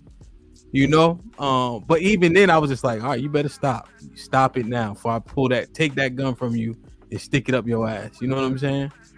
But I don't know, I just had that level. Like, I just don't see the challenge isn't the same. That was probably stupid now I think about it, but still. Jay Prince, what's popping? What's up, Hamp? What's going on? What's goody? So one of my things I wanted to ask everyone before I get to my statement, since men can operate in a full frame of masculinity, should they be in relationships? That's one to just ponder on. If a man can't operate in a full masculinity frame, they natural masculinity frame that has been weaponized against men, should they even get into relationships? That's one. And two, my ideal of the masculinity is the person that sets the rules. When Trigger Mike was talking about he gotta not do something of fear of going to jail, women's supposed to fear, because men's supposed to lay down the law for women. Men shouldn't have to lay down law for other men. So my I hate to say this, but when you look at America, the people that own America and the laws of America, they the definition of masculinity. One, not only that they set the rules over here and everybody has to follow, including men and women has to follow, but yet they made this country great by going to other countries. And I know, like, okay, fighting could be fighting is emotional, but men supposed to your masculinity come in with using your intellect. You have to use your intellect over your intellect should always rise above your animal nature, meaning that you could get violent, like somewhat what Head was saying. You could get violent at any time, but you still got to use your head. But that don't necessarily mean that violence is supposed to be off the table. In certain situations, sometimes it's called for violence, especially like when you think about America, what made America so great. We got military veterans on here. They go in other countries and get what they want, what they need to make their country so great. They take over other countries. And when you look at the black race here in America, it's already documented that they look at the men and the women. The black race is the feminine race here in America. So, and a lot of people don't want to, a lot of people say, man, I know how to fight. I know how to do all this. I ain't feminine. No, to other men, you are feminine. You don't set rules where other men have to follow your black rules, African-American rules. All right, let's we get a respond? reply. Go ahead, Ms. Yeah. Fantastic. So first off, no, you're wrong on so many factors. I know I'm gonna be wrong. Anything I say when it comes to you. Yeah. Well, it's not just me. People in the chat saying the same thing. A lot of people just don't want to face it. Okay, well, it's not face it, but we can walk it down right now, real quick. So first and foremost, the black man is the most masculine man on the planet, and even white dudes acknowledge it. This is why white dudes always talking about you're big. You know what? They've acknowledged you from a sexual aspect and your sexual prowess. First L. Next one. Well, masculinity come in different type of frames. No, I'm gonna say it again. You talking about our natural build? I didn't Jay interrupt. Prince, you gotta allow him to respond. Okay, my bad. So again, from a physical prowess, again, the biggest, strongest athletes, everyone give us that credence. Nobody even no one even challenges that. So the most important part, one of the most important parts, like we talked about, right? One of the most important aspects of masculinity is physicality and your physical prowess. Black men excel at that. Whether you're talking sports, even if you're talking aesthetically and the history of bodybuilding, one of the greatest, if not the greatest, was who? Ronnie Coleman, black man. So when you're talking about the physical attributes of a man, which again that gets to that point of violence that you talk about, your physical prowess can prevent a lot of violence from happening. Like I said, bigger dudes know this. Listen, I walk into a room, nobody's really trying to fight me. Okay, I'm the last motherfucker they want to fight. Just off of that alone, I could be the sorriest motherfucker without an athletic bone in my body, but just off of that alone, the most force you're gonna have to exert and the energy you got and the chance of you winning, I'm not the person you're picking. All right, for most people. All right, not saying it's everybody, but whatever. But so then the point of you saying like you have to use violence, I need clarity on that. Are you saying violence against women? Because we're talking about violence against men. That's okay. So cool, great. So you're not so of course, yeah. But violence again, the smart man knows that's another part of that. I think the brother just said with Kenny P, right? You as a man are supposed to know when to be violent. Violence should not be your first answer because that could result in you being up out of here. All right. You can't be violent. There's always somebody better than you, as they used to say when we were kids, right? So, and then to your point of men do make the rules. Men make all the laws. That's historically. Women aren't making women aren't the majority of politicians. Women aren't the majority of leaders. Women aren't the majority of lawyers, lawmakers. So you're just wrong on that also. So everything. Well, before you get too far, since we've been more specific and you said black men specifically. It's kind of crazy how you can sit up here and describe all this masculine stuff about us. And a lot of aspects, I agree with you. But when you're in a position where you never in a position where you handle out rules and laws. Don't nobody follow you, not even your women. Your woman can talk disrespectful to you and you better not say shit. You better walk away, right? That's what Trigger Mike was saying. What you gonna do? Your woman come up there and smack in your mouth. You know why you train to say I don't put my hands on a woman? Because another man said you touch that woman, I'ma deal with your ass myself. And what you gonna do? You gonna walk your punk ass away, right? So okay. you not the one. Hold on, I'm not talking about you specifically. Okay. But another man told you how to basically. Another man is training you black men to get punked by not only your woman, your children, everybody in society get to do whatever they want to you, and you better not do a motherfucking thing. You know why a lot of us ain't gonna do it? Because we scared to go to jail. We scared to have a criminal record. We scared to get taken out of here. We scared to even buck up at the what we call the man. The only people that black men gonna buck up at is the people that looks like them, which I would consider that to be very feminine. That to me, that's like a woman hitting on kids, right? You want the only people that you willing to risk it all for is not the people that set the rules and the tone. The reason why y'all in this position in the first place, right? So you rather it's almost like hitting yourself instead of hitting. How can I put this? You know how people like a big old threat if a bullying on somebody that's small, and and the smaller dude he just keep cutting himself to thinking that's gonna hurt the bully. That's what I see what black men do when they attack each other. That's the same dynamic. Yeah. So just real quick before and everybody else can go to it. So again, no, you're wrong because black men are the only men that are subject to the law. White men follow it, Hispanic men follow it, Asian men follow it. If any man puts his fucking hands on his old lady, or a woman, or a child, and you know what I'm saying, and illegally, you're going to jail. Okay, but I thought we was talking about ultimate masculinity, right? Okay, not one. I have not seen one black man or no black collective of men here in America that set rules. And not only forget setting laws, right? You don't have systems. This is another part of masculinity that we don't talk about. You're false there too. No, hold on, dude. You so ready to just disagree? Well, JP, he was kind of mid-sentence. You are clarifying a point, but he's actually allowing you to clarify the point in terms of because you are clarifying, but it's actually his term. Yeah, but you're still wrong because again, Nation of Islam is a perfect example of that. A lot of black organizations is a perfect example of black men setting rules, and not only the men follow them, but the women follow them also. Hell, Hebrew Israelites is another example of that, right? So again, there are direct examples that I can give to you. Boys, shout out to King Randall. Boys clubs, not clubs, excuse me. Boys schools to where you have black men that are training black boys how to be the best example of a black man that can be. So again, I don't know why you keep trying to denigrate us and act like we don't have any rights in this country. We don't have any authority in these countries. No. And when again, it's just nothing to, what I'm saying? It's like you're using a white supremacy argument without saying it. Okay, go ahead. Well, here's the thing, right? One, this is another part of masculinity, right? If black men is the leader of their race, they should be responsible of their race, right? You don't have systems when children in need, when black children are in need, when black women are in need, the first call is not to call black men.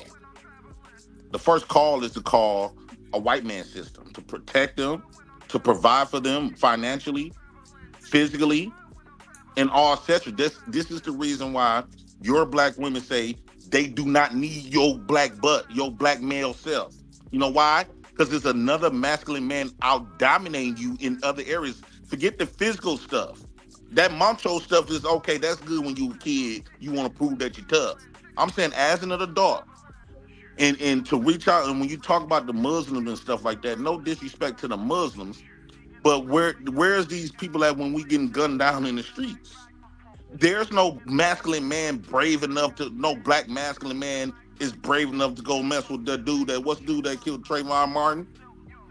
Dude's still walking around and that his gun that they used to delete a black man or black boy potential to be a black man's worth millions. So JP, you where these masculine black men at though? You expounded on the same. Hold on, JP, but you expounded. You clear on your point. You expounded. You just expounded on the point now. So let's get a couple rebuttals. Mr. Fantastic, you want to? Yeah. First off, again, bro. No, every man is subject to the white system. The country is built by white people. So even that, and again, did you know that the white man is no longer the leader? The white man is no longer the highest earner in his own country. So, wait, you said it's built by who? Brother, you gotta let somebody. Well, I'm not interrupting you at all, fam. No, you said I thought the black man was the one built America. But go ahead. No, he didn't. No, the black man was. The white people were here. Then the black man was brought here after the fact. Black men weren't here originally when the country got started, bro. What are you talking about? Anyway, the slaves. Anyway, that's what you keep referring to. The issue and the problem, bro. Again, you basically just proved my point. You're trying to use a white supremacy argument and say that black men are subject to another race of men's orders and laws and everything. Every person in this country, bro, okay, not just black men, are in the same boat. So that's what nullifies and makes your point moot. See, Okay? fantastic. When black people, I'm specifically forget black women. When black men say that, when I raise that argument, everybody's subjected to that type of stuff, that treatment. That to me, you using that argument to be afraid to address the issue. So if you getting what you saying is, if another man come on bully on you and be bullying you, taking whatever they want to from you, doing whatever they want to you, since there's other people that you can point out is going through the same stuff, you telling all us we shouldn't do nothing about it. I think that's the femininity stuff. That's what is what I'm really hearing. Okay, you're basically saying that, yeah, we subjected to all. Every man is subjected to all of this, but who gonna be the braver one, the masculine one to do something about it? From history, from what I've seen, white men was the ones that was brave enough to get out whatever system they is, because they created America. And let's be specific, white men run this country. And run Come on, JP. Come on. Let him get Jay in. Prince, you speak passionately, but you're bouncing all around, and I get where you're trying to go with certain things, but the validity that Fantastic is pointing out, you have to at least consider, digest it, rather than just trying to go back at him thinking that he's singling you out as a target. No, I'm not taking Kenny, it's too late for that, Kenny. Go ahead and tell him what you wanted to tell him about what he said.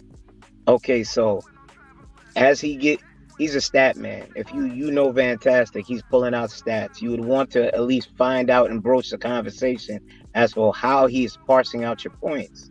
I get your passion. So you're saying that, okay, blacks, go pick up guns and go against whitey. That's pretty much what I'm hearing. And that's like asinine. This country was never founded for us. The Constitution still considered us 3/5 of a man. There's still other parts of the Constitution that shows the framework was meant for white, not black. We're in a capitalist society. We can only do the best that we can. You understand? We as a collective, there's a social contract. You said there are not laws between us black men. Yes, there is.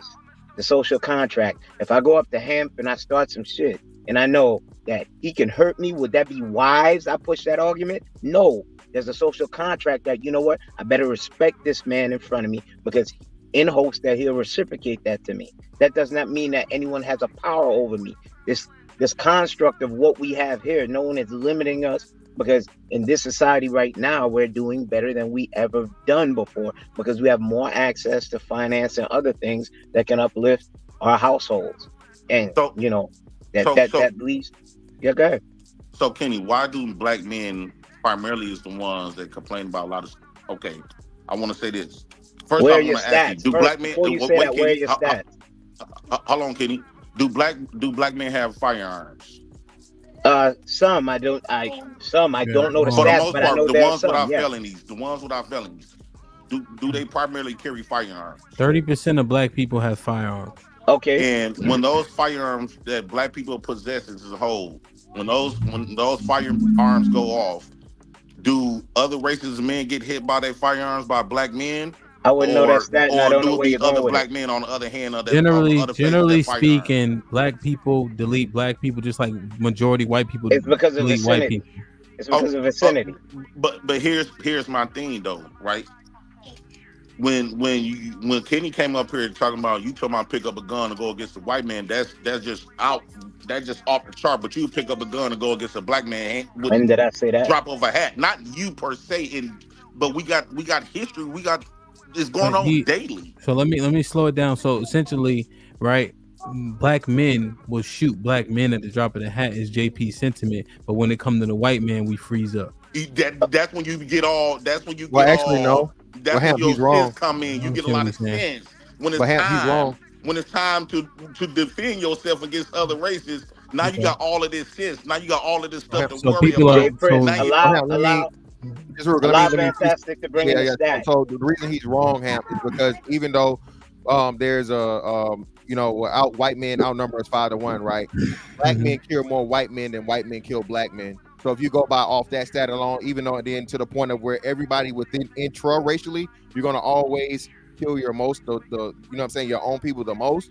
But when you juxtapose it and you flop it, even though there are 5 times as more white men than black men, you still have more black men murdering white men than white men murdering black men. Now, and then furthermore, to further that point, again, still in the whole totality of it, less than 1% of black men are killed per year by black men. You feel what I'm saying? So it's a problem. Hold on. It's my bad. Go ahead. It's a problem, yes. So when you're looking at just the murder rate, it's a huge problem. But again, when you look at the total number of lives lost, is I'm not gonna say inconsequential, but again, that doesn't help the point. Yeah, it doesn't help. So wait, but so here, so we going down this path. Bring me back to why this. Are we saying that black men are not masculine because we don't pick up guns against other men of other races? We do not challenge black men. We don't really compare to other races of men, and it's not just violence. Anytime we could go globally, where the white man have dominance in your own black continent, Africa, they got a lot of dominance in your own continent, where y'all say our roots is from. Well, it's not white our men own is continent. dominating black men all across the globe, and to sit up here and pretend like it's not, that's just crazy. So are you saying this renders So are you saying this renders us with?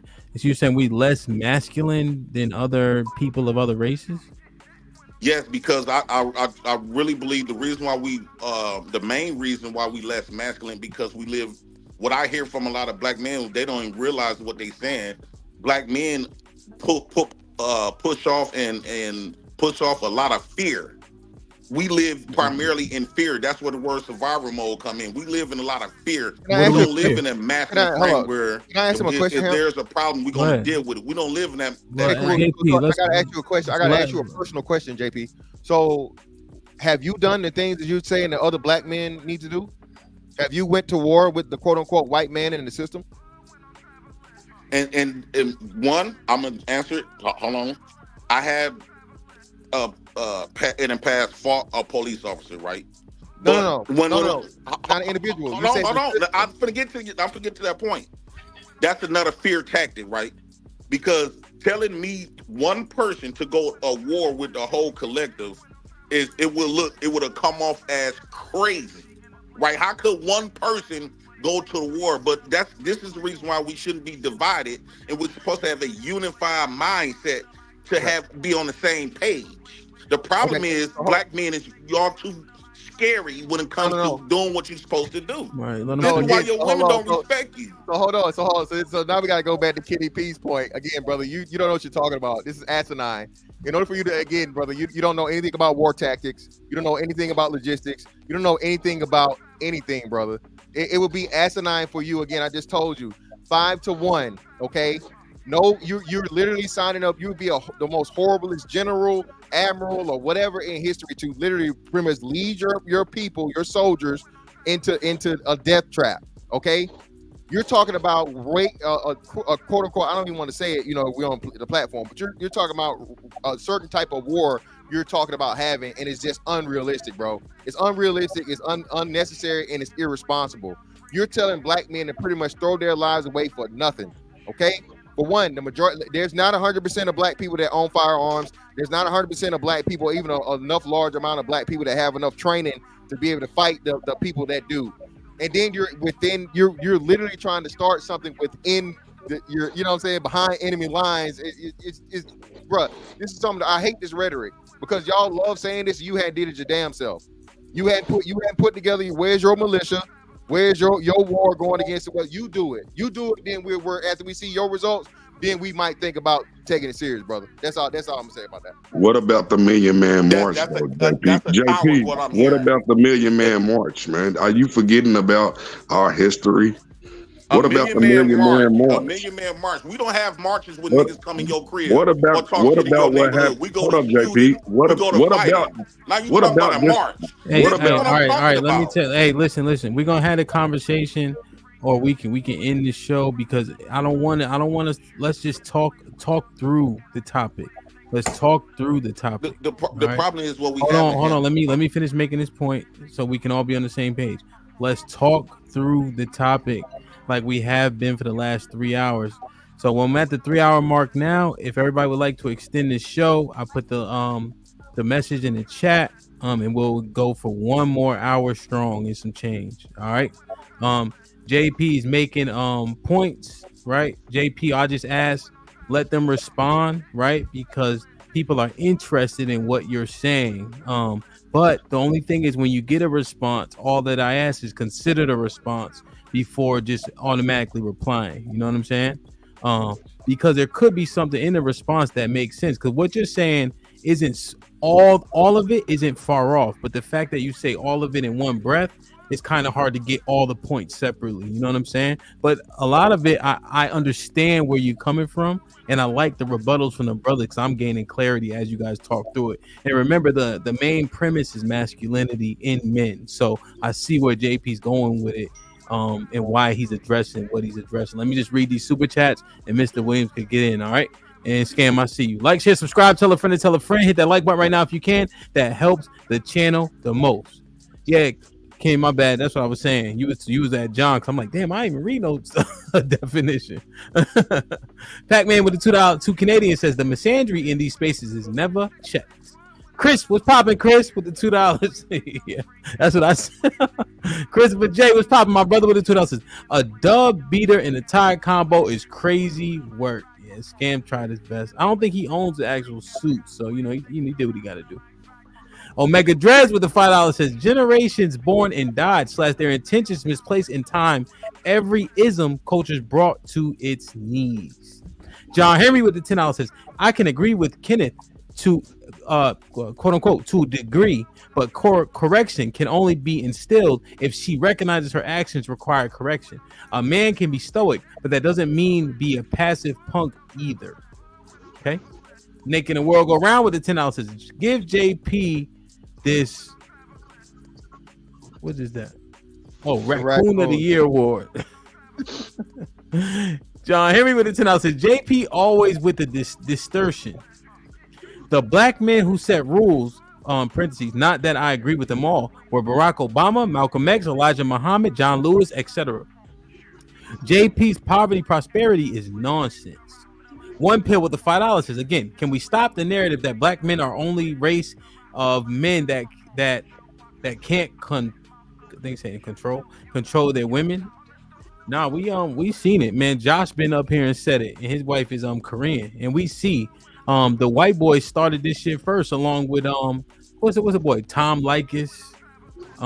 Patrice was out here saying what he needed to say. So yeah, this thing it's been happening, you know. John Henry with the $5 says, JP, you're using the argument to promote fear and subservience. Come on, man.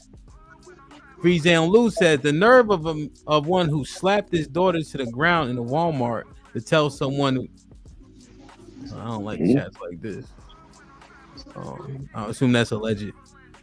Hank with the $2 says, shout out to JP, special needs ass. Why Hank always coming at JP? Him with the $2 says, Hamp, can you ask JP if he traveled overseas before? JP, you been overseas? Twice. And that question just to try to be funny. They try to call me a lie about everything I say. Where you been overseas at? I'm not gonna answer that. You part of Fetty Camp. I him is party Fetty is Fetty. You haven't. I'm not gonna give you all this certification. So answer the question. So where have you been overseas? Nuevo Laredo and Kemet, Egypt. CJ with the $5 says, Hamp, use this to drop JP whenever you get frustrated. No, I ain't frustrated. Was it? The timeout's not even on yet. Let me know if you want to use it when I turn them on. That'd probably be better. Mr. Williams, what were you alluding to? Well, I mean, I think JP forgetting that we've always stood strong. I mean, we had the Million Man March. I mean, just in my hometown, look at what we did for Breonna Taylor. You know, and that went nationwide, and we all stood up and we all fought. You know, like we have been standing strong, JP. I don't get why all of a sudden you down in our race. Like, what's going on? Our what gender as well. Like, why are you down in our gender all of a sudden about masculinity? I like to be honest where I'm at. Those of you like him, he a boxer, right? If I'm getting my ass kicked in the ring, but I'm still talking about I'm the baddest nigga out there boxing, because whatever the case, I don't want to accept that I need some more training. That's a problem. What I'm really saying is, I truly believe marching is a female trait. Men, when you talk about masculinity, y'all all agree that sometimes violence is necessary, right?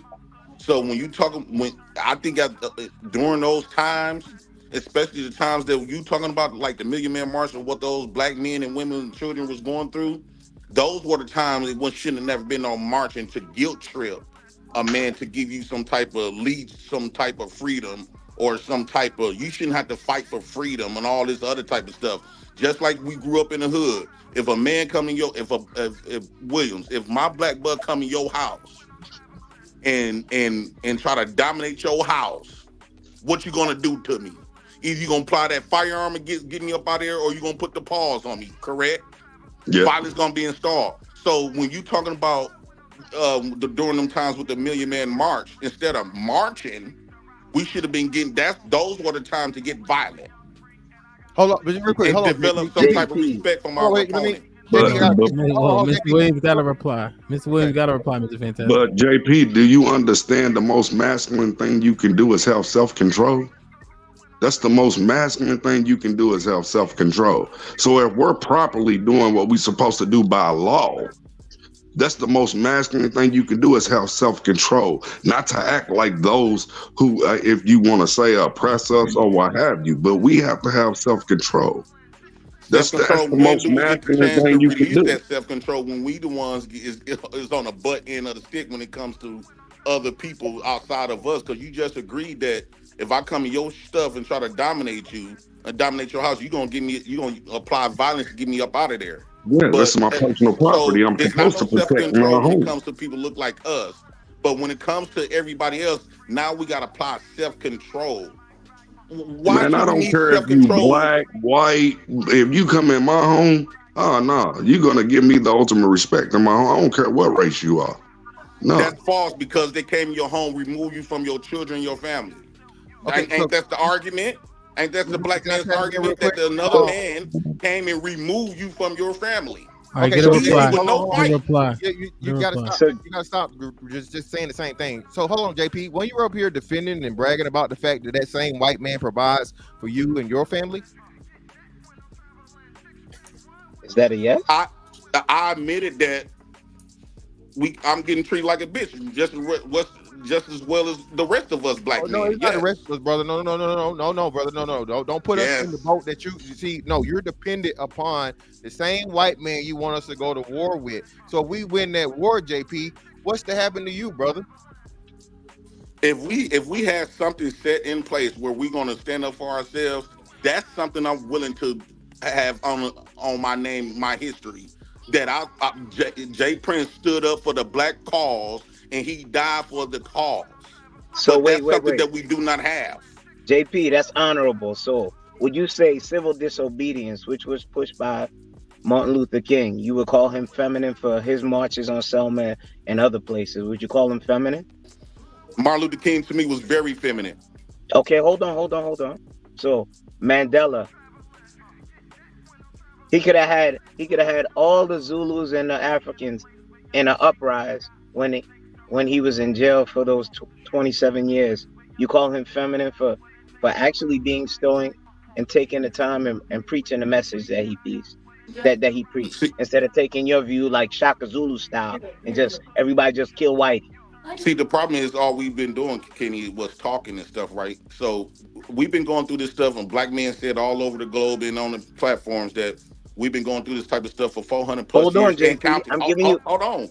You're not answering my questions. You're giving me monologues. Wait, respect to you, JP, but you're not answering my questions. You're giving me monologues. Malcolm X. Yep. You're not answering the question. I believe it should have been some type of uprising. At some point, black men, when is going to be an uprising? It's been 500 years and still counting. But what Okay, about but the men watch he's this. naming? Your hypocrisy was just pointed out by Mr. Fantastic. As long as you getting your loaf of bread, your government cheese, your money, your EBT card, you good and fine. But when that stop, so I got to do something.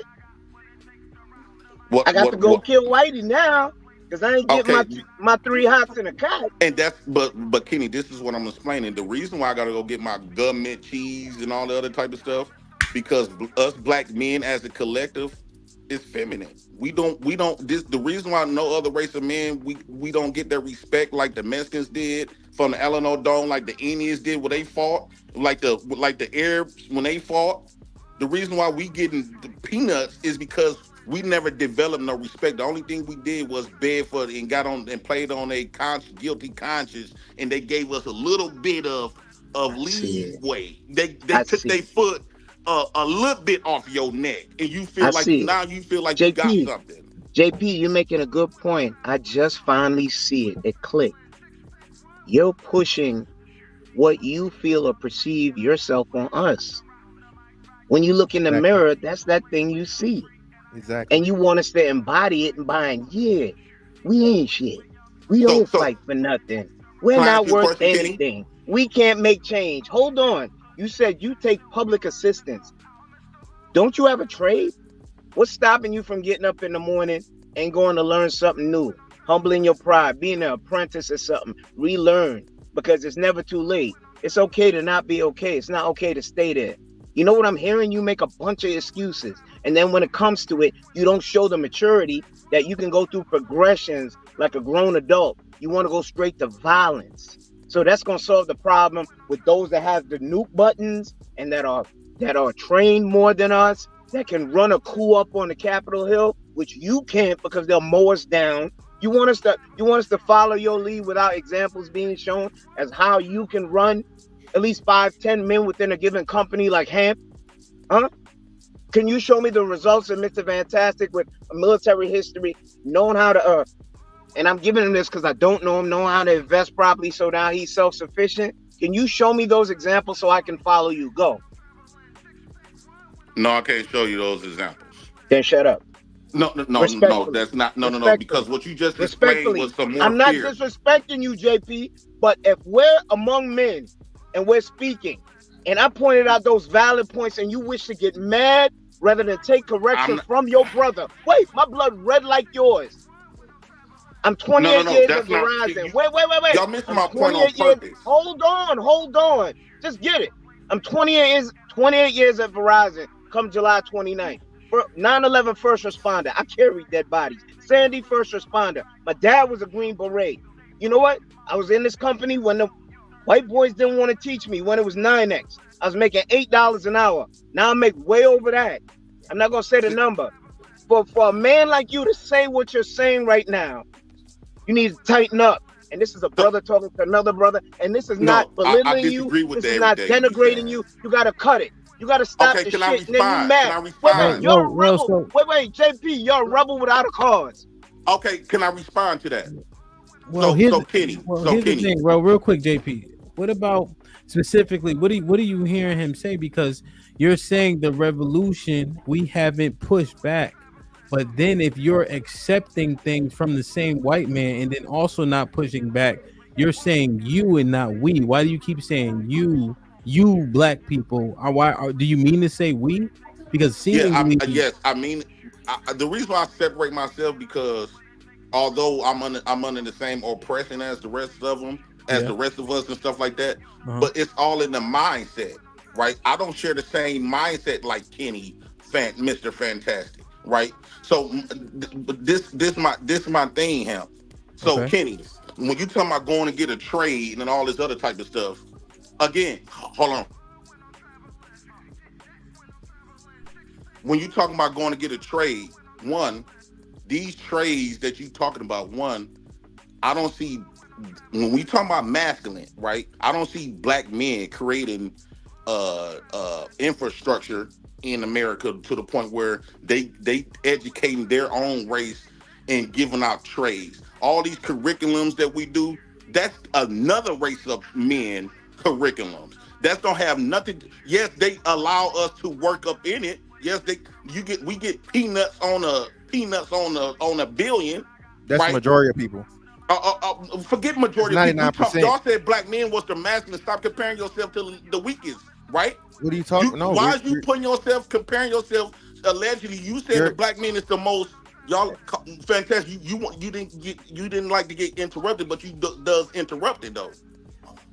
Y'all comparing. You said that black men were the masculine men on the planet, and you gave some examples. But then when I bring up certain aspects where it's supposed to be your masculinity is supposed to be applied, you want to compare yourself to what's according to you the weakest. All of this, what y'all saying is just a bunch of fear factor type of stuff. You gotta give a point of clarity because you keep who am I trying to compare to the weak? Who is the weakest that you keep referring to? JP, real quick. Every time I make a point, hold on, Kenny, let me respond. Yeah.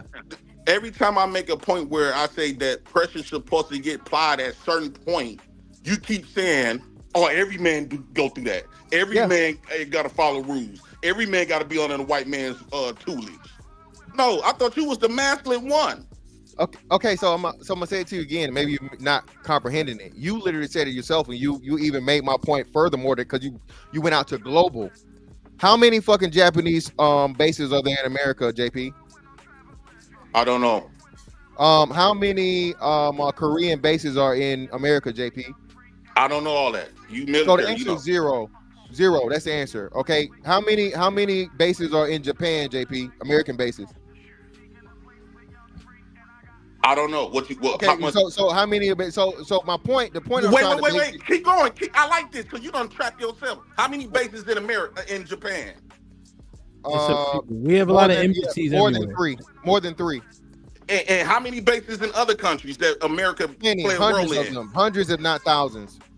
Okay, so that means who are the ones that in charge? Even though we got black, Puerto Rican, Spanish, and all them people fighting in the military, signed up in the military, but who's the one head nigga in charge of the military, making sure that we got all of those presence in Japan and other countries? Well, it's not a nigga. It's a country. So I know one. I know it's not no nigga that's in charge. Well, let me explain it to you. You keep trying to interrupt. So first and foremost, there isn't one person that controls anything. Okay, even the president of the United States doesn't have sole control of the military. Okay, so what the point I was trying to prove to you is that it's not just black. You keep trying to assign this to black men only. My point of talking about Japan and Korea and Africa and all these other places is that America is so strong that they dominate every fucking race of person, every nationality of person, and even most continents of people.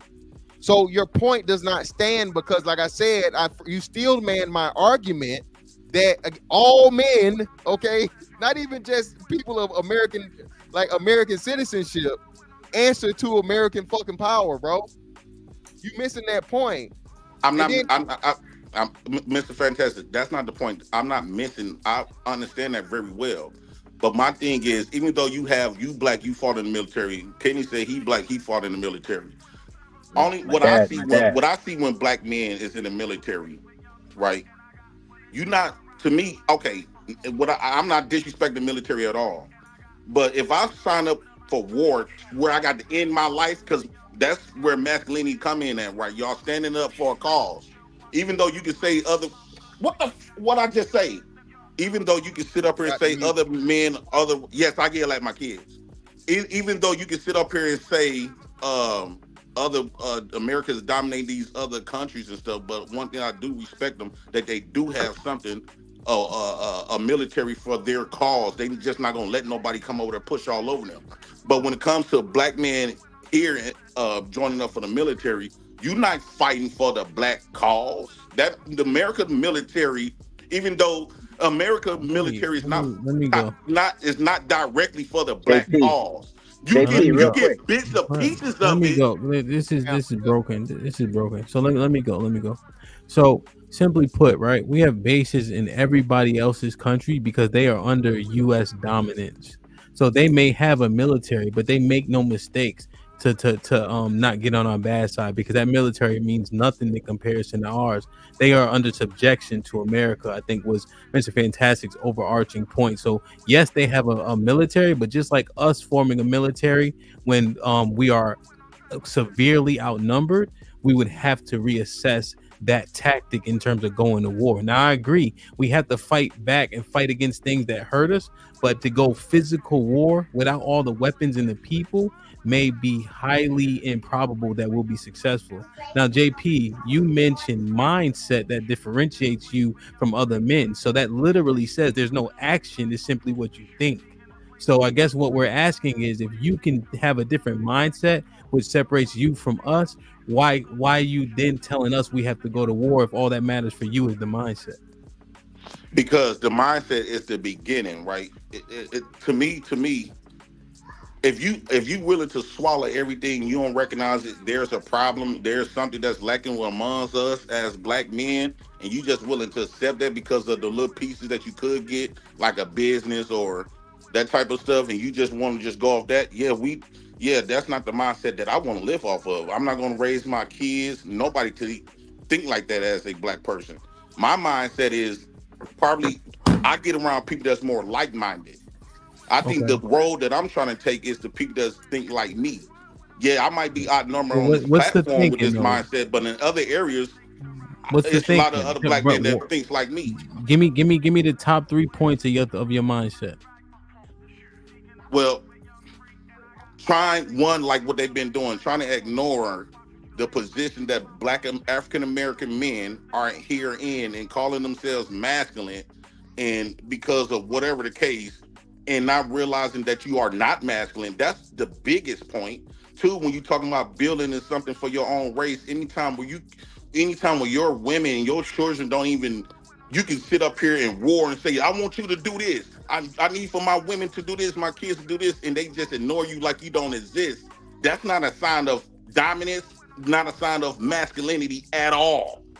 A true masculine dominant man, in this last one, a true dominant masculine man should never have to be on platforms for 5, 10, 20 years, even to the point where they becoming passport bros and running from their women, running from their children because they can't get their own women and children to even say, yes, sir, no, sir, black man. Okay, question. You have to run.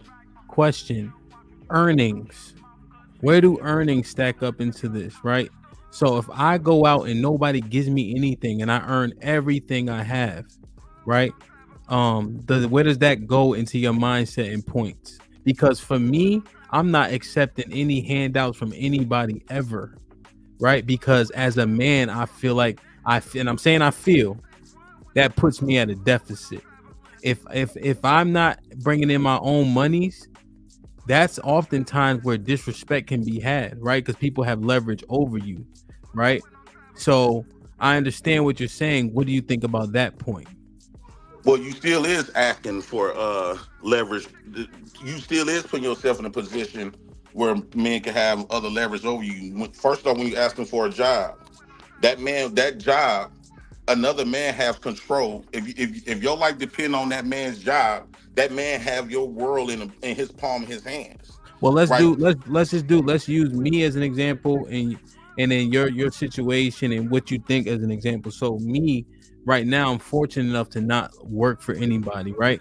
You provide services, whatever the case is, right? So what do you think about that aspect?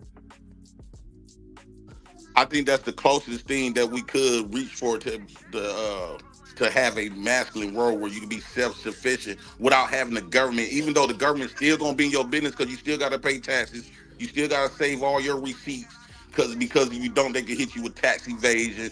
They still can put their white dick into the mix where you still gotta answer to them. I don't see black men, I'm not seeing white men, Puerto Rican men, Mexican men worrying about what black men gonna do to them. They not worrying about black men laws. They not worrying about black men infrastructure. They not worrying about if black men say we can't get no job, or black men don't give us our curriculum, our kids can't get educated. They not worrying about. I don't see black men in white people communities, even the black police officers that we have now. They know better when they go into the white communities. So we don't have I don't see other races of men concerned about what black men is doing. But what I do see is black men is concerned about what these other races of men is doing. That alone, what I just described, shows that we not that Well, masculine. The no, other races is. I'm hearing you, but what I want to actually do is focus on the points that differentiates you. Hold on, you're not listening. So I want to understand this before we move on. I want to focus on the points that differentiates you just strictly based on mindset and not results from the other men. But then you're asking for results of other men, right? To put down a foot, but yours is strictly mindset. You gave me the 3 points, right? Your woman, we can't get our women to listen. And then the other 2 are what? Just so we're on the same page.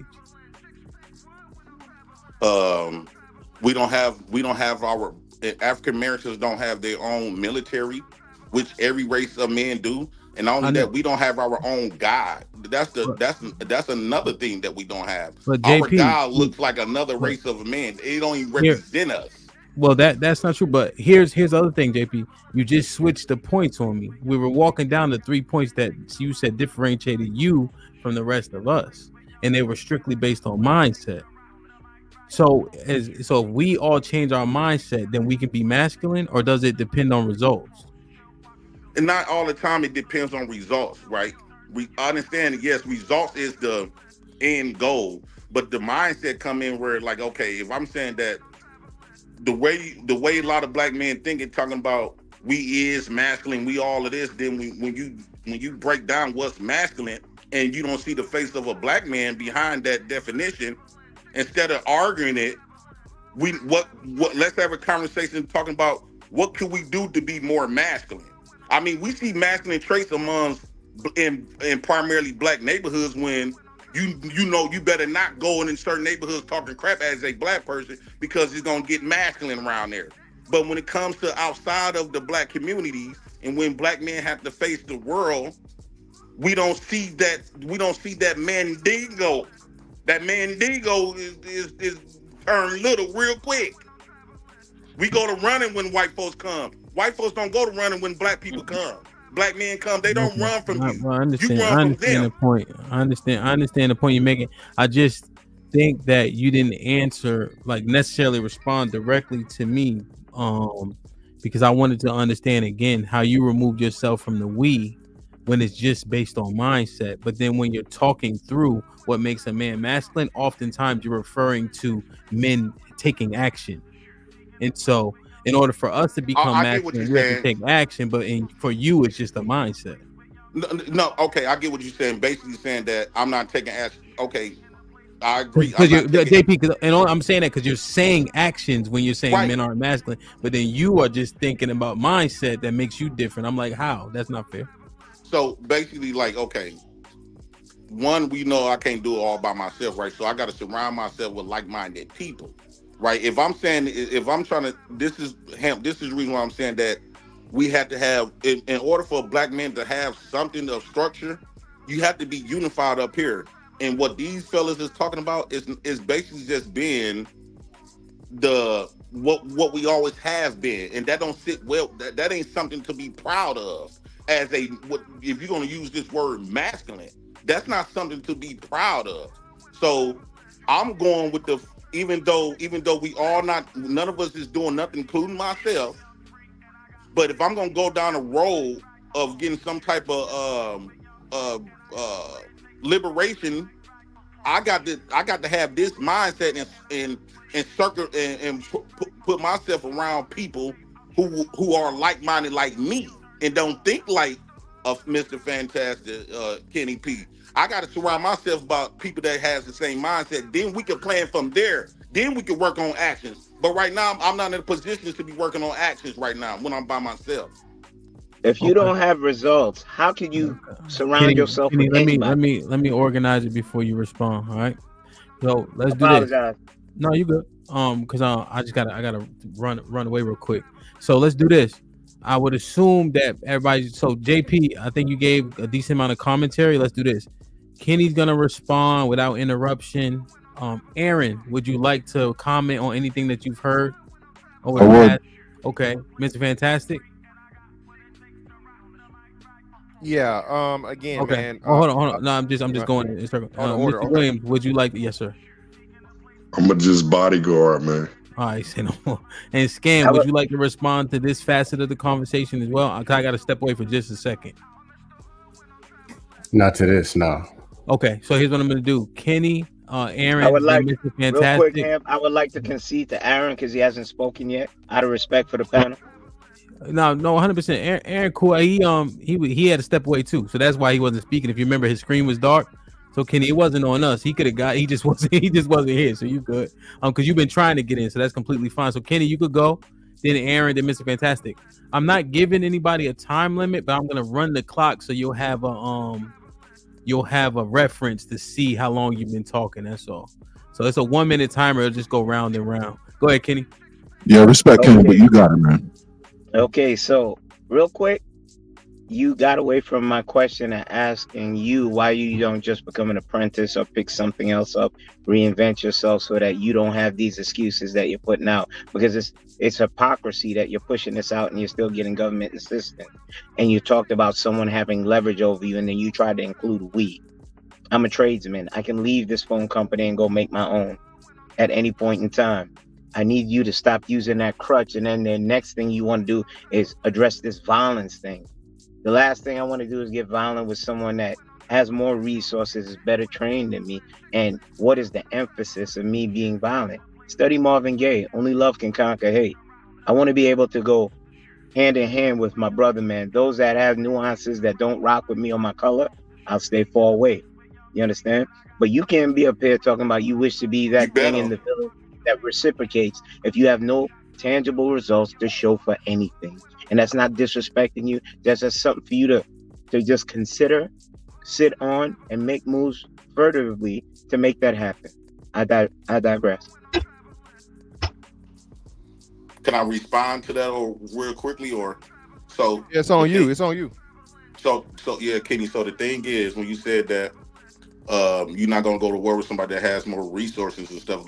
This is the thing what I'm talking about. So you're gonna stay far away from them people to go home and do what? This is why I say black man anger is displaced. You would go home, not you per se, but black man. A lot of black men that thinks like you will go home and take that anger out on his peers, his other black brothers, or his women, right? And then the women take it out on the children, right? So this is the stuff that I'm talking about, because your underlying problem is not with your black men, it's not with your black women that you will go get violent with. It's your underlying problem is that society that's controlled by other races of men is punking your punk ass every day, and since you don't have the balls and the girth of your penis to stand up to them, you rather go home and take it out on your other black brothers or your black women. And then they pass down the trauma that you push off on them onto their kids. JP, you're projecting, and you're the only angry one up on this panel. I'm not angry. Well, I wouldn't say he's angry, but again, it's funny you mentioned kid, and he was just yelling at yours on the panel. But either way, yeah, man, my kids. Listen, bro. Again, man, listen. The problem again with your argument, dog. Where you headed, Fantastic? You don't have any ground. You're coming from a point of emotionality. You don't have any facts. You don't have any understanding of a lot of the things you speak on. Again, bro. The way that Where you headed, it's set up is more so. My bad. Go ahead, Aaron. I'm saying, where you headed? Oh, to what he was earlier. He was talking about. I'm just encompassing what him and Kenny was talking about beforehand. You want to go ahead? You finished, Kenny, or have you reached the end, Kenny? Yeah. So I was just taking my spot in line. JP, black neighborhoods are not safe for most white folks. I'm talking about dangerous black neighborhoods. You cannot use the word nigger. You if a white look, and a white person goes into a dangerous black neighborhood and use the word nigger, they're on borrowed time. Also, some of the laws and rules have been usurped. No snitching is one. It only exists in the culture of the black community. So to say that Black people don't have a collective or a community within the nation of America is not true. We're not just willy-nilly acquiescing to the whim of white men. We're existing in pockets within what they've established. Now, I would also suggest that waiting or seeking like minds in order to move forward with is not the way of a leader. A leader will galvanize minds to go in a specific direction. I think that's a more masculine. So trying to find like minds that agree with you to fight with is the passive and less masculine approach to things. And I would also, the last thing I would submit is that maybe unchecked masculinity is why we can't necessarily fight in the right direction. Maybe it is too much masculinity. Maybe we're not being stoic enough.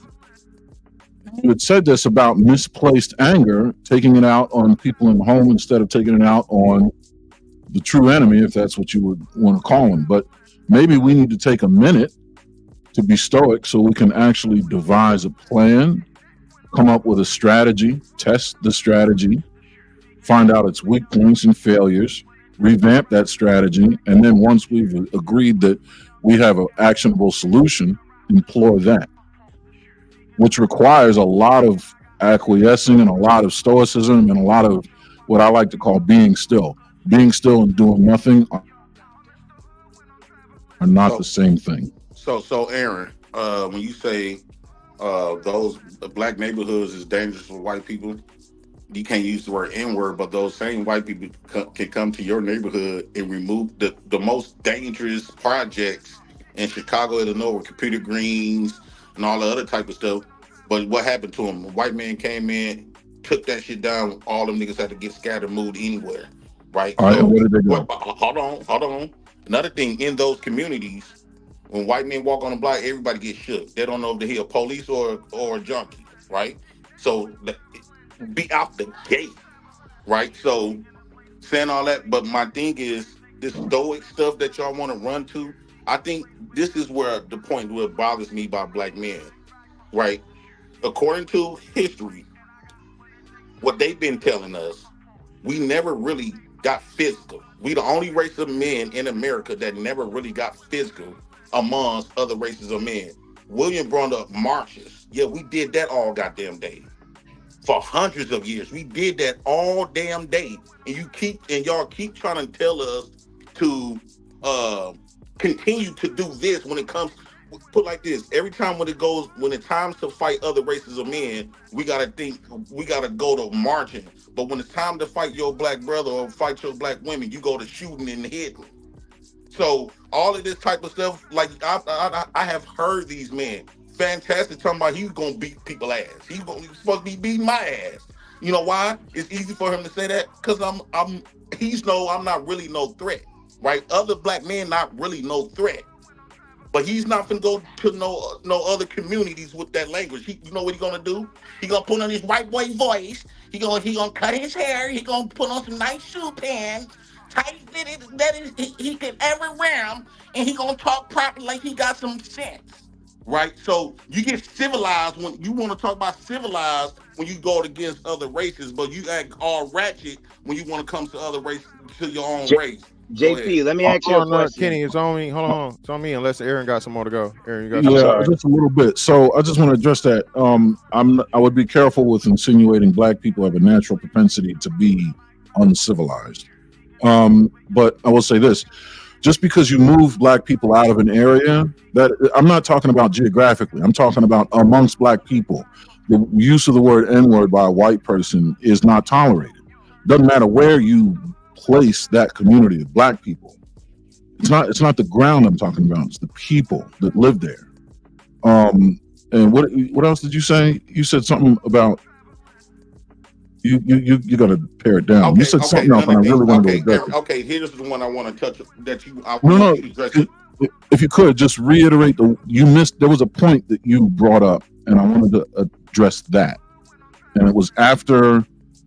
Okay, how black men, they want to teach us about marching. I got it. That's the one. So watch this. Are you all right? So when it comes to combat, the first thing you have to consider is numbers, strength in numbers. We do not have the population strength in America to genuinely just launch some kind of full frontal assault.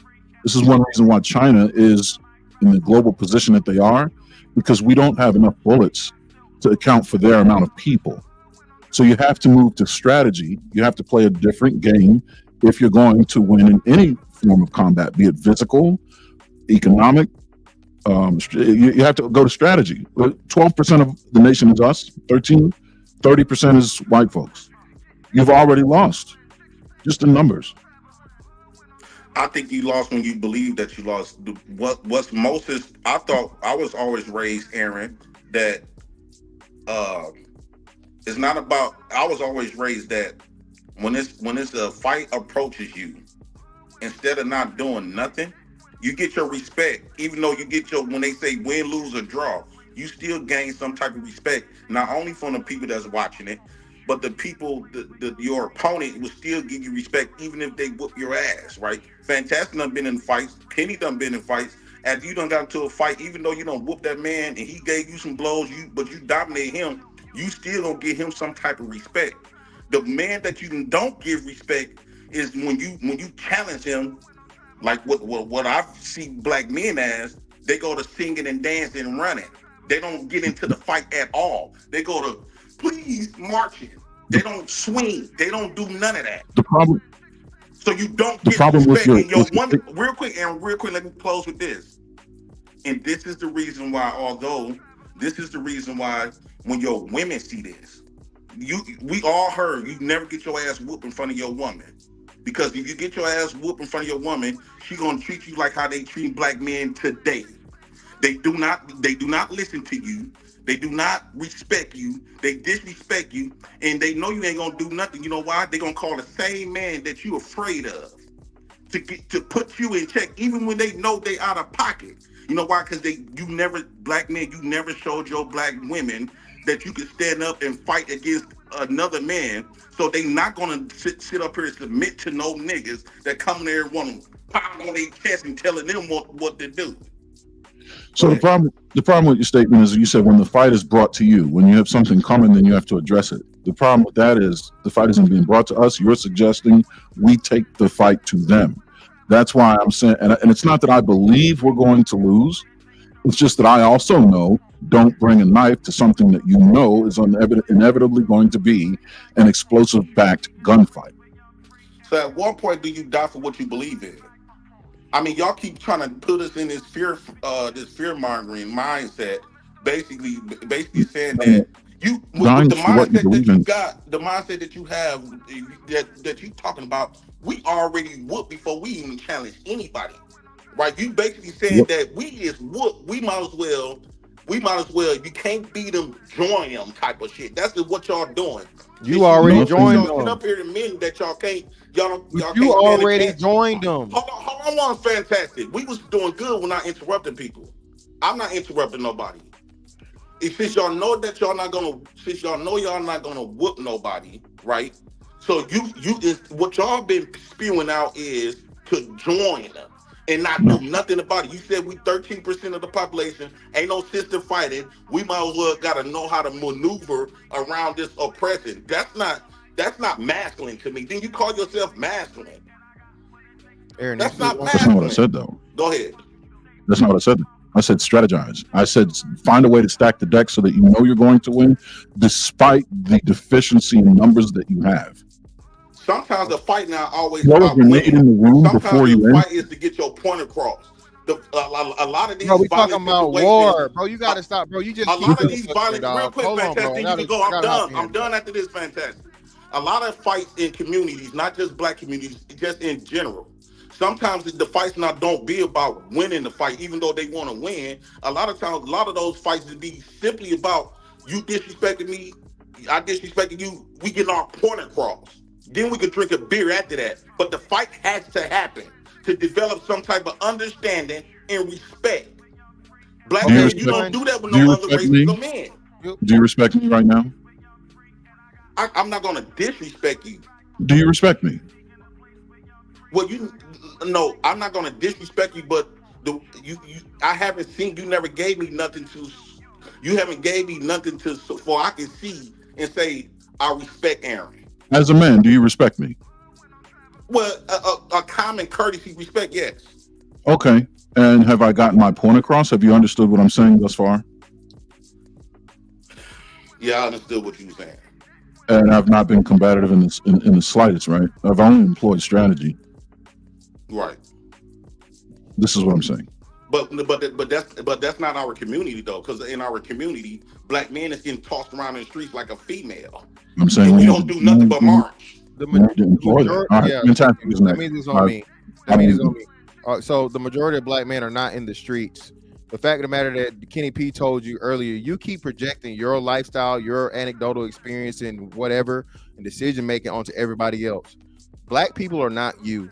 Okay, you are an outlier. You said your whole family never graduated from high school. You are a man on government assistance. A lot of different things, dog, that black men do not have in common with you. Okay, again, please stop talking about. Then you keep, bro. A fight and a war are not the same thing.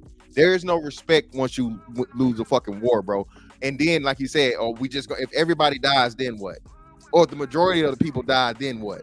You're out of your depth. Stop using military tactics and war and conflating two different things that are just you don't understand. I'm not saying this to clown you or whatever, but for real, dog, you always like going there and you never make the points because you have no understanding of the thing.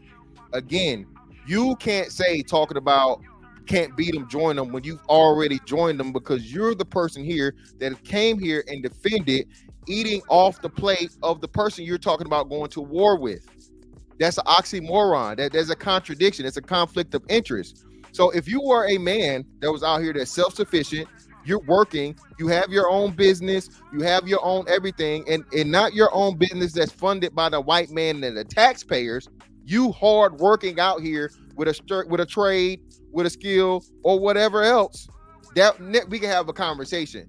But the most important thing, like as Aaron alluded to, is leading by example. You have none of the examples that you're talking about to I guess encourage or suggest that black men should do anything in line with your ideology, especially when you have two men up here, okay, that are more adept in the realm that you're speaking of when we're talking about military tactics and Aaron, to Aaron's point, strategy.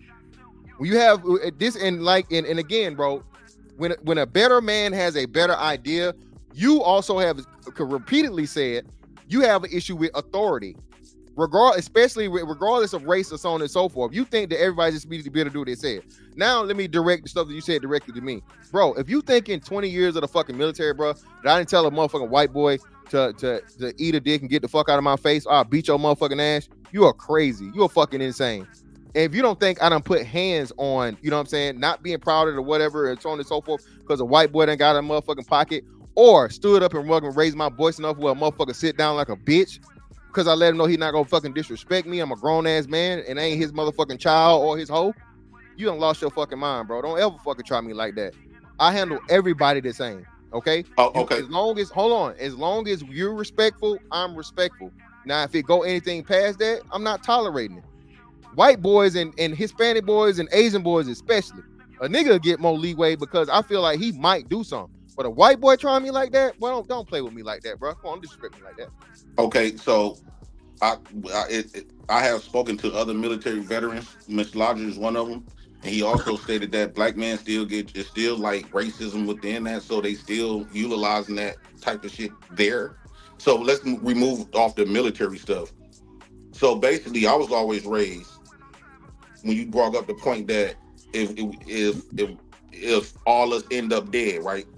I was raised to believe that, and this is what I always believe.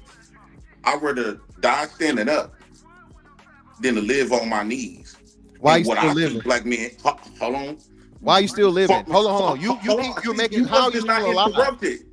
I'm responding to your point. I did not interrupt you. JP, you got 1 minute. Go ahead. I was always taught that standing up. So what my vision, what I see black men is, from how other men look at you, You on your knees. You do more bowing than they. You bow down to them. You went to their army. They didn't go to no black man's army and fought for the black man cause, right? So let's make that very clear. So you was on your. I don't want to live on my knees. I'd rather die standing up, because at the end of the day, we all gonna die. I want my story to be told that I stood up on my knees throughout the process of my life. Okay, and not living on it. Okay. So, and I'm done after this, bro. Again, two things. Me too. Why the fuck are you still alive? Okay. Why have you not popped off? Why have you not done anything? So on and so, because you should have been dead a long time ago. You come up here with the rhetoric. Hold on, stop. Like I said, stop. No, stop. Listen, you came up with the rhetoric of us being dominated and oppressed and all this other shit and so on and so forth. So why are you still living? Why have you not found in your 30-some plus years, almost 40 years of living, you ain't found nobody that's like-minded with you? You told us repeatedly at times you come up here, oh, everybody around me get it in. Everybody around me from the streets. Everybody around me with the business. So you mean to tell me all the niggas that's clearly like-minded like you can't get together and motherfucker make some shit pop off and you know what I'm saying, and take it to the grave? No, of course not. Hold on, secondly, stop. Almost done. Secondly, again, my nigga, you going with all on your these knees points, already. Hold on, wait. You're on your knees, gobbling and swallowing the white man's government assistance. Okay, you defended it. You brag about it. You're glad about it. Okay. So again, this is why I talk about you can't say those things. You're not the messenger for that situation. You gonna tell him 1 minute? You hold on, brother. You are the main nigga on his knees, backwards and forward, bent over and everything for the white man. Okay. So until you change that, hold on. Once you change that, we can start having a conversation. But until you change that, bro, you should be quiet. Okay. Well, I look at food stamps and stuff like that. Government assistance, all that type of stuff is reparations. Also, I have put into that system for I've been working for 22 years, almost 23 years. So I'm just getting back what I had put out. That to me, I believe that is owed to me, right? That's reparations all day long. They owe you, exactly JP? like you get government assistance. They you owe get a you. first of the month check every. We're not gonna do that, bro. We're not gonna do that. I work for mine. You get a first of the month check. So I work for mine. I retired. And I work for mine. Have you retired? As well. No, you didn't. You did not build enough money in the social security system to pull from what you're talking about. Everybody else. He the supervisor. Yeah, no, well, yeah, over you, yeah. Over you, yeah, I'm a better man than you. So again, so being I'm a better man than you, I'm more qualified than you, and I have more than you. Yes, nigga, I'm your We done with this. I had to be quiet. He can just run and do whatever. Go, Jay Prince. Go ahead. Okay, my thing is that food stamp stuff is not bent over. I had put in that work for 22 years, almost 23 years of working. That shit got taken out my taxes every 2 weeks, every week. So I put in a lot of money that I have not received half of the shit back, right? So we're gonna get that. And then when you're talking about getting it popped off, I have been in situations where shit got popped off. Almost could have lost my life when I had 30 guns from white men on me. That's one of the occasions. Another time when it was a dude named Frank Nitty in our city marching for the George Floyd. All of us had guns. I ain't gonna speak on too much about that, but just know it was popping. All right, JP. Like, share, subscribe, tell a friend, hit that like button right now if you can. That helps the channel the most. Man, oh man, making the world go round with the 10 ounces. Another up north nigga talking about how violent the white man is. Do you have any idea the work our ancestors put in? Get off the bullshit. Salute to HQ. Put the 20 on the extension, even though it was in the super chat, so good. EBD with the file says, we don't need to go to war in order to succeed in 2024. We can acquire our own everything under legitimate business practices locally and globally. John Henry with the 10 ounces. So JP is calling ML King, Martin Luther King, feminine. JP continually distorts and mischaracterizes the conversation. Danielle with the 10 ounces. So JP, your argument is that in order for the black community to be fixed, black men should take control from the white men. Why don't black women just get in order for the betterment of the black community? Ms. Parker with the 2 ounces. This is masculine Kenny. Salute. Say my name was popping, been a member for 3 months. Says salute to brother Kenny. He thoroughly explained things to JP. Some niggas just more comfortable on the plantation. Salute to Dario for the 40 ball towards the extension. Appreciate you, my G. Hope all is well, man. I know you out there grinding. AP was popping. AP with the 20 ball says, I've had many disagreements with Kenny. What you just did, sir, nothing but respect my brother. Salute to Kenny. Shout out to Hamp. Having these conversations is important. No doubt. Hope all is well. Be safe out there. Knight was popping with the 10 salute panel and DJ Ham. What's good? One Pill with the tip $5 says, Black men's nepotism in every major sport is a tangible example of how black men have created change in their image. JP, we did it without violence. Hank with the $5 says, JP, you have a gay mindset. You talked about, God damn, man. Hemp is fruity, dog. Hemp. No. I'm not hemp. I mean Hink. Sorry, hemp. I mean Hink. Yeah, I don't know why they always get like me and Hank and I confused. That's funny. Nas with the $10 says, I think the conflation is power/authority justifying who's more masculine. Power/authority is power and authority. Doesn't make these in power more masculine. It's a straw man. Bread and Butter with the $2 says, I'm starting to cringe when I hear JP say masculine. John Henry with the $10 says, good on you, Kenny, for addressing JP's foolery. At JP, like-minded people are like you are called impoverished, with an impoverished mindset demonstrated by the illogical musings you put forth. Christopher J with the $2 says, this is why I don't let niggas speak for me. Therese with the $2 says, let's guess JP reading level. Second, John Henry with the 20 ball. He said, JP, have you ever heard of Nat Turner Rebellion? Gabriel Prosser? Denmark Vesey? Of course not. Yet you believe black men have not participated in the uprising. FYI, Vesey's rebellion fell short due to a brother like himself. Yeah, Denmark never even got off the plantation. Matt P with the $2 says, stop entertaining the black man hater known as JP. Laugh out loud. Hank with the $2 says, JP, you white man's Hank, hit the link, man. God damn. John Henry with the $5 says, competent conversations cannot be had with the incompetent. John Henry with the $10 says, Mark Twain quote, never argue with an idiot. They will drag you down to their level and beat you with their experience. JP, you are who this quote exemplifies. Bread and Butter with the $5 says, JP mind already made up. No matter what your logic or numbers you present, he will therefore repackage the same message and present it again. It's pointless. John Henry with the $10 says, JP, stop using quote unquote patriotic statements to represent your impoverished foolery. In parentheses, i.e., die on my back as opposed to die on my knees, brother, please. Bread and Butter with the $5 says, JP mind. I read this one, right? Walk the talk with the $2 says, JP is the black man's Trojan horse. Pay attention. As A with the $5 says, many of you are getting assistance and y'all know it, so stop the cap. Stop the cap. I agree, JP. You get your reparations. Military people are getting assistance checks each month. Marcus Evans with the $5 says, now I see finally why Flora has a thing for men like JP. Sugar Bum with the $5 says, I feel like JP represents majority of black men. Ellipsis. Over emotional, slow, broke, annoying, and fun to laugh at. God damn. So Solid been a member for 4 months. Wrong one. I think I don't like hearing what JP's saying, but y'all trying to act like it's not truthful at its foundation. Jonathan. 20 ball. We giving everyone a voice. This is why the world is lost.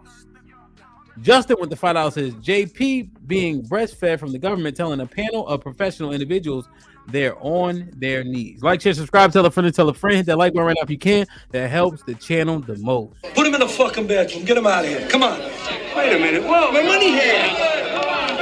Get the fuck out of here. Get him the fuck out of here. Put him in the bedroom.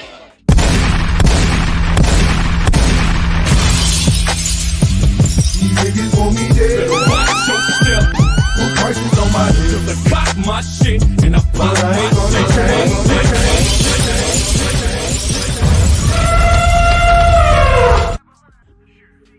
Yep. Little podcast was popping on the 10 ounces. Here comes August pretending he don't get government assistance. And Hamp ain't gonna call out these niggas either. Not ask Kenny why he's still at the phone company if he has the skills to work for itself. I think podcast is alluding to the fact that if you claim your children and things of that nature, you get a refund from it. That is categorized as government assistance. Could I respond to that? In 2 Uh, years, I get 30. I get full medical for the rest of my life. I have a pension, 401k, and it makes sense that I get those things so that I can also add to my financial stabilization going into retirement, so I don't have to work for nobody again. There you go. So that's government assistance. Well, that'd be from his company. Well, Damn. Yeah, that would be from his Can I company. say something quick, Hemp? Yeah, go ahead. And I'm gonna So, get scammed in. Be quick though, JP. I want to ask you a question, Hemp. Yes, sir. What are women underlying attracted to of men from men? What are they attracted to from men? The primary two things that they're attracted to.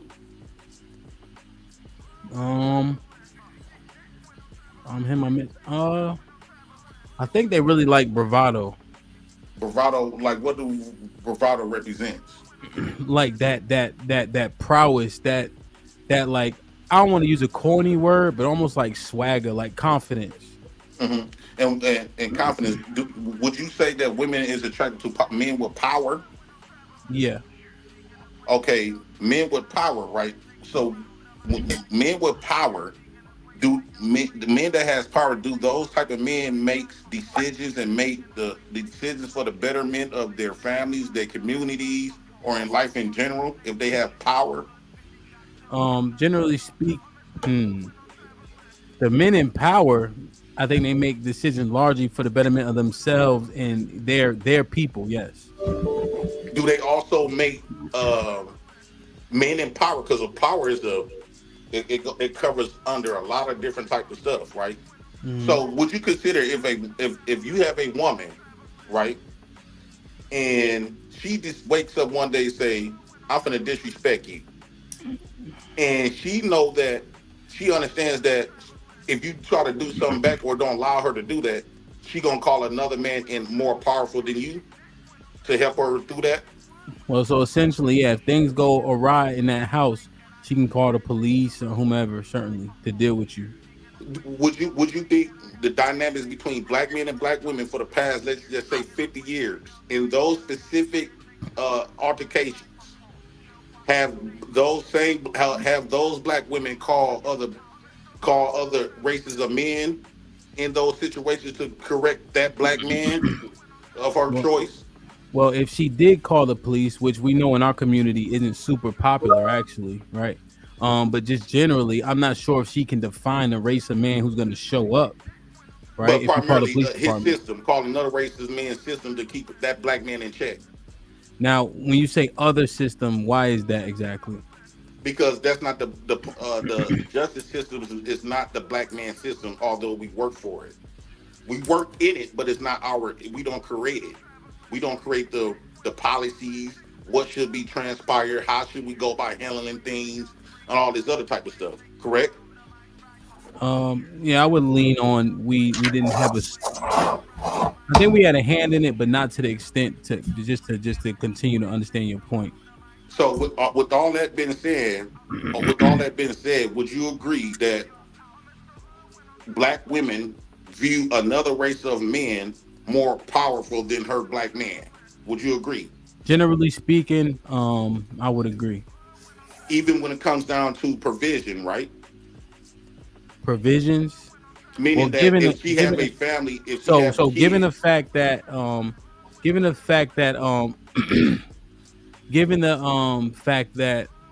the argument or one of the notions is that the black man was kicked out of the household so that the government can become the father, then I would agree based on that sentiment.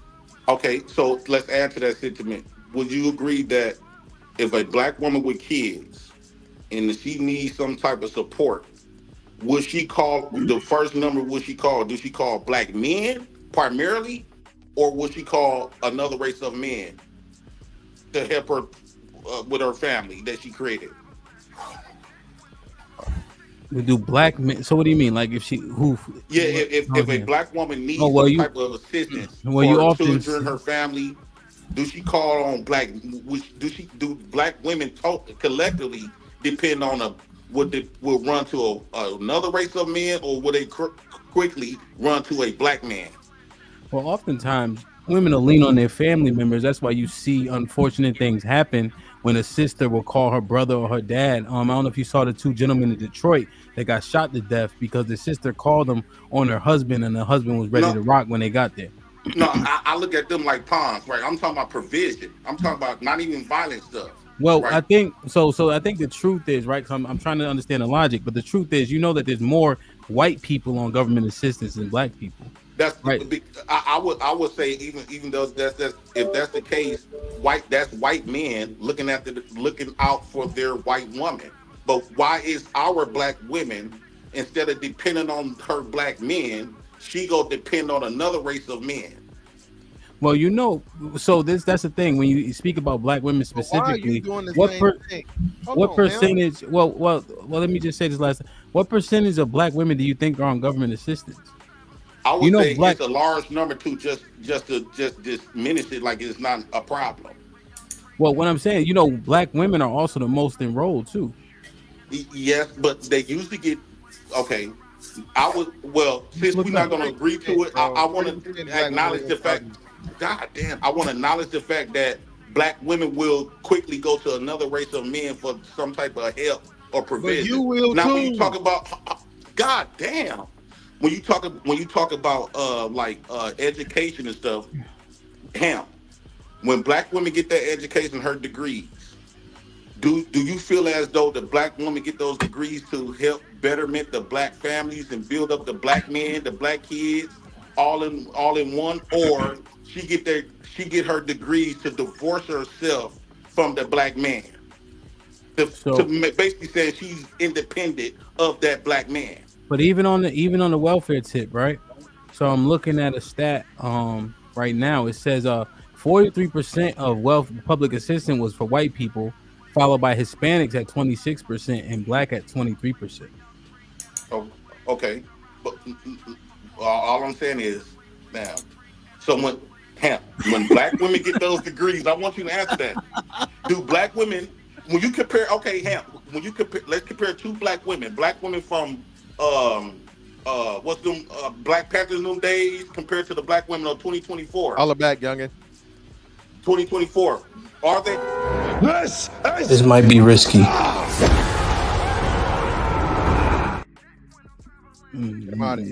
JP got kicked off for 20 minutes. JP crazy. He said, attention. What he said? Attention, whore bounty. I've heard enough. Can we move the conversation? Sit in the back, JP, and continue thinking about those life choices. Put him in the fucking bed. Get him out of here. Come on. Shout out to AP. JP will be back in 20 minutes. Lauren Mack, go ahead. Keep reading.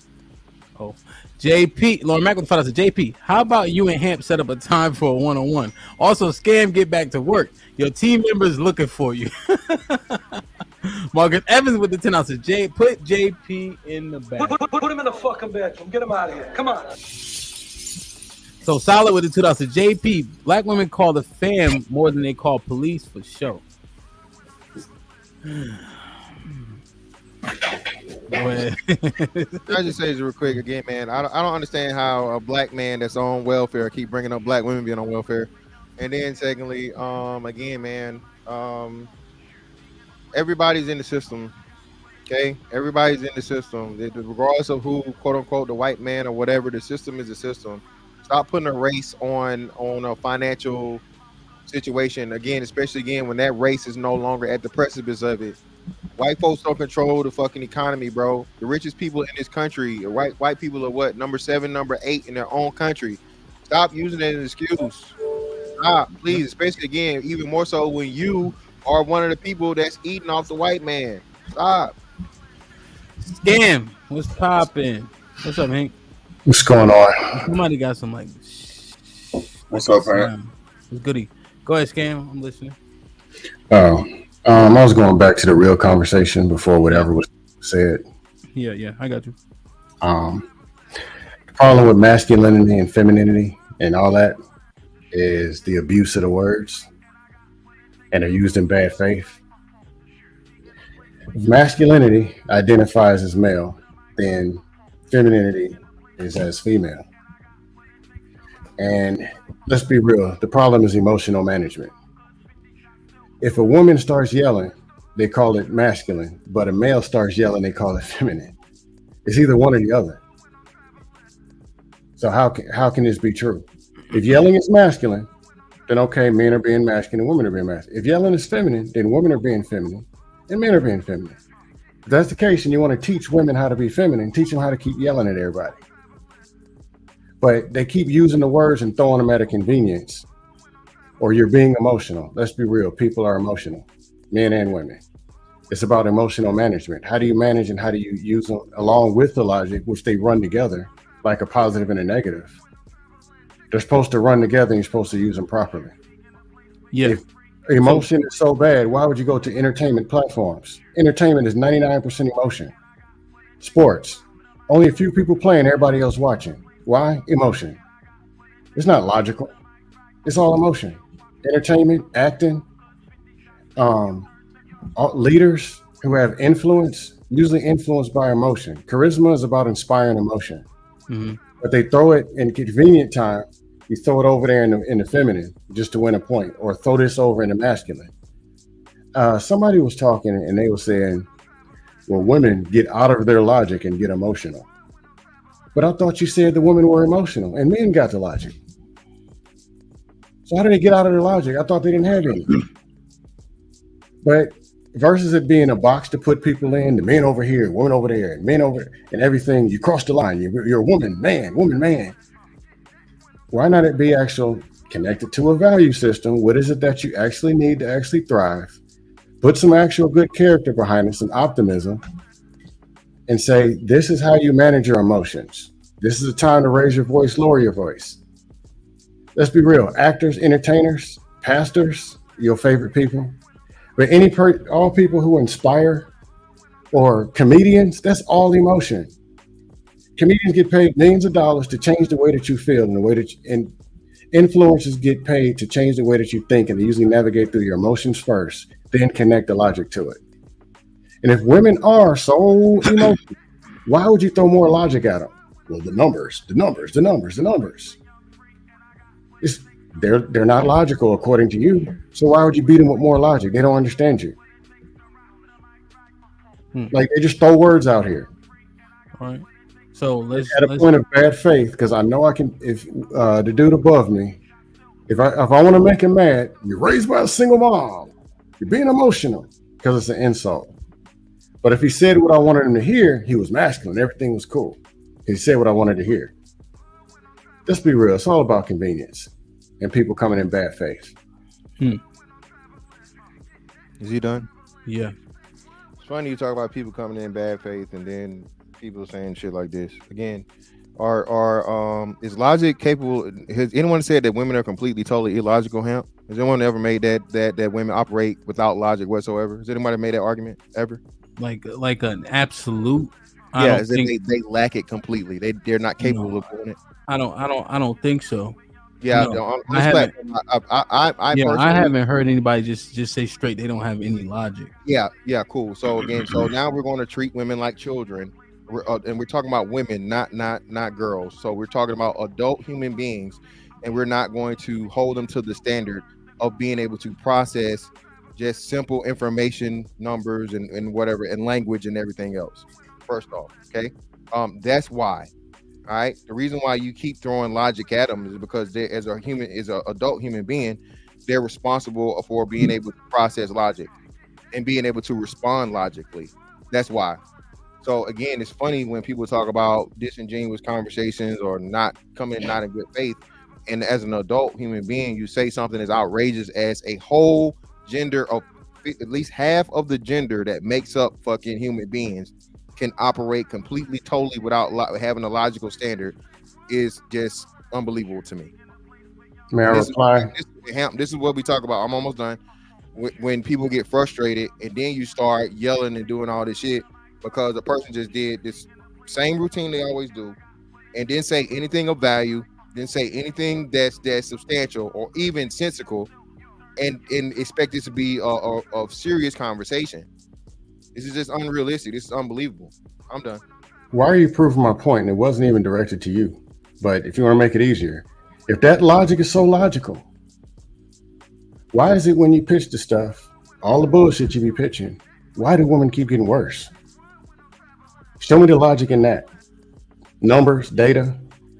Men talk this bullshit, they get worse. Is that logical? Is that a response? You want me to respond? Listen, we're gonna do better. What? Let me. Look, are you done? Okay, Go ahead and respond. I'll pretend like I'm listening. Okay, so again, I know you because you're one of the illogical people. That's the funny thing about it. You're projecting. It's I don't agree with what it is that you want me to say. There's a lot of projecting of how you guys operate, and then you try to, you know what I'm saying, do this thing. Bro, listen, at the end of the day, the women have a choice, just as you have a choice. Just like you get up here and, you know what I'm saying, you do your little act that you do every time you get on the panel, you choose to do that. Instead of choosing to be masculine and be a man and actually have a argument in good faith. There you go. There you go, right there. Wait, I'm not done. I interrupt you. So instead of you coming to a conversation to honestly have it versus just being on a script and just, you know what I'm saying, repeating the same rhetoric, which you claim we have rhetoric and talking points. You have talking points too. It's just that yours have no validity or anything behind them other than you just trying to clown something that you clearly aren't capable of processing. So again, the reason why you can tell women the truth or you can tell women the stats and they still not follow them or don't change is because they have the right to do that as adult human beings. Yet again, as I talked about earlier, you cannot blame the fucking teacher for people refusing to learn. It's a very fucking concept. What is the teacher there for? Hold on. Why put information out there? ABC 1, 2, 3s and little Timmy and little Susie can't fucking read. That's not my problem. That's them. And what are you there for? To teach the other 28 people that can understand and not focus on the idiots. That's what I'm there for. Since you want numbers, if there's 29 students, you thought you had me, didn't you? You thought you had me, right? Yeah, you can keep over talk, but if there's 29 students, since you want data and numbers, the highest level of leadership is influence. That's what they get paid for, to affect change, to actually bring something to a positive. And I gave you coaches to get wins. Now let's talk about teachers. If 29 students are in the classroom and 28 of them get it and one doesn't, you can actually measure how effective you are. 97%. But if 3 of them get it and 27 don't, or 25 don't, I forgot the number we started with. If most of them ain't getting it, what in the hell do they want with you and what are they paying you for? Okay, but you just tell them that they ain't learning. If people don't learn the way you teach the way they learn. But we all again, every teacher ain't the same, and they get paid on how effective they are. We already set the numbers though, and the actual data tracks it. The majority of people get it. The majority of students get it. And for my example that you tried to add on to, I said only 2. So it would have been 2 out of the 29 that you forgot. You said 29. There you go. You're welcome. Right. So like you said, 2 out of 29.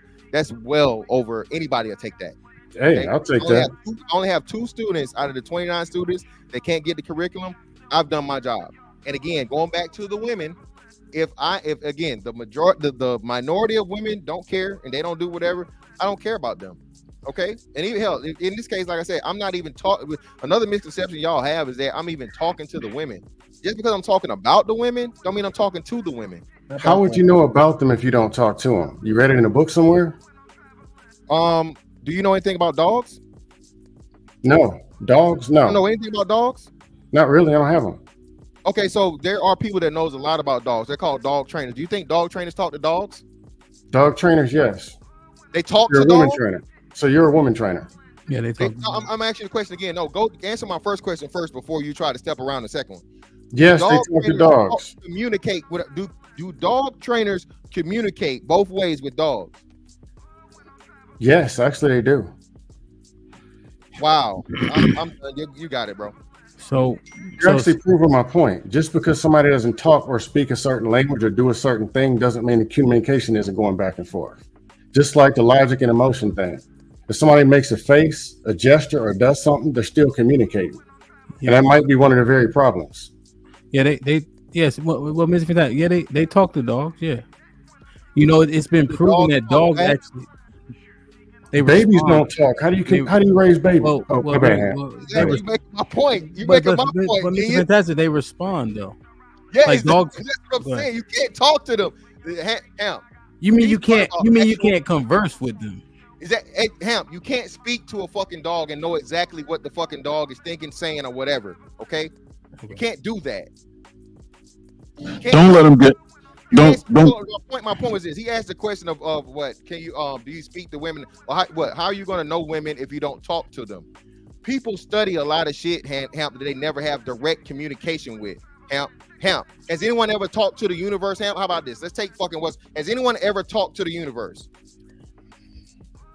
I think the niggas that burn sage do. I think. No, but literally, technically, no, they haven't, right? Oh, so you physically cannot talk to the universe. All you can do is fucking study it. You can see anything in a fucking room. You can see anything in a fucking lens that you can study it, yes. Yeah, and study it, bro, without talking to it. So that's my point I'm trying to make, Ham. Okay, you don't have to, but again, his point is still moot. Okay, because we're talked to the women, so he's still not making a point. I thought you said you don't talk to them.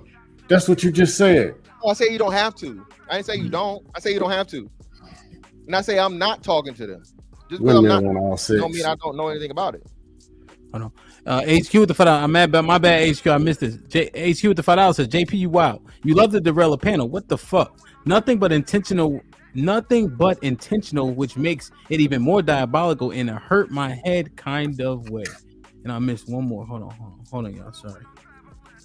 I think I missed him. Hold on. Oh, I'm him with the $2. JP, show your passport and I'll cash app you $100. He want to see them stamps, I guess. HP. Can I say something real quickly before they drop me again? JP, I got a question for you. Ed with the $2 says. Oh, go ahead. My bad. What'd you say, Beans? You can't hear me? I can't hear you. I want to make sure my fan ain't too loud. I can hear it, but it's not disturbing. I'll keep you posted. Yeah, if you could, just a bit. Ed with the $2 says, Black House JP is him.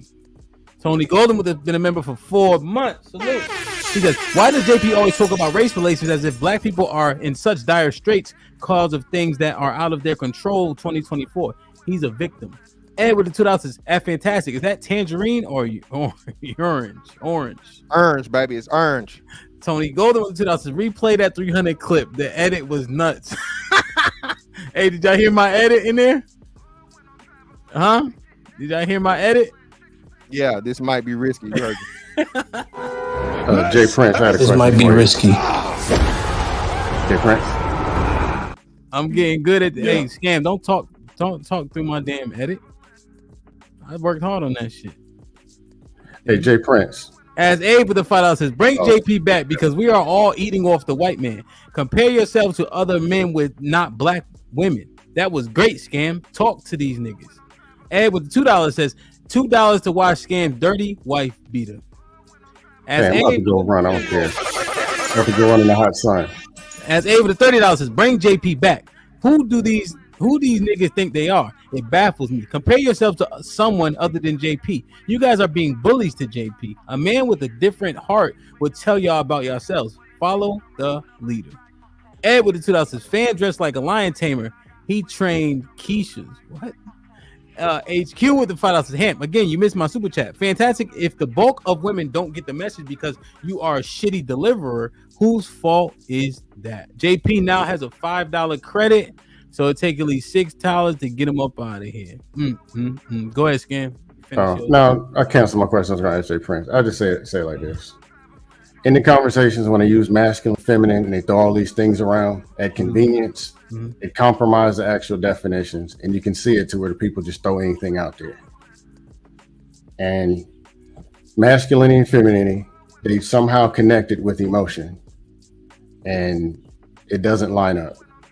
Emotion is emotion. Logic is logic. Yeah. It's not But a it line direct up- That's what I wanted to ask you, Scam. Does it line? Do you align it at all with behavior at the very least? It's like a certain behavior would be considered masculine or feminine. Okay. Yes, masculine is defined as the characteristics, some form of characteristics of a man, blue. Femininity is defined as characteristics of a woman, pink. But it doesn't mean emotion and logic are masculine, feminine. Exclusive, right? Yeah. It's like when you ask women to be feminine, they want them to be peaceful and a form of stoic and just relax and chill and be cool. Yeah. But ask men to be masculine, you want them to chill out and be cool. When people get to yelling, it's just bad emotional management or bad discipline or selfishness. Want to just take over, do what they want to do, say what they want to do, how they want to say it. Mhm. Is it right sometimes? It could be. But in the forms where people have a complaint, it's a form of bad emotional management or bad communication. Mm-hmm. And that's easy thing to do is to throw them over here, insult them, and say feminine, single mom, because it's easy, and people just keep repeating it and copying it because most people are followers. Mm-hmm. So that's what I was trying to assess earlier. I don't know if you were here for the beginning of the show, but when I was saying like, disagreeableness, argumentative, right? Those are largely considered masculine, right? And then when you assess stoicism, specifically with the synonyms that jumped out to me, it felt when I was reading through it more feminine than masculine, to your last point, But then, like you said, when we're on the panels throwing insults, right? If a man is too expressive, demonstrative, he gets passionate. Now he's emotional, and then people would largely liken that to being feminine. Right. If they call that feminine, and if that's feminine, then we want our women to be feminine. Then go ahead and get some people yelling and slobbering, females yelling and slobbering on the microphone, because that would be oversimplified. That's a gross oversimplification. What's really being said is a lot of times women are offered more grace, or they have more freedom to be emotionally expressive because they feel emotions more deeply, and they put emotions in front in the front of their thought process when making decisions and things. Okay. No, Aaron, I'm not disagreeing. Aaron, I'm not disagreeing with you. Well, but if you don't disagree with that, then what's being said is when a man expresses his emotions in a demonstrative manner, when people say he's being feminine or being emotional, is because men are typically expected to keep their emotions in check and operate in logic first. And if he's moved to being demonstrative, then he's let his emotions take over, which is a more feminine thing to do, because we don't have the freedom of emotional expression that women. Now, when women express themselves emotionally and get demonstrative, they're not being masculine. They're expressing themselves in a masculine manner. If a man were to yell at another man in order to galvanize him, to motivate him to do a thing like a drill instructor, he's not being emotional at all, but he's certainly expressing himself in a masculine manner. Now, if a man sees that he's losing the fight and gets emotional about that and then starts to scream and holler, he's still expressing himself in a masculine manner, but it's coming from his emotions overriding his sense of reason, which is a feminine position. You have to look at it in three different dimensions. There's conditional position, there's intention, and then there's execution. If femininity is letting emotions override, then women coming up here yakking and quacking like their head got chopped off is feminine. If their emotions are getting the best of them, that is operating in a naturally feminine position, because women tend to operate on emotion first. Now, if they get demonstrative and get to yelling and want to cuss niggas out, that is a masculine expression of a feminine response to emotion. Y'all see where I'm going? And it's no smoke for you, Aaron. How do you not understand that? Okay. Masculine is masculine, feminine is feminine. They don't negotiate. Right. They don't what? It's one's red and one's pink and one's blue. They are what they are. Okay. Acting in emotion, I'm classifying it as bad emotional management, regardless if it's a man or a woman. Not feminine, masculine. Because if femininity is letting your emotions run you over, acting like your head got cut off, then when a man does it, it's feminine. That means if a woman does it, it also has to be feminine. Wearing a dress is feminine, regardless if it's a man or a woman. Lifting 788 pounds is masculine, regardless if it's a man or a woman. Meaning masculine, feminine. There are characteristics fall under each one that are pretty much non-negotiable. It would have to be consistent, right? Is what he's saying. But I think I'm not coming in smoke because I kind of get where you're going, and I'm trying to clear up the abuse of the words and how they use them, and show how they use them, abuse the words, and because of it, it gets to the point where you ain't showing nothing. The show premise was about that. So that's why we were assessing it in the first place. The fact that things are being misused and there's inconsistency in them. To your point, Scam, if a woman comes and argues with me, she would be called masculine, right? Because let's say she initiated an argument with me. At the same time, if I start yelling, screaming, and fussing, I would be called what? Feminine, but it's the same behavior. It got to be one or the other, right? And it got to be, and that's why we looking at it like what is actually what. And oftentimes those traits are largely that's how men act, right? Aggressive, disagreeable, so on and so forth. Until a woman does it, right? And then it's dumb. It's dumb. And now Aaron was saying, now just to be clear, Aaron was saying context, right? So a drill instructor in that job is gonna do a thing the way it needs to be done to be productive. So when I coach football, I be yelling, slobbing, punching helmets, all types of shit, jumping up and down, right? But that's the job. When we get out of practice, they're like, Coach, where did Coach Hamp go? Right? Because it's almost like a performance in that aspect. But on these panels, are we performing? Or are we trying to have a conversation? If so, then we need to have a baseline for where these things land. Well, you already know how I feel about standards. We don't even need to go there. That was nice. Hold on, Scam. Let it marinate. Scam, let it marinate with that wife beater. Hey, boy. That was. Do you see the distinction he made, though? It's not necessarily the behavior; it's the intention behind it, or what led you there.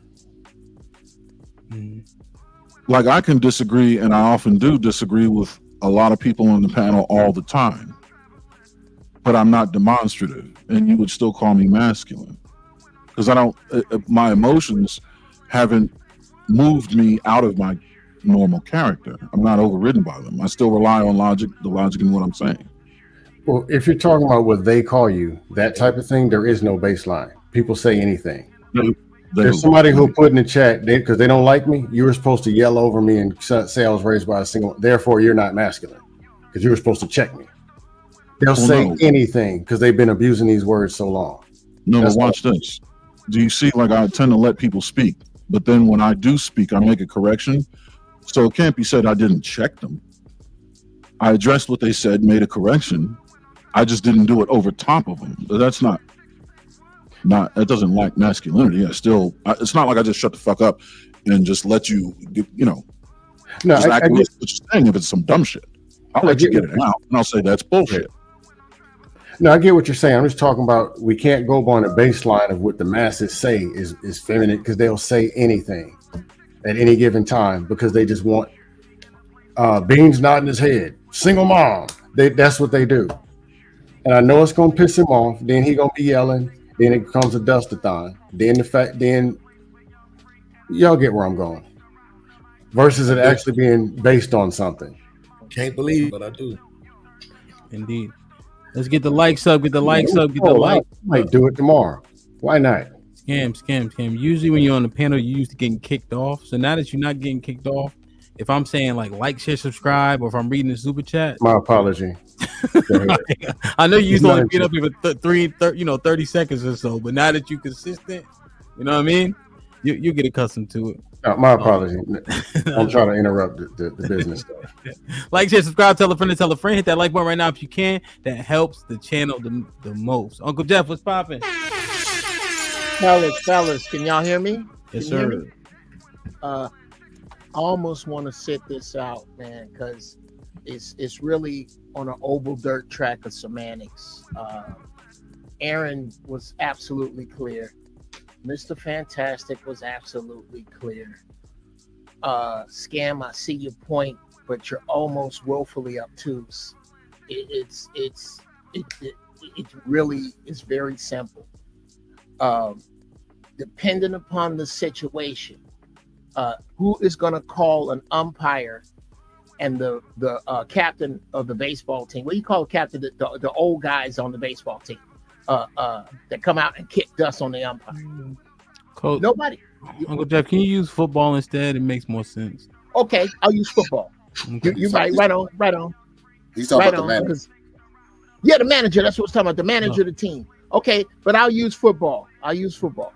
When the coach gets in an argument with the ref, who's gonna call either one of them feminine? Nobody. They're not, because of the situation.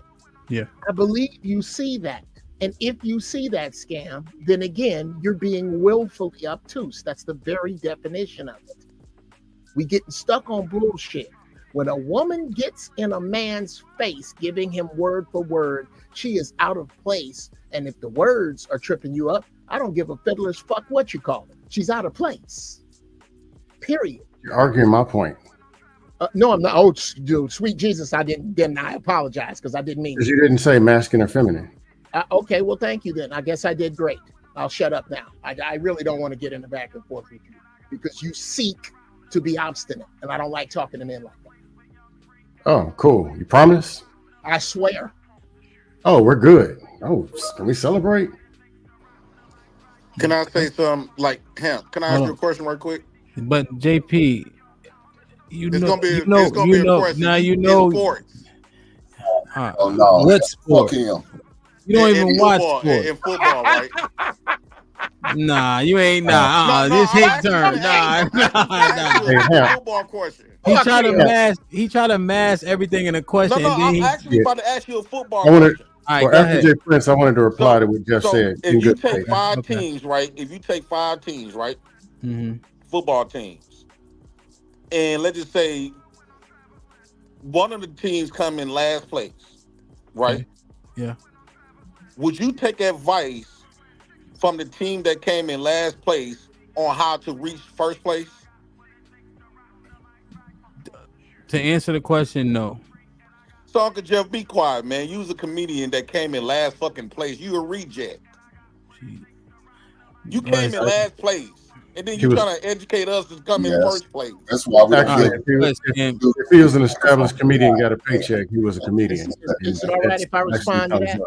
Yeah. So Scam wanted to respond to you, Uncle Jeff, and then you can respond to both of them at the same time, or one, on your time. One at a time. In the words of Bruce Lee, we can do it one at a time or all together. Go ahead. All I was going to say is Shout out to the nunchuck. the problem with when people move the words offline with masculine and feminine, it gets to the point where the coach and the umpire, there's people who will see two men arguing and say, "Oh, he in his feelings." That's how far it's gotten. One of them they gonna call him feminine. That's the problem, and probably why the conversation is trying to establish some kind of baseline with the definitions. Two men arguing tomorrow on a dust panel. You emotional. You being feminine. It could be an actual regular conversation and two people arguing. They don't care. They're gonna move it all the way to the masculine feminine thing. That's how bad it's getting. That's all I'm saying. Yeah. No, that 100%. That's what we was addressing. Scam. Go ahead, Uncle Jeff. All right. It's getting a little old. It's getting a little old. I'm not gonna run my resume up here. The people who know. Here's what I'm a success at, Jay. I have never ever embarrassed my children in public. I have never have I ever put my family in a position that can be scrutinized by the public. I've never ever left my children lacking in a position where other men could scrutinize me that don't know me, and the ones that do know me better than that. So regardless to what you think about me, and remember, I didn't say a word about you. If anybody wants me to see me eat Jay's ass alive, all you have to do is go on YouTube and search the words Uncle Jeff. There are epic classic confrontations with me and Jay where I have left this nigga in a pile of ashes. I'm not here for that. I came up here to speak to you gentlemen directly. I didn't insult anybody. Even when I said the Scam, I just found him willfully obtuse. But I didn't come up here. You just been condescending. So look at you with the what was said. Let Uncle Jeff finish. Yeah, let me finish. I'm not here, Jay. This is the last time that I'm going to address you directly. And I don't really care what you have to say for me, because man to man, I have absolutely no respect for you because of how you treat your children. None. So there's not one thing that you and I should be talking about. As a matter of fact, if you were on life support, I would unplug it to plug up my cell phone. I don't have you. You are a walking. You are the. I'm not fast. Man, we ain't found no crackhead that sit up here talking You are about my walking fatherhood. definition. No, I don't have to, brother. I don't have You to. a nobody, man. You I last believe place. it's You my forgotten turn, about. brother. Right, I Can we get believe in the it's box? my turn. You got to come up. You got to come on these I platforms believe for it's my life turn. support. No, I'm not gonna get in the box with this dude because I don't No, respect him. I'm not doing the box. Uncle Jeff, go ahead, You finish got to your come up point here and about talk the, about my kids for and life then be support. done with that, man. Brother Ham, if you could get Go this ahead. brother to stop talking. Yeah, go ahead. Just Well, don't mention my I kids, don't want. Chunky. I don't really want to do all the personals. Uncle Jeff, finish your point. So I trying. understand that you got a personal shot sent at you. Go ahead. Yeah, I had a shot sent at me. I didn't say nothing to this dude. I made a promise to the Creator that I wouldn't even speak like this to people who do the kind of stuff he do. So I don't even want to talk to this dude at all. I was up here, and to be honest, Mr. Fantastic punched the gut out of what I was gonna say with regard to what he was saying back to Scam.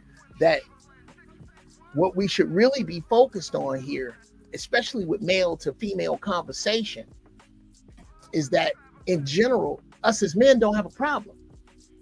We don't have this is sisters' problems. The key element here is that sisters now are dealing with young dudes who saw their mamas and their aunties fuck over their daddies and their uncles, and they not having it no more. That's where everybody is. There's a grand impasse here. And unless and until we gonna meet in the middle, us with some compassion and them with some accountability, we gonna keep going round and round. As long as you keep trying to run your auntie's playbook, sisters, you gonna get this pushback from brothers. So Uncle Jeff, Personally specifically, we disagree. weren't really talking about like the women in terms of their conduct. We were specifically talking about like masculinity, how it's defined, how it presents itself, how we can identify just different like the aspects of it when we see it on panel, what is, what isn't, is it being mischaracterized, so on and so forth. Okay, well, I'll be real brief to that. Okay. When I speak to a man, if you ask me a question, and I repeat and ask you a question instead of answering your question, sure, regardless of how that makes me look, in my opinion, that's feminine. In my opinion, and we can push any of this around. If you ask a question I ask a question to get an answer. Don't ask a question to make a point. Your question should be a stop sign and not a bridge. That's masculine. Make your statements in the declarative without the other person's help. That's masculine to me. Okay. So Uncle Jeff, let me articulate it back to you. So let's say I ask a question that I know the answer to. I should just go ahead and just give commentary as opposed to asking you a question. Sure. I mean, I don't see the need for rhetorical questions in conversation. In a book, yes, but in a conversation I'm having with you, I don't need to give you a rhetorical question. I want an answer to if I'm asking you a question. Other than that, I'm gonna say what I'm saying. Okay. Hey Jeff. Hold on, Scam. Does dialogue make a difference, Uncle Jeff? Like say we're dialoguing. I say, okay, so Uncle Jeff, what about X, Y, and Z? And then you answer that. Is that okay? Or are you saying I should just give the... That's absolutely fair. That's absolutely fair. That's not what I'm saying. And maybe I'm not explaining myself. No. I'm just because it's it's 700 people, so I'm going through the different scenarios of what you're saying. I'm not qualifying it. Okay. If you're asking me a question, and the question itself is very faulty or very one-sided, and you're asking me that question to make a point down the road, you're invalidating your point down the road because the question was faulty, and we need to stop at the faulty question. Okay. Don't ask me a bullshit question to get to a real point. Well, Uncle Jeff, question. If I ask you, okay, I come on the panel, Hank asks me a bullshit question, and I see him coming 500 miles away, trying to set me up for some bullshit. And I counter with a question because it's supposed to make him respond in a certain way, just like he was trying to set me up. What's wrong with that? Because I might smell the bullshit 400 miles away. Meaning, if it's founded on bullshit anyway, what difference does it make? I'd like to answer your question. Oh, go ahead. To me, it's a less than direct form of conversation. I don't believe if a man asks me a question, I don't believe in asking that man a question back. I'm gonna answer that man's damn question and point out the fact that it's bullshit in my answer. I'm not gonna ask him a question to match his ass question. That's my aunties do that shit. And it could be, again, it was the men I was raised around. The men I was raised around answer direct. You ask that nigga a question, you better watch what you ask, because he don't give a shit. He gonna answer your question. I'm in the saying I could answer wrong. You could be right. You could wind up, quote unquote, winning this round. I don't really give a shit about that. But if you ask me a question, I'm going to answer it. And again, I'll say this and land the plane. It could be some plain old fashioned Marine Corps logic from when I was in the Marine Corps. I was 18 when I got in, and I learned how to communicate with men on that level. I have never, ever in the meager 4 years I was in, I don't ever remember hearing a man answer a question with a question unless it was some shit like if you ask him something obvious and he go, does a hobby horse have a wooden dick? That means absolutely. Maybe like that. But to argue back and forth where you ask me a question, I ask you a question, where I come from, women do that. Men don't do that. It's on Beans. What's up, Beans? What up? Hey. What up, Beans? What's up, Jay Prince? This is a new day. Scam up here impressing me. Uncle Jeff just laid down low. Pressing you. Impressing. Oh, don't look to be offended. Impressing. Right, yeah, like this is man, I'm gonna have to mark this on the calendar. This is a new holiday because the two things that they both said was very impressive to me. And I'm glad you responded the way you did, Uncle Jeff, because Sam was on some bullshit asking that question. He knows damn well when people ask questions, it's because of the fact it's not being rhetorical. It's because of the fact that they're trying to gauge what you know and trying to gauge your understanding. Right? Yeah, but I asked him a question. Remember, Beans, I said it's 700 people. So what I was doing was asking to get the differentiation in his answer. And he answered well. Aha. So look what I just did there. Now watch this. I accept that. See how easy that is? I accept that that's what you were doing. It was my belief that you were doing something else. But now that you have explained to me what you were actually doing, I accept that. That's how easy this could be. Right? So that was my little experiment because I went through this on another show the other day. Well, I'm saying something specifically for a reason, but he's telling me, man, you saying that to say this. No, I'm not. You just can't gauge where I'm coming from with this because you're not on my level intellectually. And then he got mad because I said I'm smarter than everybody else. Who did? I'm not going to say his name because I don't want him to think I'm trying to blast him. But it's just the fact that this is what happens very often. Right? Well, we don't communicate properly, fantastically. Like you got something you want to say. I would love to hear it. Well, I want to say this. I think that when it comes to smart, I think that you're pretty high up there. Because I look at when people are having a conversation, can people respond in kind, in context, quickly when it's actually on and popping?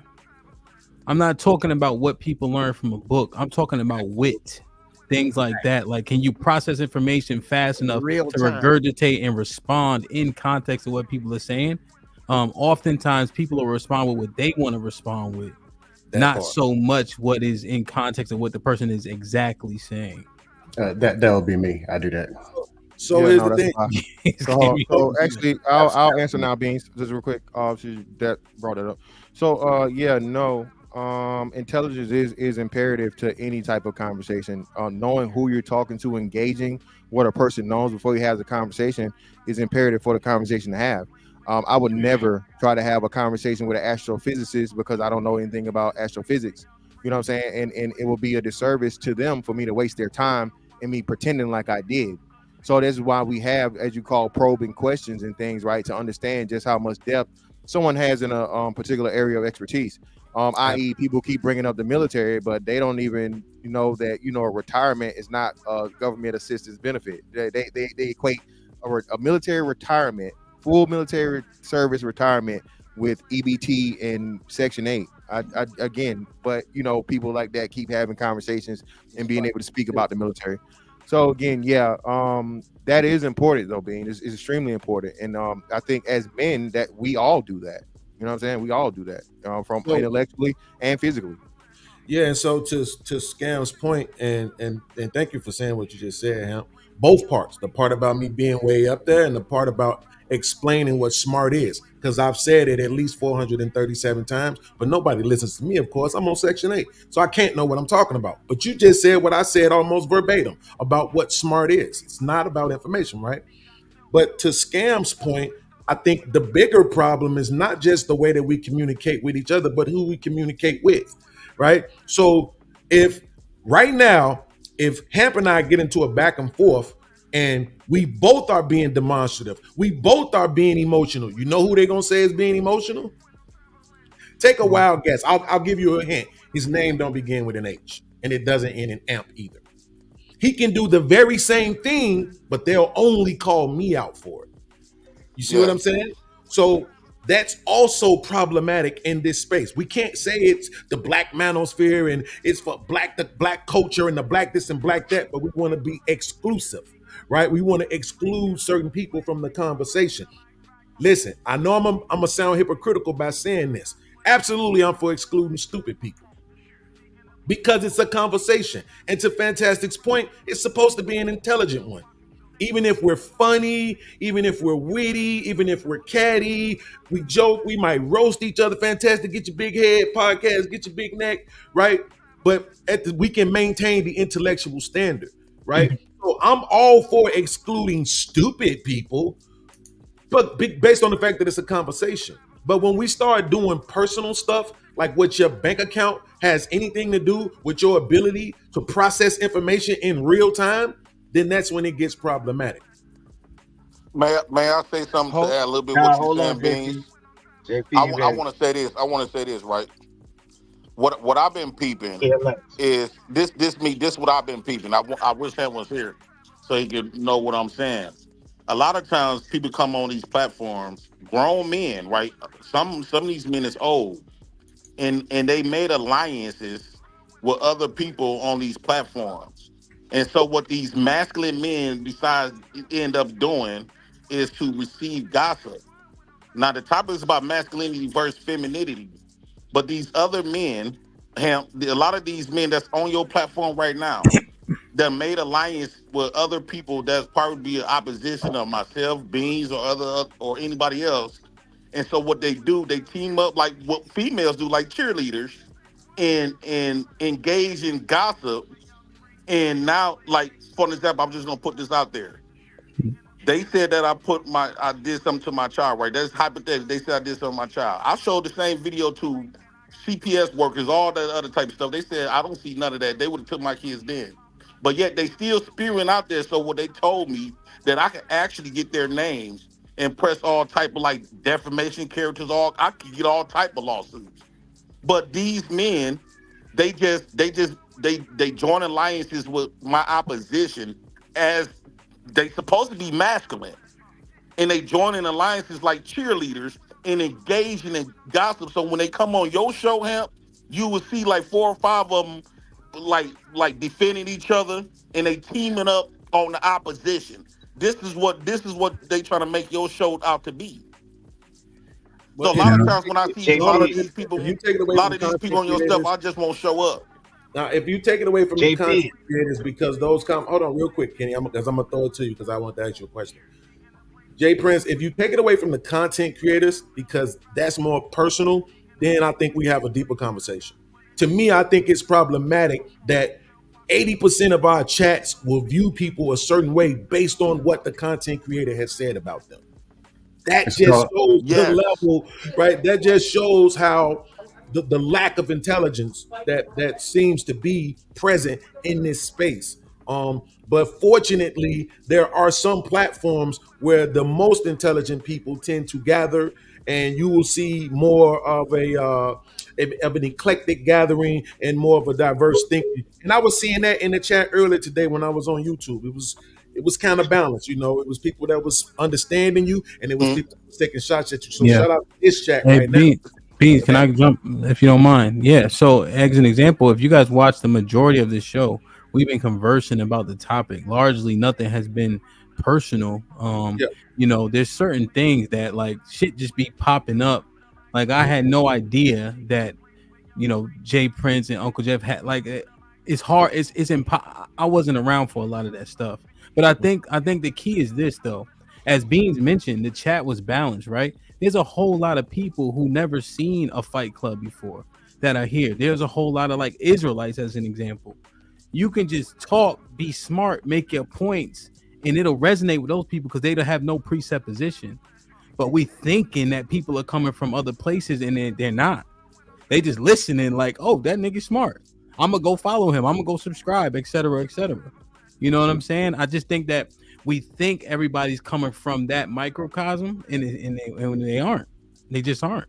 But not You know? him though. Like if somebody was to put out there, I don't say, want to. But if you mention something about with your kid and stuff, let's stay away from that stuff. I understand what you're saying. We're not doing it right here today. yeah, We've because been the having a people that matter conversation. saw the video as well, and they didn't. But they didn't say JP, that, see but you these people don't. but that's a slight hijack of what we've been talking about, right? Let's talk about what we've been talking about. Yeah. You know what I'm saying? So yeah. So if I may, I may. Yeah. Yes, sir. Go ahead. It's on you anyway. I want to throw it to Kenny because Kenny, I want to make sure you understood. I don't know if you saw the chat. I knew exactly why you're still at that company, right? Because I understand the dynamics. But see, what we don't do very often is give everybody that same grace to understand why they're doing something that they're doing, right? Because I could bring a man on here who would say to you, well, if you have the skills to go work for yourself, right? It's very unmasculine of you to still be working for somebody else. Why do you need to stay at their company? Why do you need their 401k? Why do you need their investment? Why do you need anything from them? Go build your own thing the same way that person you working for built theirs. But you know what most people would do? Most people will say, well, that sounds crazy. Why? Because that's what most people are doing. Right. So it would sound crazy for somebody to come and try to say what they're doing isn't masculine or what they're doing isn't this or that. Right. But we don't extend that same grace to everybody else. Really quickly, and I'm throwing it to you, Kenny. I was on a panel the other day with a guy who was saying that he's right now staying at home with his mom and dad. But his platform is shitting on men who stay at home with their moms and their dads. How old is he, Beans? What's the age of the guy? Sounds like the manosphere to me. He was in his 40s. Now he's saying he's targeting a specific demographic of people. He's saying he's targeting the guys who are like 30 years old who have never left the house. Okay, that makes sense. Make sure you say that when you're making your diatribes about guys who are still at home, that I'm speaking specifically about these guys. But at the same time, just like you have a reason for being there, so do those guys. And the way you give yours and you want us to understand yours, understand theirs. Then pass your critique, but understand it first. Yeah. So Beans and plus, hold on. Yeah, sorry, Kenny. That just threw me for a little bit of a loop. So I got boy, one.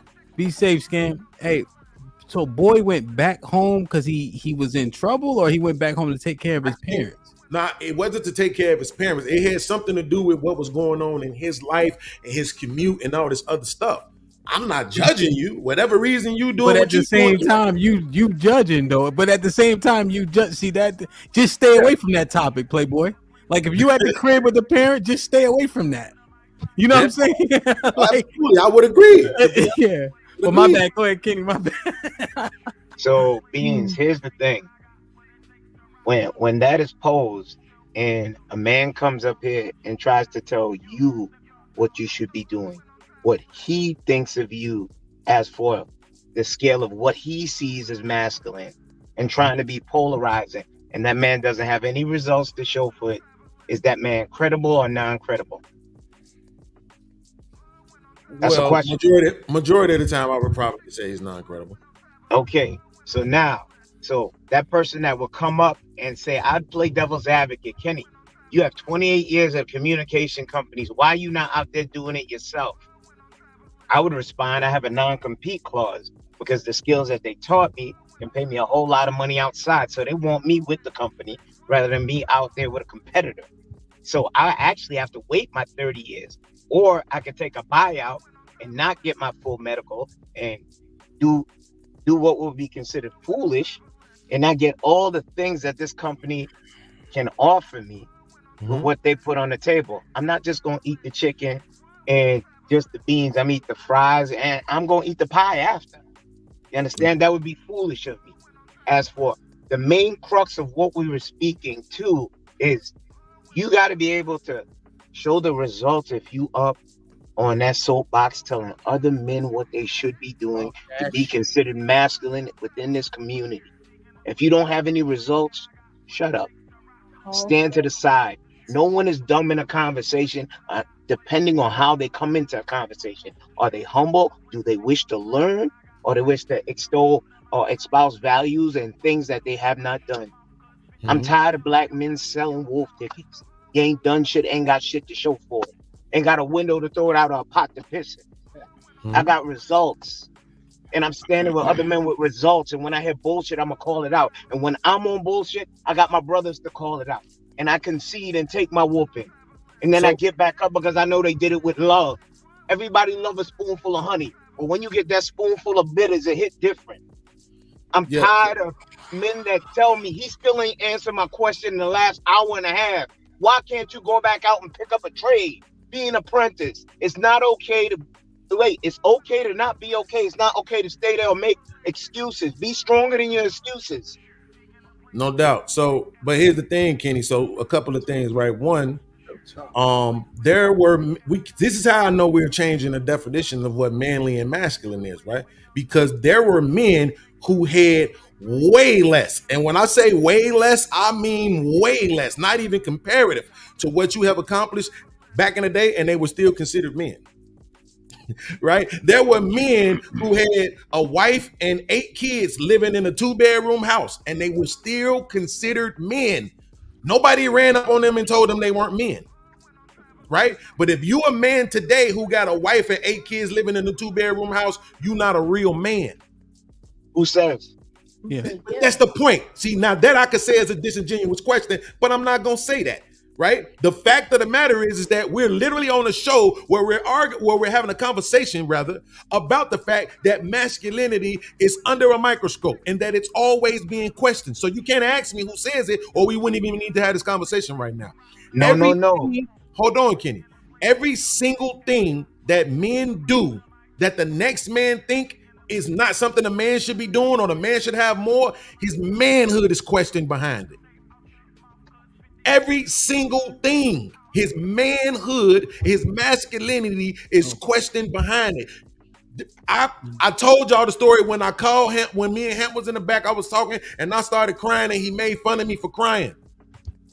Okay, I got tear ducts like every other person, but I'm not supposed to use mine because that's less masculine. He leave out all the damn. But I'm making the point, right? And because to Kenny, what you're saying is this: we're trying to tell this man that because he get government assistance, he ain't no man. When all y'all niggas get government assistance. You don't get to pick and choose which government assistance takes away your man.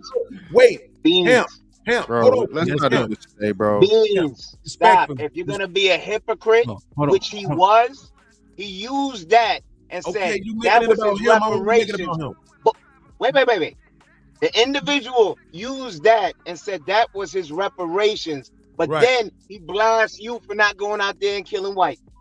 Cool, I get that. I'm not trying to, but see what I'm doing? I'm not trying to talk about Jake Prince. No, right now, I'm that individual. I didn't call a name. Right, I'm just saying, I'm not trying to talk about that side of it. I'm talking about the side of it where the people are saying, this is what's being said. You're not a real man because you get government assistance. That is what Hamp, is that being said? Yes or no? Yes. Okay, so that means anybody who gets any form of government assistance is not a real man. If you're not going to concede to that, then the argument is bullshit. And Yeah, we but the need to problem is acknowledge that again, shit right now. Uncle Jeff. You're supposed the to be problem the real is your man. definition of government assistance, Well, bro. hold on, Mr. Fantastic. I know you're gonna attack that point, but we had that conversation. Uncle Jeff, I don't know if Uncle Jeff was here for that. Uncle Jeff, go ahead and respond. Oh, okay. And I'm gonna, I'm gonna respond on Mr. Fantastic's behalf because he and I are in the similar boat. Yeah. There is a difference between government assistance and government compensation. They're not the same. That's apples Y'all do and realize I'm oranges. not friends. Okay, I do. I'm just. These are my thoughts. I'm just saying, but you're making an argument. We're not talking about military compensation. We're not talking about that. Listen to what I just said. They're saying that a man who gets government assistance is not a real man. I asked Hamp, is that true? He said yes. Okay.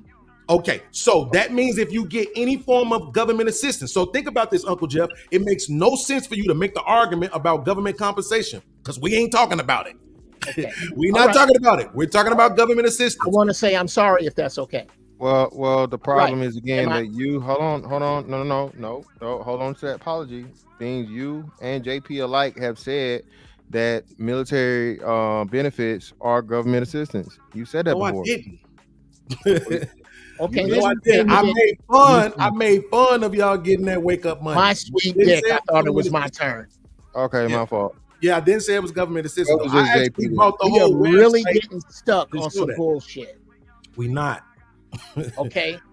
We I right where we said- supposed no, to be. no, we're not, because I've already apologized for that. I'm trying to get past what you're saying is a problem. Hmm? The issue is that we are not talking about the military. Great. Yeah. Then what we're going to have to do, what it almost sounds like to me, is that you're saying this is a balloon. This balloon is blue. Therefore, all balloons are blue. That's we need to discuss exactly what you mean about the two types of government assistance or more that are being scrutinized improperly. Could you do that for me, please? Well, I can, Uncle Jeff, but I honestly think that it would be a waste of time if I'm being honest. If it's government assistance, it counts. It doesn't matter how you feel about it. Well, okay. That's why I said we're not talking about what y'all get from the That's what's military. unfair. That is what I'm talking about with regard to men talking to men. I swear to God, I'm not being obtuse, Beans. Yeah. I'm trying to get a grip on what you're saying, and it sounds like there was more than one type of government assistance in question. That's the whole basis for the argument, and you don't want to tell me what they are. No. It's not that. It's not that. What I'm saying is this. What you've heard today on this show specifically brought up was food stamps and Section 8. Here we go. Okay. Okay. But what they don't want to talk about is the child care tax credit, which is also government assistance. That's all I was asking you to do, dude. Why was I? Okay, so it's done. So it's done. So we don't need a diatribe on. Yeah, go ahead. So it's done. But the point is this: I'm not trying to make a big thing about the assistance. I'm pointing out the ideology that we use on these panels against each other, where we deteriorate a man's manhood based on something he's receiving when we receive our own form of it. But we want to say it's different for me. How does that work? So Yeah, real quick. Let me ask y'all this question. Wait. So Uncle Jeff, you understand the forms that were compared? It was simply child tax credit versus stamps, and what was the other one you said? Section 8? Housing, Section 8, low income. Yeah. Housing, So like that. Beans essentially saying that we all receive, like if you have kids and you claim them, you're receiving government assistance too. So if you punch down on a man who has Section 8 or food stamps, but you have a form of government assistance also, so why is he less of a man than you? Okay, that's an easily answerable question. Okay. Although unfair in many times, especially since we're chasing a paradigm that the white people whose farts black people love chasing can't even keep up with anymore. One has to do with an individual who has children, has gainful employment, is is about a particular place in a particular lane. We like to view people who get food stamps in a particular lane when we are all in the same shit. I do agree with what Beans is saying. I agree with what he says there if you're going to look at it from way out. But if you're going to drill down on it, I personally, I won't talk about the men I know. It's too easy for me to go to U-Haul and rent a pressure washer. You can rent a pressure washer for $12 a day and go and walk straight down a busy street. I don't care how far I got to walk, and find somebody that'll let me clean their street for $50 a week. If I can find 3 people that will do that, I have now put myself in a place where it's all my money, and that's a simple formula, and there are hundreds of them, where I don't have to accept food stamps or government assistance. Now, if another man is doing that, that's on him. I can't look my wife in the face and do that, brother. I can't. That's me. But you're not respectfully, you're not addressing the component that matters. It doesn't matter that you're making your own money. It matters that you're asking the government to give you money back because you're taking care of the children you brought into the world. I thought men don't supposed to receive cookies when they take care of their responsibility. Oh no, sure they can. Sure they can. I'm sorry, you're right. I'm wrong. You just you somehow high hurdled the street thing that I was discussing. I said me. I'm not. We're not having a conversation about Uncle Jeff. We're having a conversation about generalities, right? Okay. So well, in general, then, what doesn't make sense to me in general is to accept assistance from zero in a country where zero you have to still look for. You have to look for zero. It's hard to find zero. You can get out of here today and collect cans and get money. So it's hard to find zero. In the searching for zero, perhaps you can find food stamps. Perhaps you can find government assistance from that place. I'm sorry. If I was dead fucking broke, bro, any man that got a driver's license and a piece of car don't have to be broke. And especially if you're smart enough to have a truck, you do not have to be broke. Yeah. So respectfully, I'm hoping that the chat, I'm not watching the chat, I'm on the stream now. I'm hoping that is paying attention to this. If you notice, right, the component that we're actually discussing isn't being discussed, right? He's constantly making reference to the fact that you can go make money.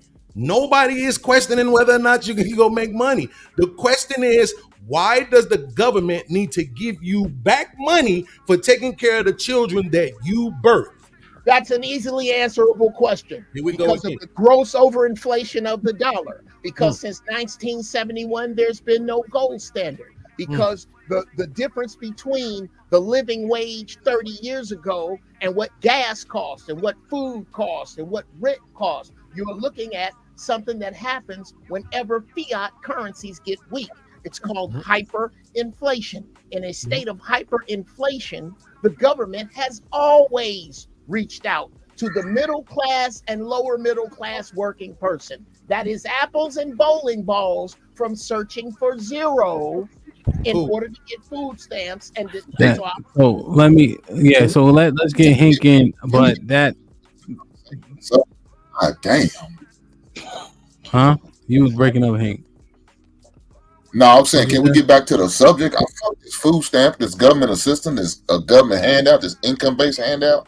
Fuck this shit, man. This is old shit. He think that that's not on subject, but they were literally using. Listen, you make it about you and JP and I'm not making it about me because I didn't bring it up. Hink, I didn't bring it up. They did. You brought it back up when we was done talking about it. Though, man. You brought it back up, so you did bring it back up. Stop saying you didn't bring it up. No, I said I didn't bring it up. I didn't bring it back up. And masculinity under the microscope. Can we talk about that? Can we talk about that? Because they're using it to emasculate men. Yes, so to clarify, right? We don't want to talk about food stamps and Section 8. No, so the thing about it is this. The thing is saying simply what we use to emasculate men. The simple question is why.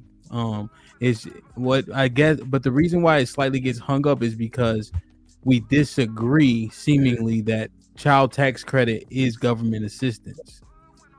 So since we don't disagree on since the people disagree that that's government assistance, like exactly the same as food stamps in Section 8, it's hard to even like push it forward. You know what I'm saying?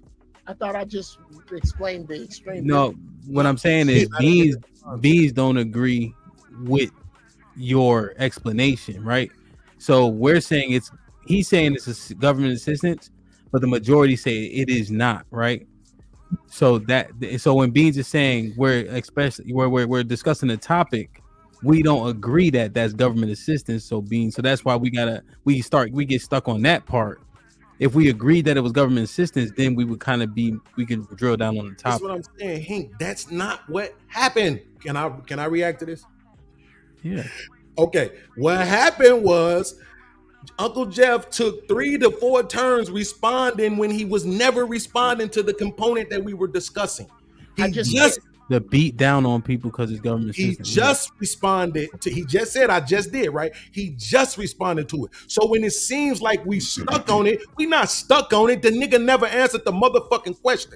But see, Hink, and now I'm gonna go there. Hink is down here when it comes to intelligence, which is why he can't follow the fucking conversation, right? So that's what happened. He could have said that a long time ago. That inflation and this and that, and then I could respond to it. Well, doesn't that affect everybody, including people without children?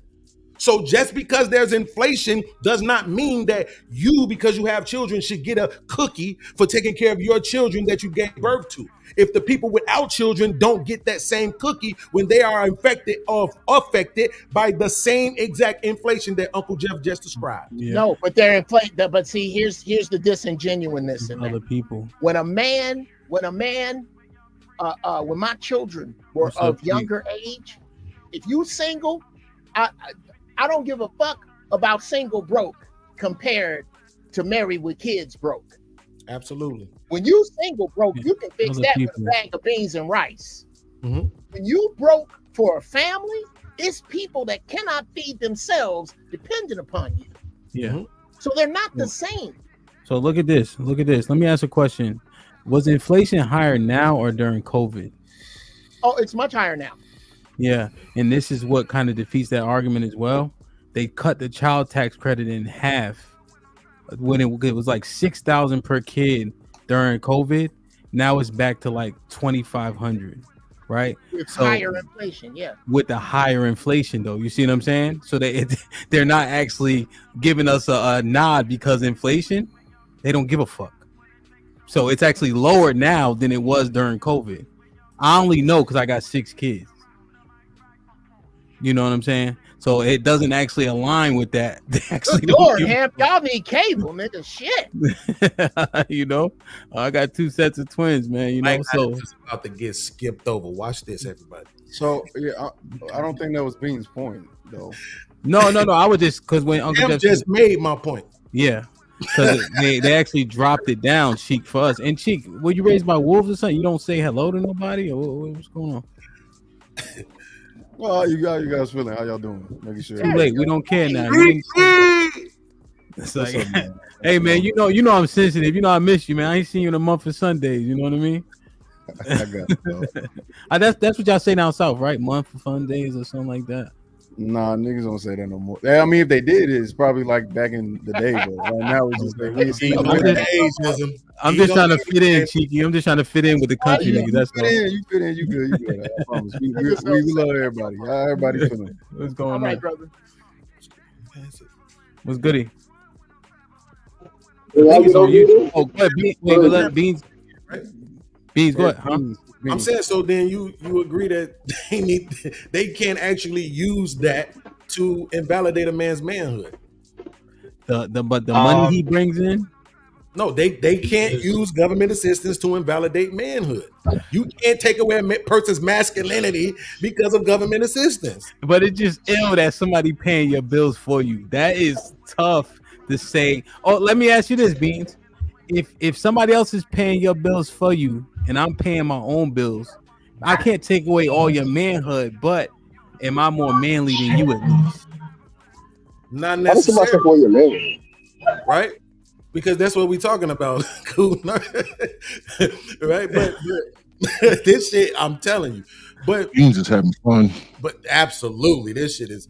But I can see y'all can't see there's like there's you just plug two things in and it's all done. He's letting y'all flail around the floor. Well, I'm just trying to get to a level of understanding so we can continue the masculinity conversation. You can fix this because here's the reason why though. So now I'm not gonna use you because you sensitive as hell. So I'm gonna use I'm gonna use Cool Nerd because he light skinned. So Cool Nerd. I ain't light skinned. What up, Al? I'm caramel. He out here getting to the bag. He getting it done.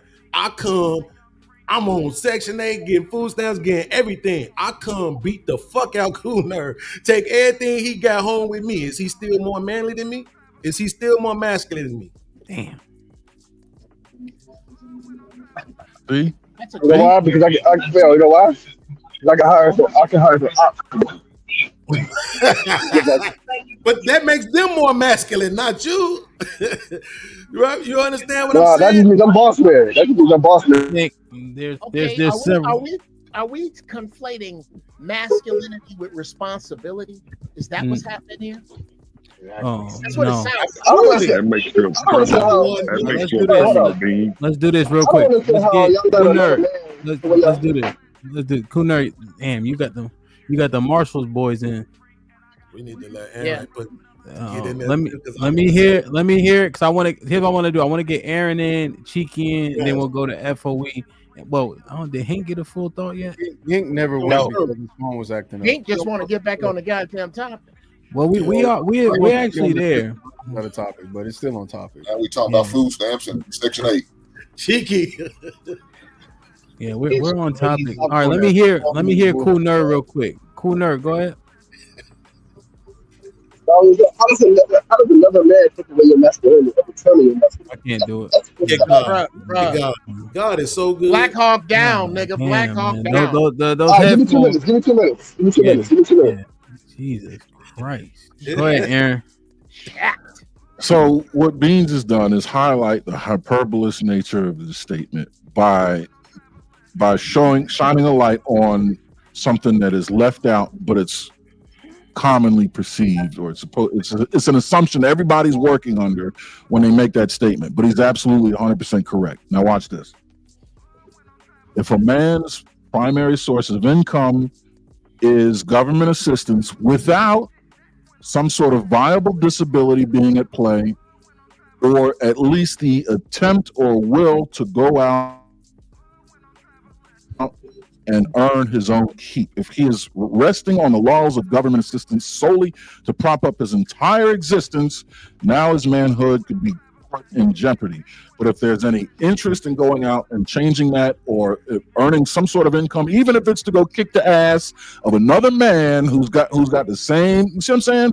Or there's some kind of disability that's standing in your way. But see, when people say that, they automatically assume that they're going into the conversation that this man is just sitting there on PS5 all day. Right. And from beginning to end, his entire existence is propped up on Uncle Sam. Yep. And not because he's got no legs, or because he's intellectually disabled, or because it's just that alone. That's cancer. Now you see, that's the thing right there. Well, how long is he on PS5 and how long is he on government assistance? But now, once PS5 is your life and government assistance is what supports it, that's when you have an argument. If you're not working, once you even change that, I'm talking about the other guy. The guy that, okay, I'm on government assistance, but I'm trying to get my feces collected. If this takes 6 years to collect his feces, there's not an issue with that. Is it a lucrative collection? No. No, that's not what he said. No, it's not what I'm saying. Just say get your shit together. Jeff, stop being obtuse, whatever the fuck you be saying. No, it's not obtuse. That's that's what he articulated. If he's not doing anything to get his shit together, then you can make the argument. Well, no, I'm talking about the dude. He's making the attempt to get his shit together, but and walks the argument that he's now masculine. You can't question his masculinity. I think we're talking. Yeah, I think we're talking. I don't think we're talking about the same guy. I'm talking about the dude that's taking government assistance, and nothing he ever does works out ever for damn near a fucking decade. Is he giving it honest tries? That's why I said the attempt. He wants to is all say you need. he know that's gonna benefit. No. It's not that I don't want to say no. No, you want to say. How honest is he being about his tries? That's what I'm asking. Is your hypothetical? So is he giving honest tries? I don't know. I don't know. Your hypothetical is what he just said. It's your hypothetical. I don't know. Here's why, Hamp. I count results. I know.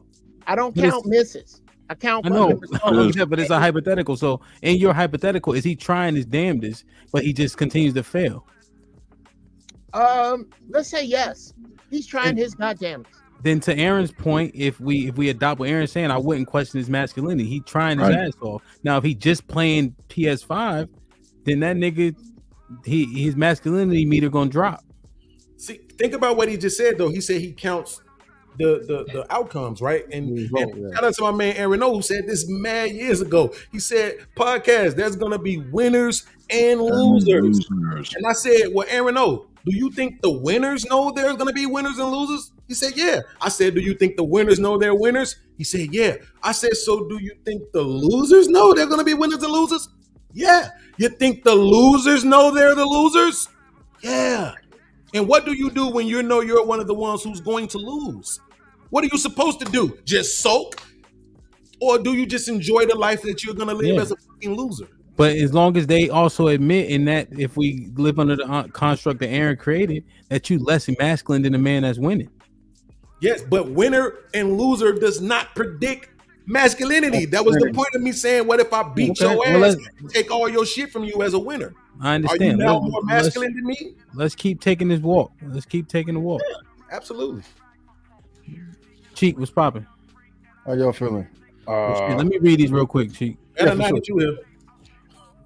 Like, share, subscribe, tell a friend, hit that like button right now if you can. That helps the channel the most. John Henry with the $10 says, behavior is a result of emotion. That began with a supposedly logical conversation. There is a misuse of masculine and feminine, so instead, the focus needs to be on intent and context. Okay, we've talked about that as well. Mo Gloat was popping with the $5 says, not masculine versus feminine, but maturity versus immaturity.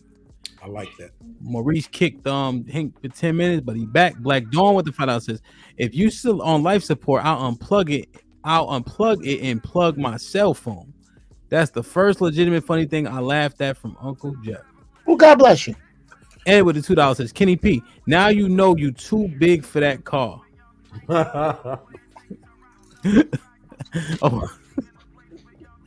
Awake. They don't miss nothing. Awakened Black Wizard with the $10 says, I think this is an issue because people are using the word masculine / feminine as a mask when they mean I think you look weak. People aren't concerned with definitions. They just want to make others look / feel bad. This super chat right here is a contribution to the conversation, right? Because quite literally we started it like, what does this all mean in the first place? I think I like this a lot. Salute. Oh, he played that. AP with the $5 says, Bean, salute my brother. Kenny, been cooking. Hink, my brother. AP. Appreciate you. Low, what's popping?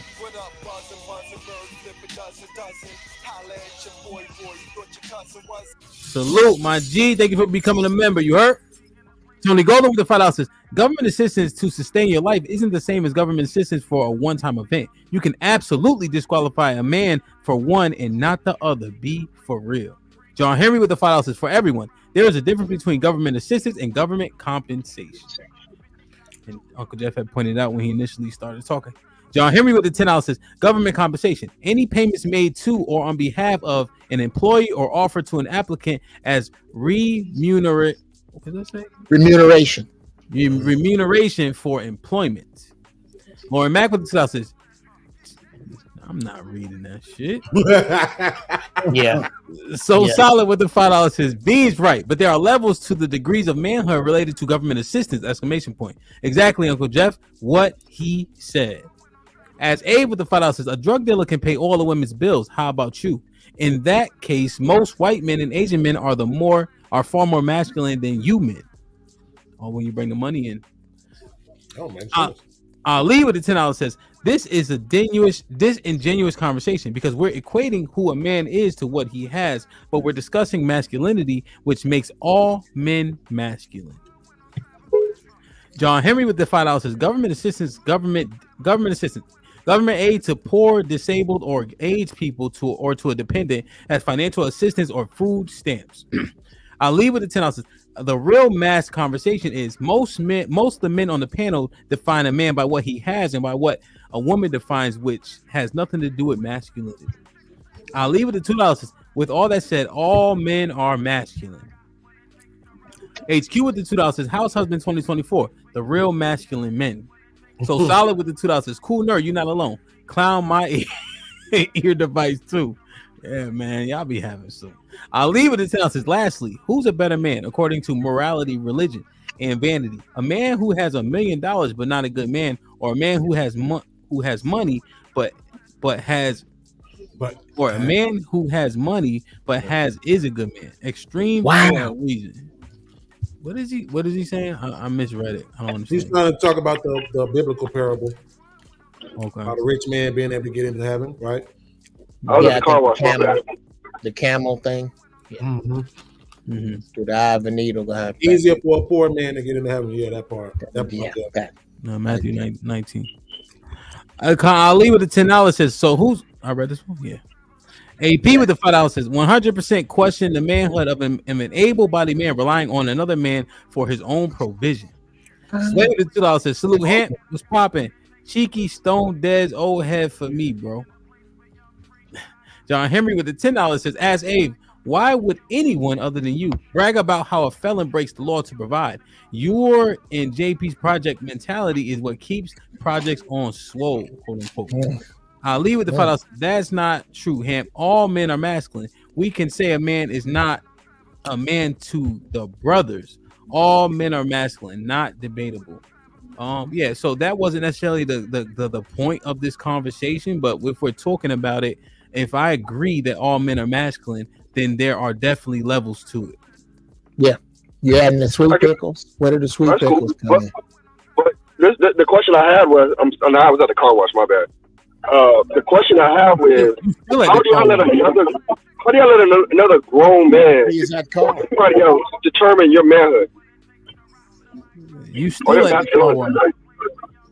Not. Yo, man, what? You see, that's how you know he pro-black. He got one of them cars from Nigeria. That Bluetooth is the pits. Yeah. Yo, we can't. Bluetooth's got a cavity. But Hamp, I can't question his manhood on that fucked up ass Bluetooth though. Right? I can't question his manhood on that shit, right? That nigga Bluetooth made the root canal. He ain't even driving a truck. He ain't even driving a truck, Beans. You can question it. Fuck that. Cool. No. You gotta fix it, bro. You gonna have to just listen in and smile. Goddamn. No. All right, let me do this, man. Hank was waiting, and then we'll get cheeky. What's popping? Well, look, I know what Scam was saying earlier, talking about men acting feminine and women acting masculine if they raise their voice or get upset. I don't consider that feminine or masculine. I consider that overly emotional and childish. That's what I would put under that umbrella, not a woman's acting masculine because she's being demonstrative or yelling or doing that, or the same thing if a man was doing vice versa. To me, that's just overly emotional and a childish person is carrying on and acting like that for that situation. But so, as far as go ahead. But Hank, would your opinion on that matter be anecdotal, or would the masses see it how you see it, or would she be characterized under one of those two traits? It'll probably be anecdotal. It'll fall under anecdotal. Most people. would say that. What would they say exactly? Which one is she? That a woman is masculine if she talks and act like that. And what did a it guy then? would have been feminine. Go ahead. I'm sorry. No, you're right. That's what I was going. So how does that work exactly? I don't know. That don't make sense to me. But just like somebody said, all men are masculine. I don't believe that. I don't agree with that. I don't consider a homosexual man masculine. In my opinion, but that's anecdotal. So, y'all, Saucy Santana is not a masculine man to me. Man, I need Saucy Santana beat your. That's a fact. You took the words out of my mouth, Jiggy. I'm just a guy. He's not a feminine. What if Dwight Howard said? What if Dwight Howard walked up to you and just punched you? What we doing? What we gonna do to stop that man? Who gonna stop him? So again, he's still not. If I don't know if Dwight Howard's gay or not, I don't even know. You know, there's rumors, but it is what it is. But even if that's the case, doesn't mean he's not feminine. Just because I seen gay motherfuckers beat up straight motherfuckers. I've seen that happen. Don't mean they ain't feminine. They masculine men. They not masculine men to me. You just got beat up by a woman. That's all. No, now respectfully, you just made two arguments. The first, you said he wasn't masculine. Now you're saying that doesn't mean that he's not feminine. Yes, he can absolutely have feminine qualities. I misspoke when I said what I just said a second ago. But no, if you're a homosexual man, you're not masculine to me. Just my opinion. Okay. It's anecdotal, and that's fine. You don't have to agree with it. I understand. But that's just my opinion. No, I'm just saying but I've seen some cats that was like, hey, but when it was time to fight, nigga, what you want to do? He's a what we feminine talking man. about? He's a dick sucker. A sweet man will whoop your ass. Right. Yeah, you can lose a fight to anybody. This hurt right there. Okay, all that's true. Doesn't mean he ain't feminine. Doesn't mean I don't care if he's motherfuckers all up and down the world. Don't mean he ain't feminine. He's a feminine man. He's a feminine man. That's all he is. Not saying he's not a man. He's just a feminine man. But we all have that though, right? We all have feminine. No, you can have it, Bean. I don't want that. No, sir. I can't follow you that far. Bro, to me, I think when you show a lack of logic, that's being feminine, right? And you showed that earlier. So I could make it ain't the same as wearing jellies outside. I mean, goddamn. He's not quick. No, but okay, Hank, why can't we use an intellectual standard? The intellect, the brain, why can't we use that and determine whether or not a person is masculine or not? Why does it have to be his fucking money? Like, women can have money. Oprah's a billionaire. Nobody said anything about it. I'm saying, why can't we use that? Nobody said anything about income, brother. What are you talking about? No, my question is, why can't we use that though? Why can't we say that the men who aren't able to process information in real time, who aren't quick-witted? It can be, but look, there's many characteristics that we can categorize if a man's masculine or feminine. There's many categories. I just gave one. If a man decided to be a dick sucker like JP, he's a feminine. I got you, Mr. Williams. But you understand what I'm saying, though, right? Ham? Like if we're making the argument that logical is masculine and emotional is feminine, then men who show a lack of logic, right, have to be considered feminine. Then and you see, I wouldn't say that though. I mean, that's saying if man ain't got money, he's a feminine man because he ain't got no money. I mean, really? But you see the overarching issues, right? So when before I dropped the link, right, Aaron and Mr. Fantastic specifically, Trigger Mike too, but then he started talking about some shit he wanted to talk about, which happens. Were obliging me by specifically following the line of logic and the line of thinking about masculinity in itself, how we use it, how it's characterized, etc. Now, right, we are having more subjective conversation about how we feel about things, right? But if we continue on the objectivity, the following what Beans is saying, we would have to concede to that, right? Because we like to use things conveniently, like Scam was saying, even though we don't like, and that's Scam problem. He took so much time trolling. Now motherfuckers don't want to believe anything he's saying, and it was actually substantive. So, I know Beans was saying it, but Cheeky didn't quite get the answer, right? So, Beans and Cheek, you could talk about what you want to talk about, but that would be a concession we would have to make, right, Cheek? If a man responds emotionally, we would have to call him feminine in that instance. And then logically, if she's logical, she would have to be called masculine. Not even negative, just is what it is. Go ahead, Cheek. I mean, and that's if you're taking the approach for the definitions to be that objective. Right. That's the problem. That's the problem that we had last time when we had the conversation. Mm-hmm. The end result was, or at least my conclusion to it was, it's circumstantial and situational. A lot of these things, a lot of the things that we talk about aren't really objectively one thing or another, considering human beings display both. So, like, for example, if I think every man on this panel is masculine, no matter the back and forths they had, no matter the issues or the things they've done, they're masculine because they're men, right? Mm-hmm. So if beings start yelling at you and you start yelling back, you're displaying anger, not femininity. You're displaying a behavior that we all share. I don't understand why we have to classify something masculine and feminine if both human beings display those tendencies. Mm-hmm. So, for example, I'm not going to call love masculine if she's responding to me in a witty way that makes sense and is logical. That's not masculine. That's just logical or witty. Yeah. Why do I have to classify that as a particular gender specific thing when that's not how human beings are? We're a little bit more complex than we are reductionists. We shouldn't be reduced. I don't think. I think we should look at things a little bit more complex and deeper. That's all. Yes, 100%.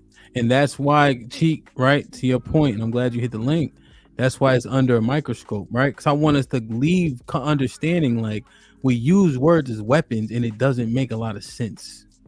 You know what I'm saying? And so, and the same thing happens with my idea of house husband, right? Like, I don't mind people attacking the idea. I'm all for it. Beans has attacked it. Fantastic has attacked it. Fatty has attacked it, but none of them attacked my masculinity. The person that I got upset with attacked a very sacred thing for all purpose being, because all men are masculine and nobody wants that to be tested, right? So when I display something that some people will say is feminine because I responded emotionally or reacted in a way that is uncanny of me normally, I shouldn't be considered feminine for that. I should be looked at as, oh, he's upset, or he's setting the tone as to don't do this anymore, and here's the result of you crossing that particular boundary. And the same thing applies to women too. Let me ask. So wait, when you said put me on the big screen, that was characterized as feminine? Yeah, people in the comment section were saying that was feminine. And then if you look at the short clip, there was other people that said it was feminine as well. Again, yeah, but this goes to show how subjective this really is, and really is based on perspective. There is no objectivity to a lot of this this conversation, because no one knows how to define the human essence. It just is. Either in that moment, when you hugged up with your wife and you giving her smooches and kisses and rubbing on her back, somebody gonna look at that and say, "Oh, that's feminine. Why he not holding her down and just be like, why?" But again, that is part of being a human. You display affection, you display love, you display things that are soft. Even though Hemp is known to be a no-neck hard nigga, like it's just why do I have to call you feminine because you're showing love to your wife? Them babies came from somewhere. Yeah, but I don't think what Cheeky did. I wouldn't consider that a fair thing. I just think you got emotional because of the situation. If anything, I would never call that. Hank, I agree with you that I did react and I did get emotional, but people after seeing that, because it was displayed, have said that it's feminine and not just being emotional. I don't mind that. I don't mind being called emotional because that was. I'm not going to deny it. Like, why would I do that? Wait, so how would I be characterized in that same example, right? When you said put me on the big screen, right? I was like this. I was trying to hurry and put you on the big screen. I'm knocking my mouse all over the place, and then you said take me off, and I said yes, sir. So how would I be characterized? I almost dropped my mouse trying to put you on the big screen, man. Again, you wouldn't be characterized because the main attraction or the focus point is not you, it's me. No matter how much of a command I may have made in that moment and instance, and you know there was no disrespect. You know that there was no me trying to prove my manhood to you. I was just telling you in this moment of me being passionate and upset, I need you to follow me along this path and so I can communicate a message very specifically, and you respected that and you agreed to do it. And nobody's going to look at me, oh, he submitted to Cheeky. Although let's just say, like, I'm not trying to be, whatever. No, but in all intents and purposes, you did submit to the demands that I made. But nobody would look at that and go, oh, he's super masculine in that. They're going to just look at what they don't like or what they think should have happened. And they're going to idealize that and go, he was being feminine and he also was being emotional. And that's just it's not a fair characterization, but as human beings, we're flawed in how we view things. We're flawed in how we see things. So it's okay. I understand. No, interesting. Good point, man. And so how should these words be used, or should we kind of put them on put them like in a safe or something? Like, we understand men are masculine. Amongst each other, we can have a conversation about who's more masculine. Do you think more or less masculinity applies? I think masculinity. Hold on, cool. Okay. Please hold on. Go ahead. I think we just need to learn more words. I just think we need to learn more words and use more adjectives instead of using a select few words that attack our masculinity. And because when people do that, in essence, what they're trying to do is emasculate you, right? If you want to break it down and so oversimplify what's happening when somebody says you're acting feminine or masculine, when men say it to women, they're using it to I don't know, what's the opposite for emasculate for a woman? Whatever that is. They're trying to masculinize her. And then when they're doing it to men, they're trying to emasculate him. Instead of using derogatory terms, use better adjectives and going, bro, I think you're being overly emotional, or I don't think this reaction is granted. I think you need to calm down a little bit. But if you call me feminine and I know I'm masculine, then I'm going to escalate because I understand what's being understood. Like you were saying before, I'm reading in between the line. You're trying to call me bitch without saying I'm bitch. Yeah, 100%. That's when, and then my man is even more emotional, right? Seemingly when he gets to the prove I'm a bitch, right? Prove I'm feminine. Now you know what I'm saying? Right. But Cheeky, so you're saying in your opinion that you believe that these words are being used for a lack of vocabulary? Vernacular. I think people's vernacular is low. It's just vernacular. Yeah, I would agree. I would err more on vernacular. I think that super chat, the one that you said, was very pertinent to the show. It's better. I think the very last sentence in that super chat explains exactly why those words are being used. I don't think it's because of a lack of vocabulary. People know exactly what they're saying. They're doing it intentionally because they're trying to shame people and make people look bad. No, Beans, that's what I'm saying. I don't think those words. It's not a lack of vocabulary at all. I think it is the vernacular that is often used, right? People just subscribe to certain vernacular, like dead ass, right? That's vernacular for what area of the country? East Coast, right? So that's just the vernacular we subscribe to. But we could say real shit. I'm serious as hell. You know what I mean? Like at home. All right, let me ask y'all. This is kind of off topic, but let me see if y'all understand this. I'm about to. So if I say so, boom, what am I about to do after that? Make a point. I think you're about to clarify some shit, right? You're about to go into the story. Yeah, so the story, boom, right? So So up top, East Coast, like so, boom. Everybody know, like, all right, it's his turn to tell a story. You know what I'm saying? That's vernacular. You see what I'm saying? Not vocab, but just the vernacular. You know what I mean? In that same vein, people call clapping when you talk sassy, but the truth is, the first place I saw it was hardcore ass gangsters out here on the West Coast. When a dude, if you on the West Coast and a dude go real talk, it's finna start backing up. That dude finna let him loose. But somehow clapping when you talk other places it's something different. It means sassy or whatever. But out here, that ain't what it means. Now you can see it. Let me respond to that. Let me.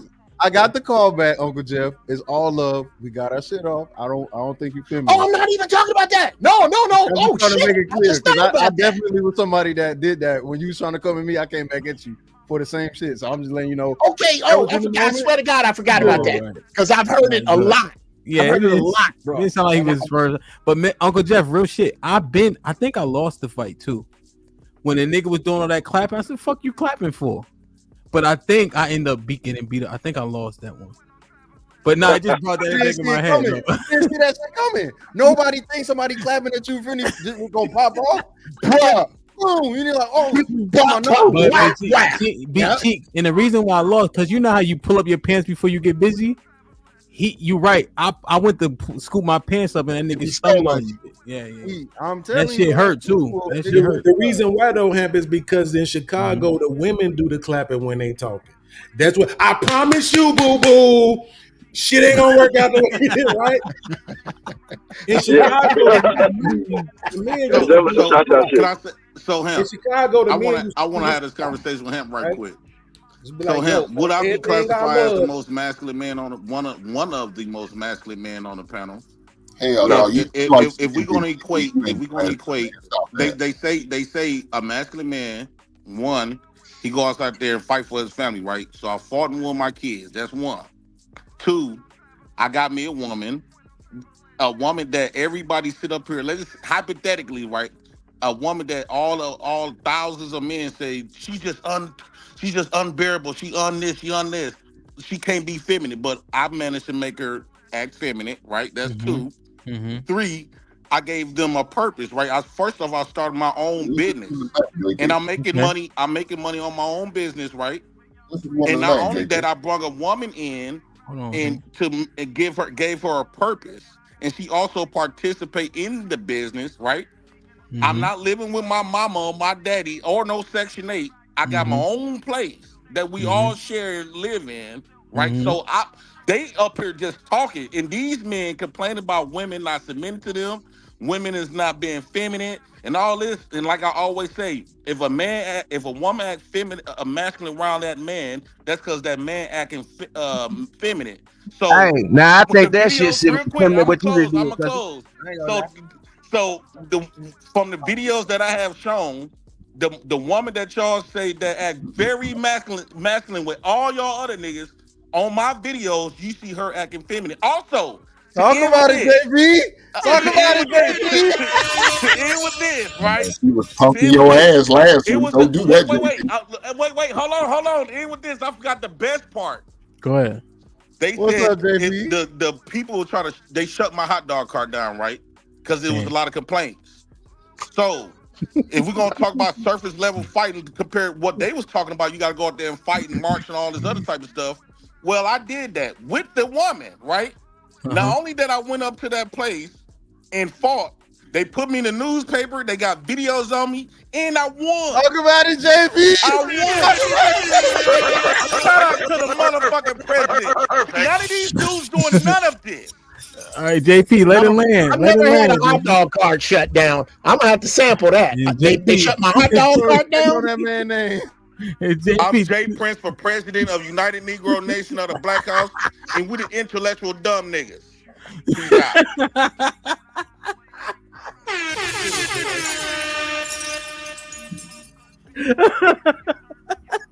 Shout out to JP for being a dick sucker and getting his dick sucked by Floyd. Shout out to him. Yo. The intellectual dumb nigga is hilarious. Did he lie? Yo, but the thing is, the nigga didn't lie though. Popped off. If we keep it in the bean, he didn't lie. Everything he said, he didn't lie. I mean, come on, man. Look, we gotta keep it a bean. Yo, we gotta keep it a bean. Hey, he was able to. They can't do it. He was able to tame the hyena, baby. Nah. Whatever. Did he lie though? Did he lie? He didn't lie. They can't address it. He didn't lie. They gotta keep the bullshit going. They can never confess any of it. Yo, the shit that he named, I was like, damn, did I do all that shit yet? You know what I'm saying? Okay. So nobody's gonna cross-examine any of that. Now we're just gonna let it lie. Nah, Jeff, go ahead. You do it. You got it. All right, let's do this. Let Uncle Jeff quickly cross-examine it, and then I'm gonna get my brother FOE in. Just because I'm strong. What's up, August? Go ahead. just because I'm strong enough to come home every day and take my refrigerator from downstairs to upstairs, that doesn't make me strong. Kind of makes me foolish if I take on the task, now doesn't it? What's the reason you bringing it downstairs upstairs? Because I don't know how to give props to taming a hyena. Lions don't tame hyenas; they kill them and eat them. I don't know that one. And I'm telling you right now, I'm finna make a beat with they shut my hot dog cart down. It ain't a nigga up here that never said that shit. They shut my hot dog cart down. All right. And I'm not gonna shit on the man's accomplishments. Okay, fine. Yeah, let's go ahead. Let's get a dude the golf clap he deserves. But let's look at this really close. Okay. If you got to tame a hyena, you might want to check your kennel. Why do I have a hyena is the first question I got to ask myself. There is no shortage of other animals. That's that bullshit. I'm sorry. Okay, you call it bullshit. That's cool. But I don't have to. I have never had to tame my wife one time. I done been in that situation with them kind of women, and I fired them. Jeff, you niggas love using the word I. I did. I ain't. I never Why did. not? I wasn't. Didn't he? Fuck about y'all eyes. Yes or no? Did he not use I? Why do you have a problem with me using I and he just did? Well, because your experience ain't his. See, exactly. And wait. So we understand this hot dog. Is selling hot dogs profitable? As you get started in the hot dog business, the overhead costs are relatively low. Food costs of hot dogs, buns, bags, and condiments are typically less than $2 per serving, when in bulk, yielding profit margins of 73%. 73% is like selling dope. It's more than dope. That shit is like selling pills. Oh yeah, pills used to be dumb, nigga. You pay $2 and sell them for $20. That used to be crazy. But what I'm saying is can we all agree that hold on. He cut us off. Yeah, Jeff, the way you can make the argument is if you were in the same predicament as him and you didn't need it and you were able to get a queen and you didn't have to get a hyena, but you're not. Your experience is way different from his upbringing and all. Your choice making, your decision. Whoa. Slow way down. I really need to find out what you know about my upbringing. That's hilarious. You know you from Chicago, he's from Milwaukee. I know enough. Oh, really? So 60th and Damon is wine and roses. That's not what I just said. I said it's different. Okay, it is different. But you made the distinction. You used the word different, and I tell you, okay, help me out. I almost heard Good Times and Fresh Prince of Bel-Air, and I'm sure that's not what you meant to make, right? Absolutely, you were an adult during the crack era. He wasn't. Okay, well there you go. Now there's an argument that can be made. So let it go, and let's just focus on the main premise of what I said. Okay, you're right. I'm wrong. JP won.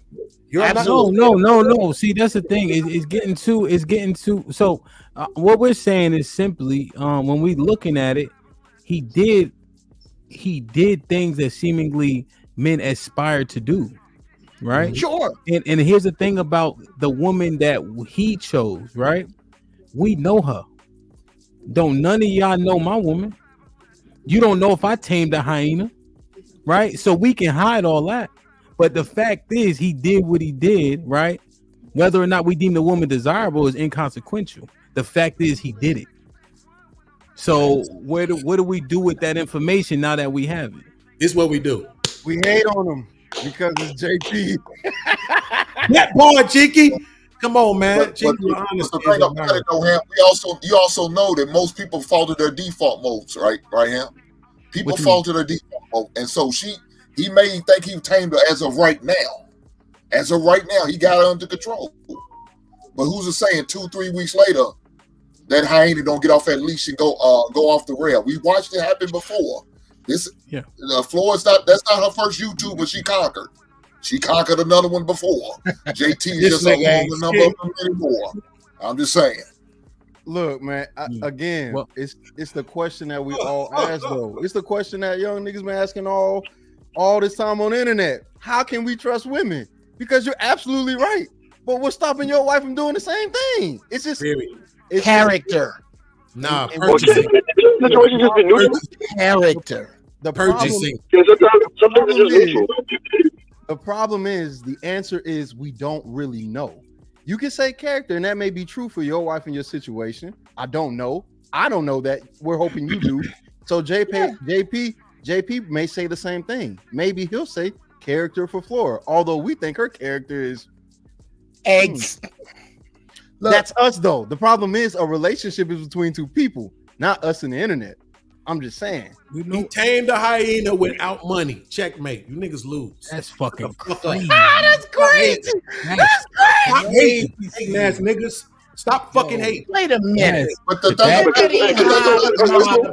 bullshit. See, that shows like look at Jeff. Why do you have to have money to tame a woman? Thank you. And he know better, Ham. He know better. That nigga been in Chicago. He fucking with y'all. He fucking with y'all. Most of the niggas I grew up with tame women without money. If you don't get the fuck out of here with that, that ain't no check. Okay, Jeff. I shouldn't need to tame a woman. Yeah, that's a great point. That's a great point. The problem is you're here. We're not in Chicago. We in this fucked up ass conservative douchebag YouTube space. Don't exist. Listen. Niggas, they gotta get the bag. But Dean, slow down. Cool nerd, we're not trying to ignore you. It's just your microphone is bad. Like all jokes aside, it's bad. It ain't bad, it's worse. So Uncle Jeff, look what Uncle Jeff just said, right? So somebody said we don't have to tame women, right? But during the cordial back and forth, Uncle Jeff said, I seen mad niggas tame women without money, right? Instant agreement that women get tamed. Like, okay. Yo, like, okay, great. I don't know why. Okay. Let's make that a victory. Let's make that a victory, but I really meant get or acquire or have the favor of or be around or have in their company. This whole he did it without money. Nigga, you supposed to do it without money. Yeah, but he's talking about taming the hyena part. That's the part. It has nothing. That's character. That's what Hamp was talking about. How long for the hyena get off the chain? He wasn't talking about money. He was talking about character. No, we're talking about you saying that you saw niggas tame women without money. We know that was happened. And gentlemen, I'm trying to give you that win because you seem to need it. What I meant, again, I seen a gang of dudes riding the bus that they ain't had that didn't have no money, that didn't have no gang of bread, and it wasn't horrible broads who might embarrass them that they wound up with. So I'm sorry if I used the word tame too fast. Can I apologize? If we were in the mob right now, the Japanese mob, I'd cut off a pinky finger and mail it to you. But since we're not, got you. I'm sorry I said tame. Right. So that means that once again you were using an example that is irrelevant to what we're talking about. Absolutely. You caught me again, Beans. You're brilliant. About taming hyenas. And the point is that he did it without the bag. Shout out to Daryl Long, because apparently he did it for a little while too. Man, oh man. It's just interesting, man. And we understand, right? There's a lot of people got to work. Serve era. That's what's going on. People got to work through a lot of stuff. We understand there's flaws and everything, but what he laid out is what he laid out. Again, we have details, right? If I say it, nobody's going to say, "Well, him," because you don't have the details that we have regarding him, right? Clipped. So if we be objective about what he said and those things being true, what do you say to that? Yeah. Good. What you would say to a man is good shit. Hey, question. Can y'all hear me now? Ooh, better? Much better. All right, cool. Now, hey, pull over. Can some things be neutral? Like you just all right, cool. Like it doesn't have to always be a. We don't use some. Huh? Nothing can be neutral. That would have to be one way or another. Can things be neutral? I think this is. Yeah. Okay. So let me. I think that's. I think what he said is neutral. It's life. What you saying? What he did is what everybody does. It's life, yeah. Well, except for the fact that how many people are entrepreneurs, how many people are workers? I think technically everybody's an entrepreneur. You're selling yourself.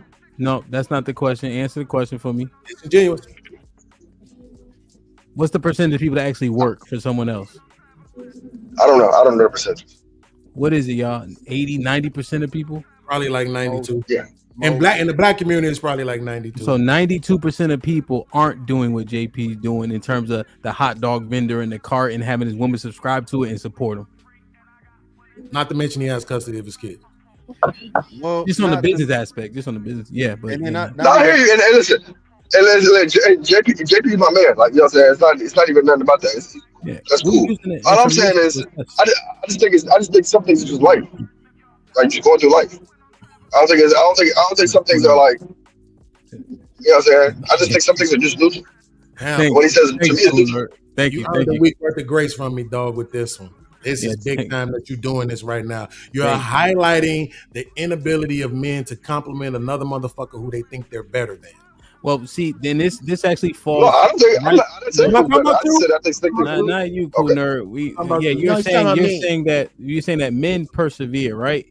And I think Cool Nerd is highlighting the fact that, but just so highlighting the fact what Cool Nerd is saying real quick.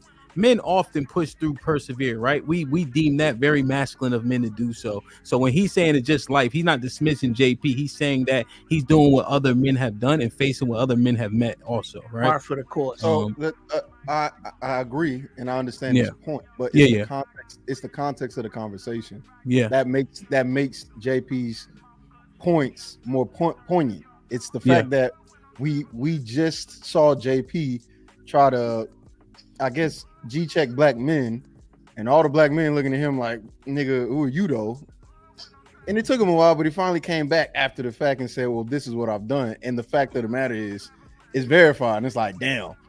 Yeah. Objectively speaking, everyone thinks JP's standard of intellect, character, and all of that is below average.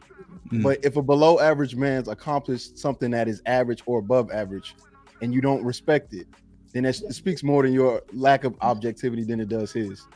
So that's the problem with this context. If we all treated JP like he wasn't below us or ignorant or stupid, we go, nigga, everybody do that. But the problem is, we just went on a tirade on how he's not a real man because he got government assistance. He just yelled at his kids. Like, we just demean the man, and him coming back with some objective truth, like, well, this is what I've accomplished. Although it may be average, we gotta go, fuck. FOE, you could jump right in, right? And more, and even specific on that point, right?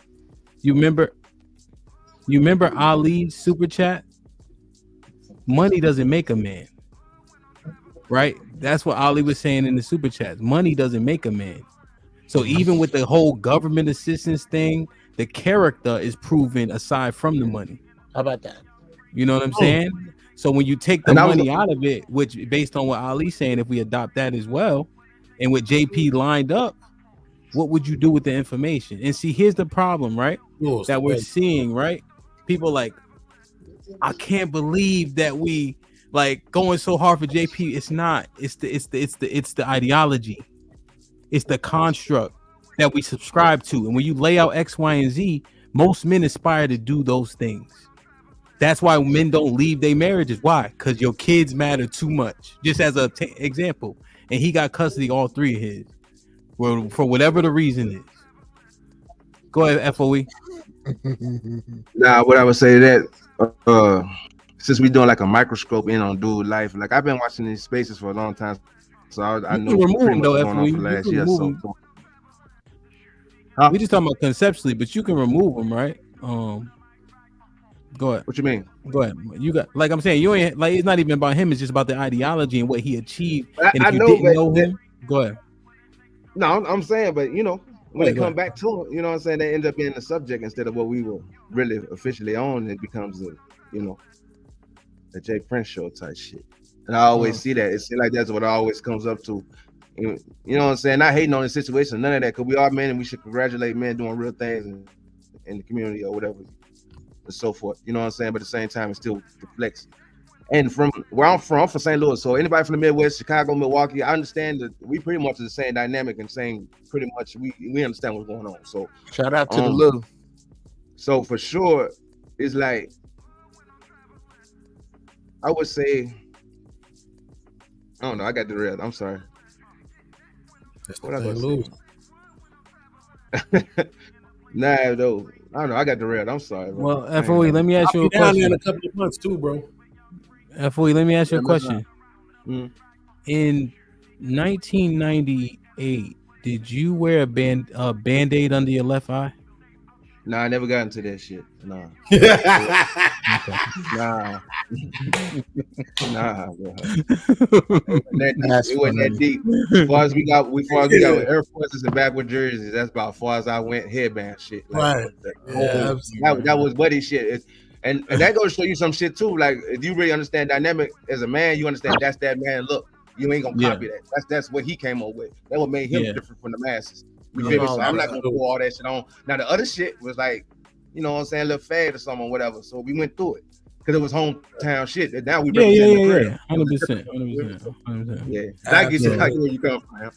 For sure. Nah. My sister, man, she been airing me out. She told everybody I had a band-aid under my eye one day. I mean, some people did. Ain't nothing wrong with it. Yeah. I'm hoping that was pre-football, motherfucker. Did you have a band-aid under your eye? She can't prove it, Uncle Joe. Okay, there you go. There's no proof of it. No pictures. Don't. This is what I was gonna say, Ham. I think the whole feminine and masculine thing is like it's regular life shit. You hear me? It's just regular. You know. My bad. I can't understand. You good? Could you hear me? Yeah, we got you. Okay. My bad. I just think it's like regular day-to-day things, man, that everybody go through. So it's you shouldn't put a label on what emotion is. That's what we all got. We all got emotions. We all got feelings. So I don't think it should be a label on who, what. You know what I'm saying? It's like everybody, most of the guys that said up here, like it's regular human being things, man.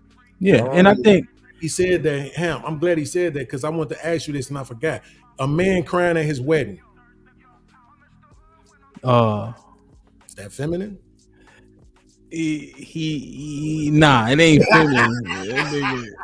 It depends on how you cry though. If you like boo-hooing down the cheek, like come on now. I seen it. This is why I like asking him these type of questions. I ain't gonna lie, bro. Hey, Beans, you know I do a lot of weddings. Them niggas be crying. I be in the corner laughing like a motherfucker.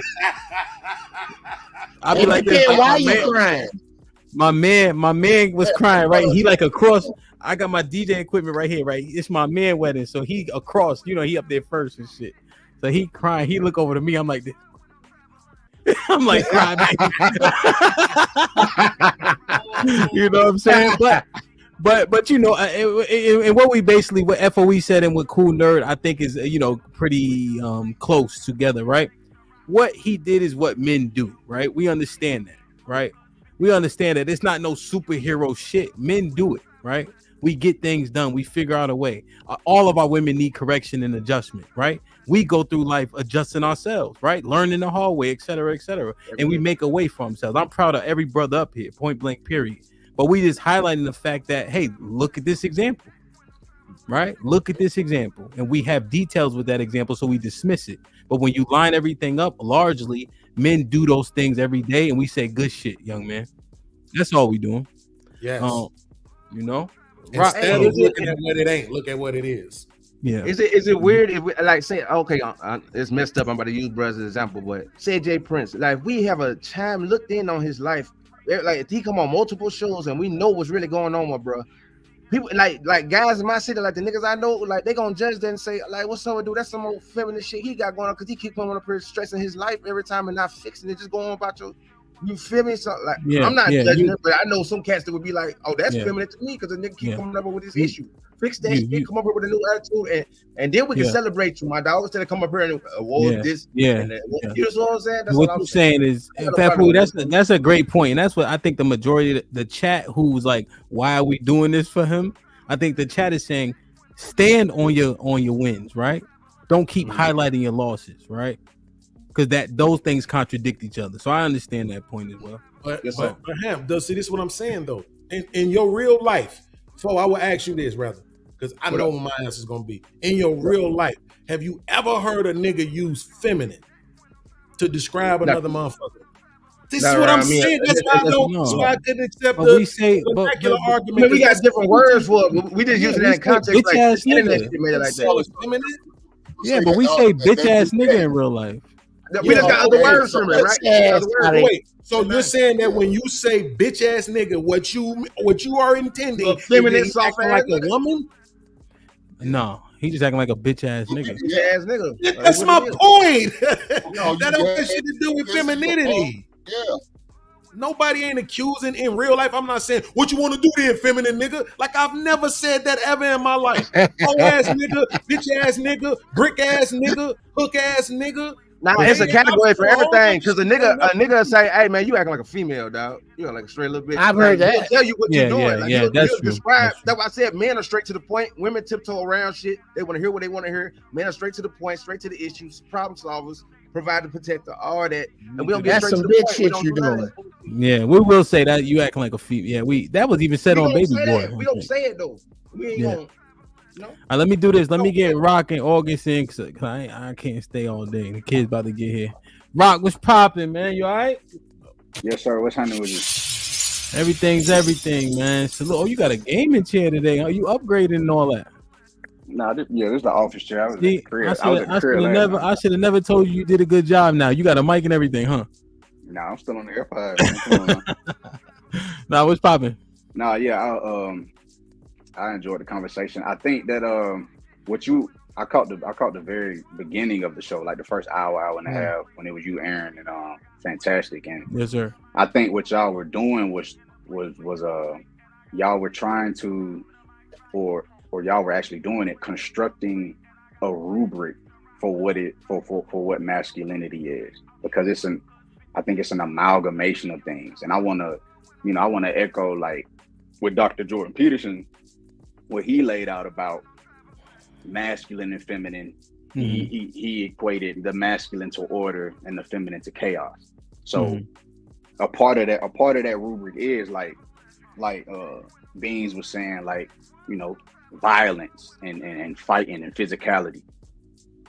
But with that is competence, is how much value are you contributing, how much can you produce, again, compose your character. So it's a rubric of things that you get graded on, and and then it's also how often and consistent are you hitting those.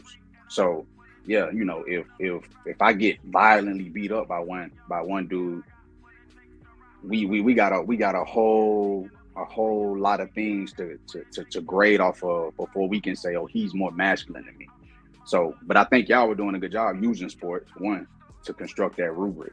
But I think, the more we can agree on, okay, what's a part of that rubric, and how often, how early, and then how well are you hitting those points on that rubric, then we can really talk about what masculinity is. But I think it's establishing order, and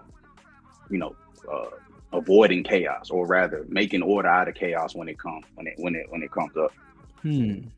Okay, let me read these real quick. Let's do that real quick. Let me read these. Vicar Emerson World was popping with the $5. It's too easy. Self-sustaining man is masculine. John Henry with the $5 says, why does Sway always have a stiff on, quote unquote, or for old heads?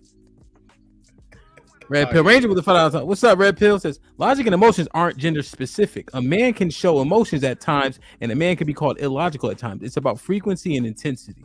I think that's solid. Onikasu adds JP where floor at, but he not here. Black Dawn with the $5 is breaking news. Cheeky just declared himself super masculine, and DJ Hamps admits he's feminine only to Cheeky. God damn. DJ Hamp, sugar bump confirmed. He's stupid. What's wrong with him? Black Dawn, grow up. What's wrong with him? Sugar bump. I hope you get a flat tire in the morning. Middle of the highway. Yeah, back on one of the middle lane driving motherfucker who be in the way, really. Yeah, I hope it go flat right in the middle of that moment. Sugar Bone with the $5 says, Black Dawn go to hell. Submission from women from me ain't free.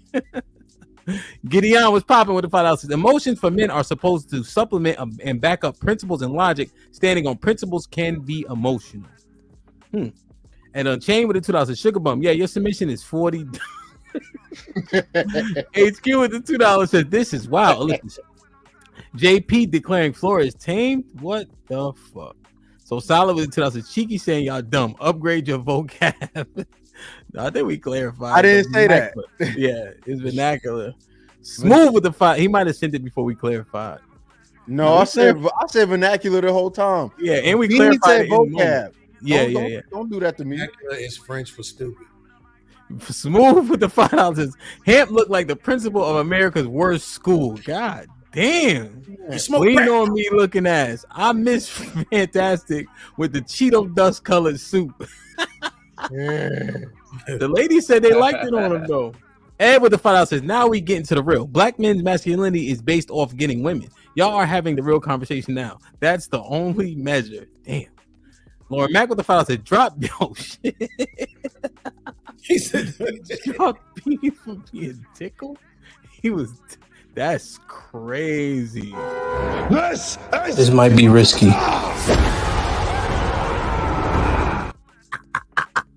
That's crazy. Y'all like my edit? As Abe with the $5 says, Uncle Jeff is on his third go. Give JP 3 chances because you say your wife took care of you when you had no bread.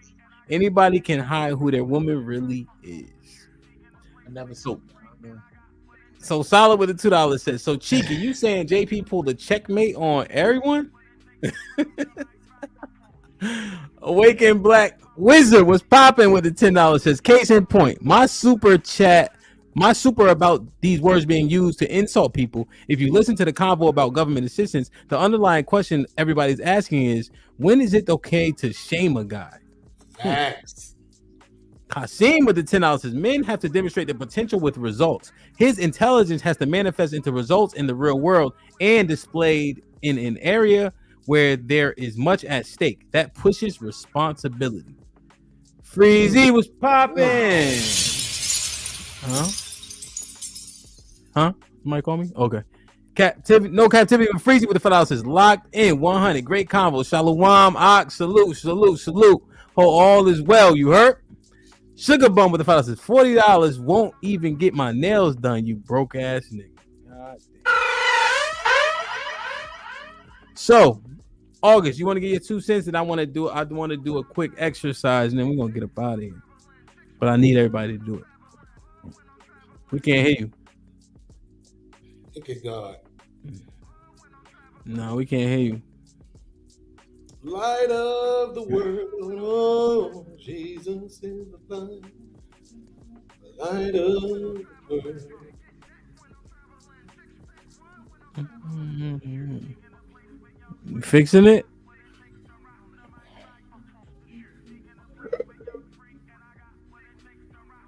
You good?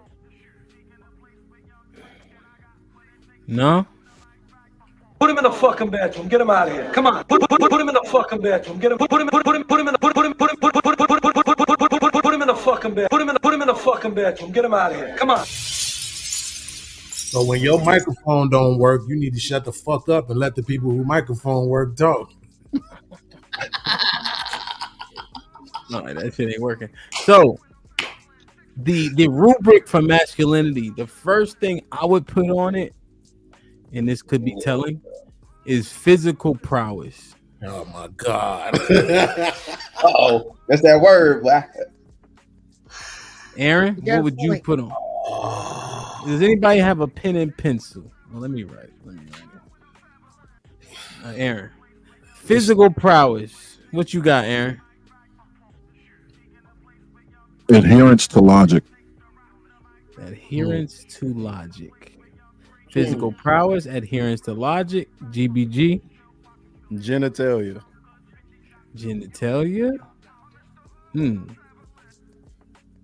The one that which if you don't know what an in and out is, bro, don't talk to me. All right, we got some other stuff we gotta get to.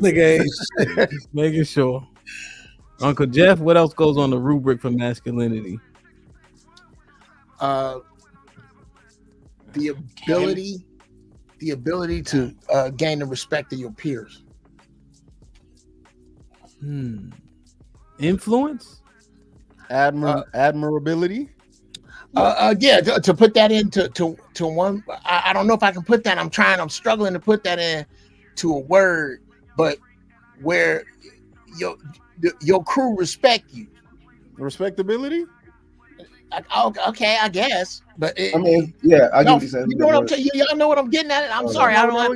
You know what I'm saying? Like that's part of masculinity is the pecking order in the pack. Well, adherence to logic. Respect you. Adherence to logic was 3 words, so respect of peers is okay. It's only 3 words. 4.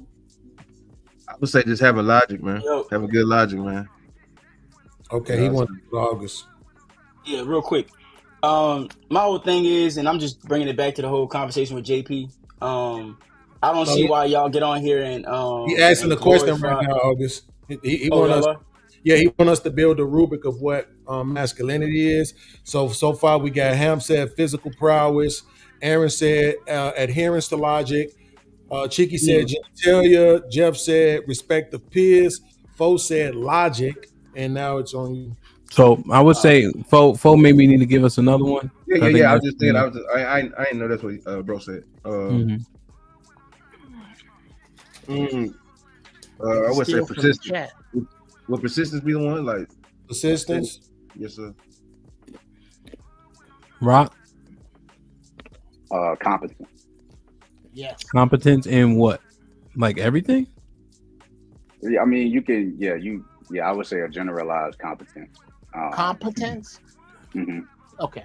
You can understand shit, right? Like at the very least, like okay. and then being able to apply, implement it, or at least navigate to some level, right? Yeah. Competence so that you can garner results, not just you know what I'm saying, a blanket. It's different than like just a blanket knowledge. Competence so that you can garner results.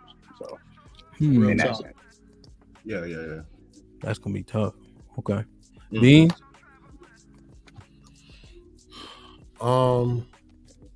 Can fight. I know that's physical powers. It's not. Protect. You can be strong and still don't know how to fight.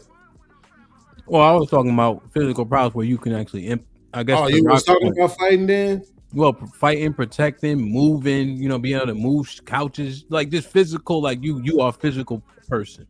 I don't know, moving couches. I gotta throw a flag on that one, but I gotta go with Beans. Just because you can move a couch don't mean you can fight. That's fighting. I think he's saying it's all encompassing. That's why he said physical prowess. He's trying to use that all prowess means it's all encompassing. Oh, yeah, that's what I was saying. Yeah. So you take that one off. Can we come up with a shorter version of saying being able to get laid a lot? Sexual prowess. Yeah. Okay. Yeah. Mackish. August. I would say the impact you have on the world and the people around you. How about that? Influence. Yeah. Okay. That's a good list so far. Circle of influence. FOE, what was yours again? What was mine again? Persistency. Yeah. Okay. To your physical prowess one, I think it has to go a little bit deeper into a capability to commit violence, because I think it's married to protection. I do too. Like Beans was saying, you can be strong, but moving couches, couches don't punch back. No, 100%. I included the fighting with the prowess to be able to move couches as well. 100%. Yeah. You got to be able to protect yourself with yourself. Yeah. And when you say prowess, it sounds like a predator. It sounds like attack. You know what I'm saying? You know what I mean? Because you think of proud when you think of, I know it probably ain't the same spelling or terminology, but that's what I used to get out about it. You know what I mean? I would say, now correct me if this is the same as FOE. But I would say like testicular fortitude. Is that the same as persistence? It depends on where you put it at and what's going on. You feel me? I think persistence is a component of testicular fortitude. Mm-hmm. I think it falls Like under you can that. stand up for yourself. Yeah, my bad, Joe. My bad. No, go ahead, bro. I ain't. I think you can stand up. I think you can stand up for yourself and have that, but still not be a fighter. You know what I'm saying? You can stand up for yourself, but then there's other guys that had that and they want to fight at the same time. Well, you know what I'm saying? Well, what I mean by testicular fortitude, you got the balls. Yeah. Right. Like being afraid and doing anything. You know, like bravery. You know. Yeah. Bravery definitely. That's what I was saying. Like you're able to stand up for yourself. Like it's guys out here that can argue you to death, but won't fight you at all. You feel me? And there's guys that will argue with you or won't argue with you, but still have that. Put them things on your ass. They get down. So it's like either or. Just depending on the situation and the person. You know what I'm saying? So you got another one, Aaron? Are we starting back over? No, we continuing the list. Right. Then, I just want to see what we compile us 8 men, and then I want to let August get his 2 cents generally. Yeah, I would go with objectivity. Okay. Kiki?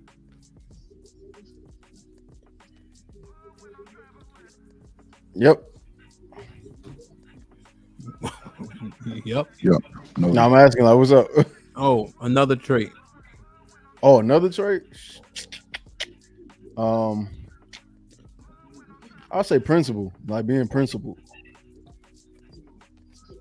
Me too. I like that one. Because Cheek, would you agree that can encompass a religious man also, right? Yeah, I think piety and is principles included with piety. Yeah, in a lot of ways. Yeah, for sure. Uncle Jeff? Diplomacy, the ability to at some level, it don't have to be at the top level, but at some level be able to walk into a situation and without anything physical leave it better than you found it. I see it.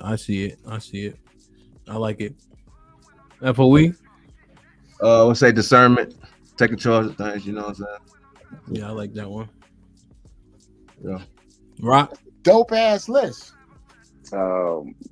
Maybe this is all encompassing, but wisdom. For masculinity, for masculine man? Yeah. Because it sounds like wisdom is time, you know? You know why you got to fight for that one, though? What is the word that always follows wise? Oh, man. A wise man once said. A wise man said. Mm-hmm. You got to fight for wisdom. But I say it because wisdom is knowledge in action, or knowledge being implemented. And I think that if I'm still relying on my order versus chaos, you have to implement knowledge in order to establish chaos and sustain order. Mm-hmm. So, but I mean, it's a blanket. So I it ain't strong, but no, we throw it out. No, I accept it. I understand what you mean by it. Beans?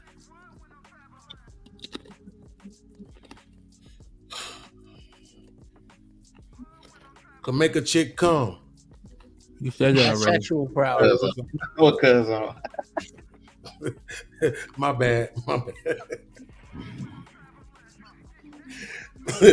Look, all I got is melanin. I don't know what else to tell you. I don't think white men can be masculine.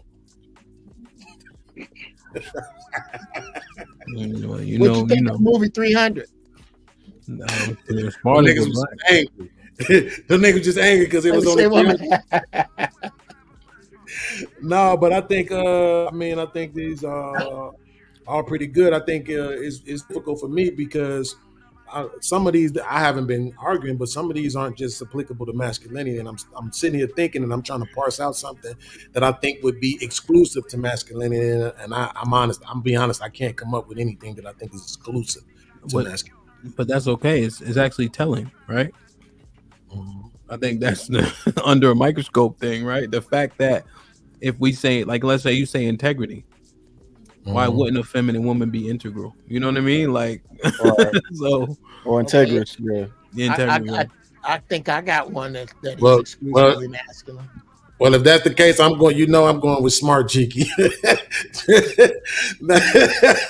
I gotta throw smart in that in, goddammit, because that shit is lacking.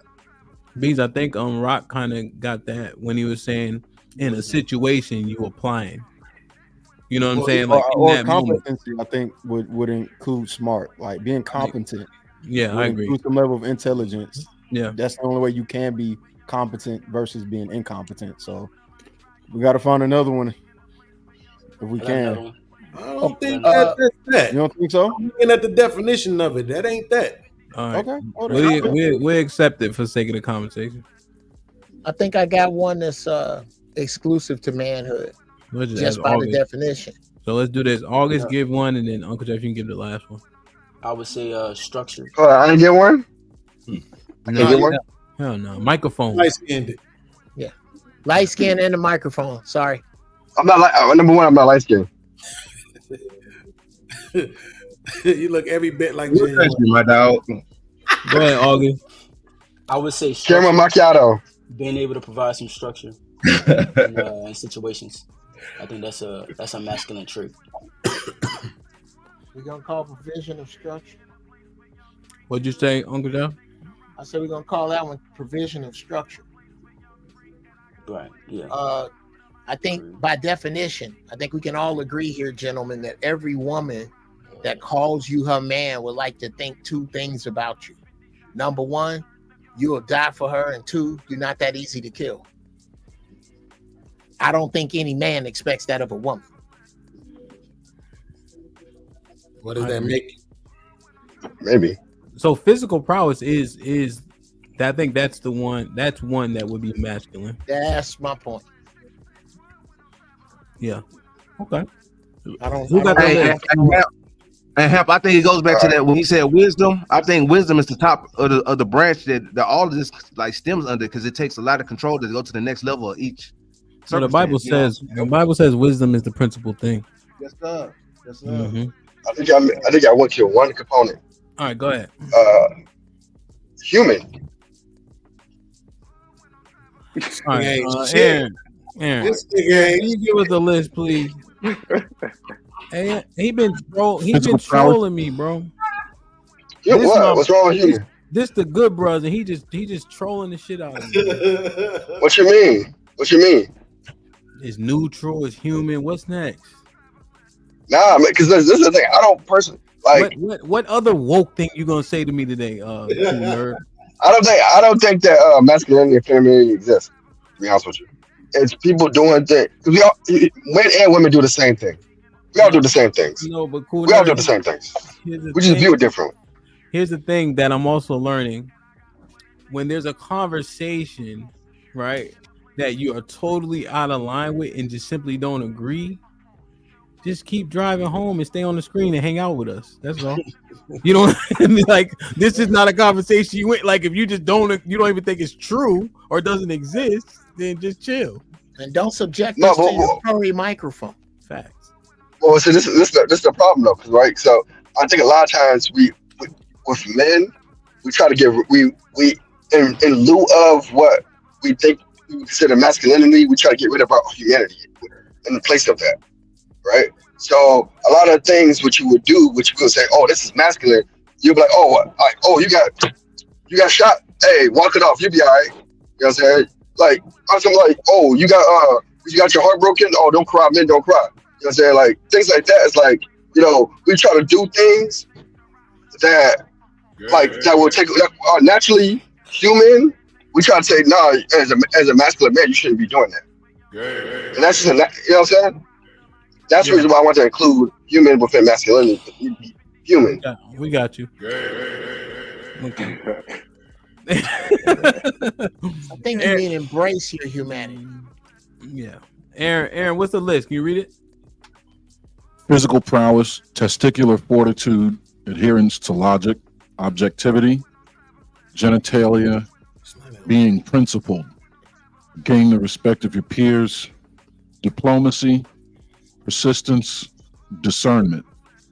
competence that is applicable, wisdom, sexual prowess, structure, and I'm missing one word.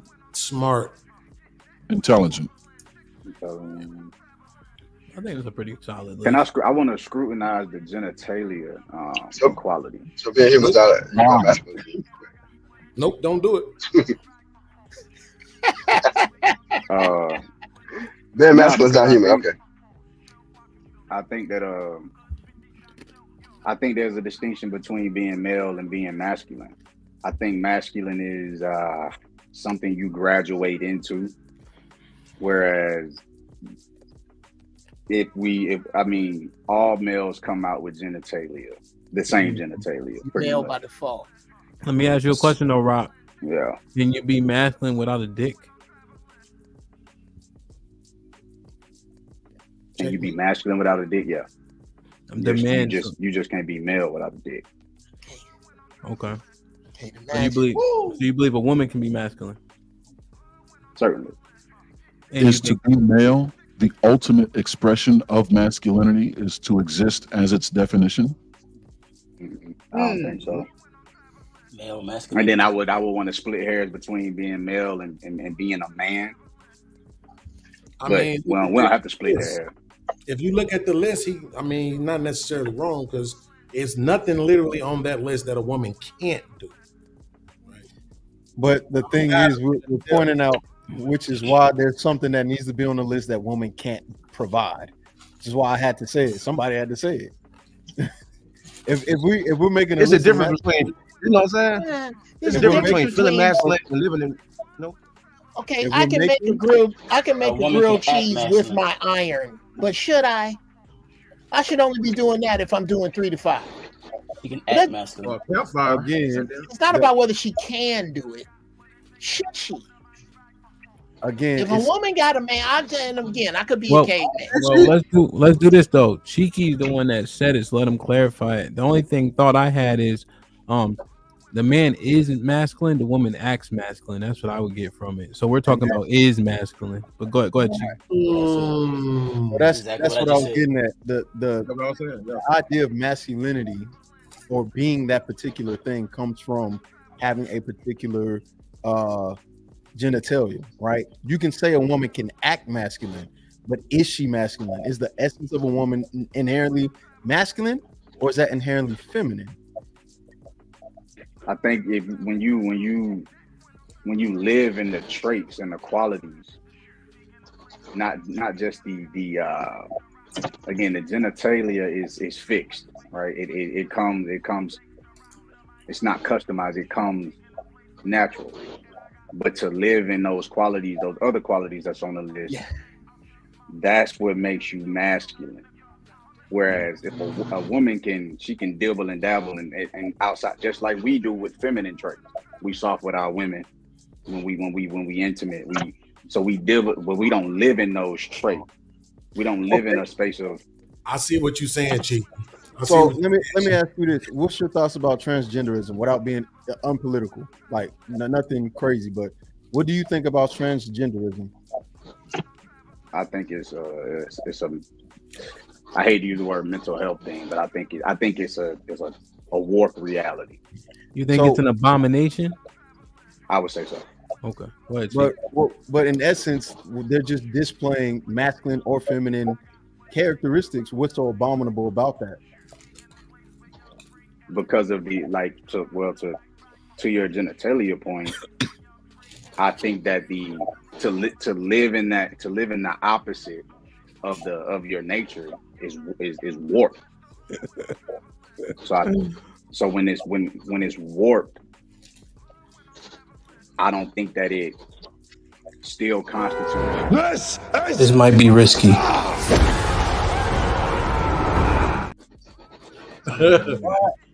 Cheeky, nice.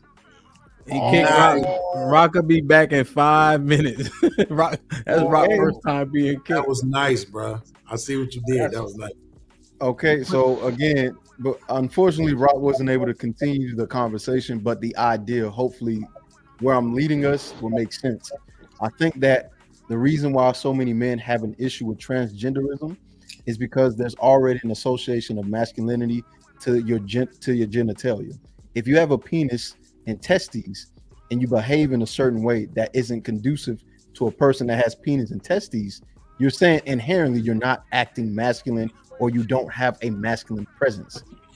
But when we talk about transgenderism, the same person that said both men and women can be, male to female, he thinks it's abominable. You're gonna have to be logically consistent if you're gonna maintain that idea. So I kind of figured that's not normal. But a man being masculine and a woman being feminine, normal shit. When you see a motherfucker, like, I don't know what we talking about. Like, This might be risky. Nah, but this what he's saying, folks. He got his sword out. That shit's funny as hell. I'm sorry. But this what he's saying, though. Look, this is what we were saying about the list. If you look at the list, right, regardless to the point that Uncle Jeff was making, there's not one thing on that list that a woman can't do except the genitalia, which means that has to be the reference point. To be on the list. There's nothing separating masculinity from femininity besides genitalia and perception. That's a great fucking point, Geeky. And that's why the first it's a societal expectation. That's why the first thing on the list has to be genitalia, which is why I said it. Like the first thing is you gotta have testes and a scrotum. If you don't have those things, anybody can say I'm a man or a woman. The problem is when that time comes, we always fight on it, even socially and politically right now. So we got to say genitalia. If you don't, then it makes it very nebulous. And that means anybody can claim to be masculine, even though we know we don't agree fundamentally. Why is Matt kicking that? Hold on. Good shit. This might be risky. And that nigga leg hurt. He kicked all these niggas. I think you brought up the key word is society. On a very base level,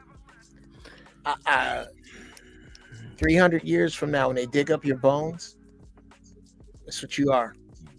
And I know it may be archaic, but I don't care how much plaid you buy.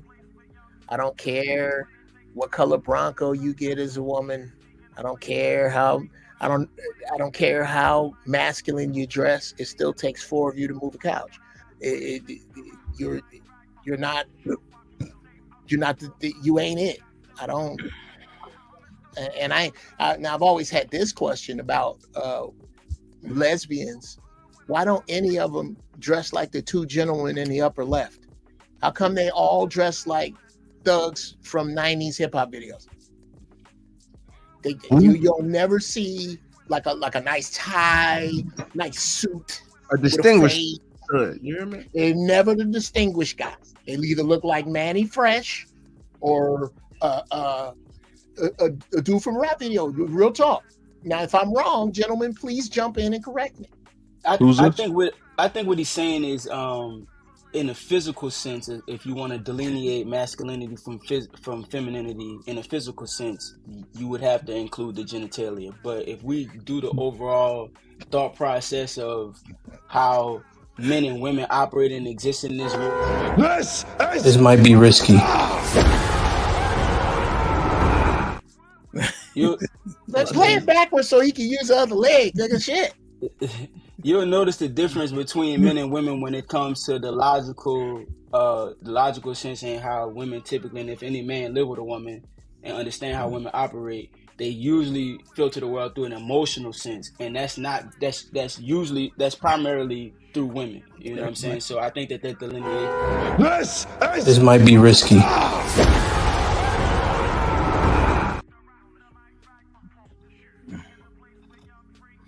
The Matt don't got nothing to do, man. They got that money on. God damn. Sorry, August. What are you trying to say? So what you was saying about earlier? You saying we was caping? Yeah, man, I think y'all, y'all do that shit for your boy JP all the time, where y'all try and make basic shit look like it's extraordinary. You know what I mean? And I think Like what? that's not helping him. I take care of my kids, nigga. I take care of my kids too. Like I We could we name a bunch of niggas that take care of their kids. we I started clarified. We clarified that though. I must have missed that part. I must have missed that part because I was on another meeting. Okay, because it How seemed come? like y'all was caping for him. How conveniently you missed that part? Listen, But the if difference, I would have heard it, I'd have stood on it for sure, 100%. like, but you know what? If you say you take care of your kids, you started a business and etc. You know what we say? Good shit. I'm proud of you. Respect it. That's not to me, but that's starting a business is like starting a damn LLC. That's easy. No. Now having a successful business that merits. Let me ask you a question. Congrats. Go ahead. When you started your LLC, did you go through LegalZoom? No. Did I you went right to the counter. Yeah, you had to do all the paperwork. Yeah. Mm-hmm. Do you have to navigate it too, right? You got to know what to get, what to list your LLC under, your SIC code and etc. Right? Right. If people never done it, what I'm sounding like would sound like a lot of work to do. But right? It's not. But you don't know. And see, here's the thing: when I very rarely use the term easy, I just know it and I'm experienced in it. Right? My daughter's fucking up the ABCs for weeks. Right, I'm not gonna go to her and be like, "Yo, that shit easy, my nigga." Like, you know what I'm saying? But you gotta understand that what you're doing is you're doing it. It's perspective, though. It's perspective. I understand what you mean by perspective, but we're talking about a 40-plus-year-old man here. We're not talking about your daughter. So there's a certain level of aptitude that he should already be experiencing at that age. So I look at it and I say, I can see why y'all do that, but it's like, bro, that's not, you know what I'm saying? If you look at the merit of how men operate, okay, great, you started an LLC at whatever age you're at, whatever good age you at.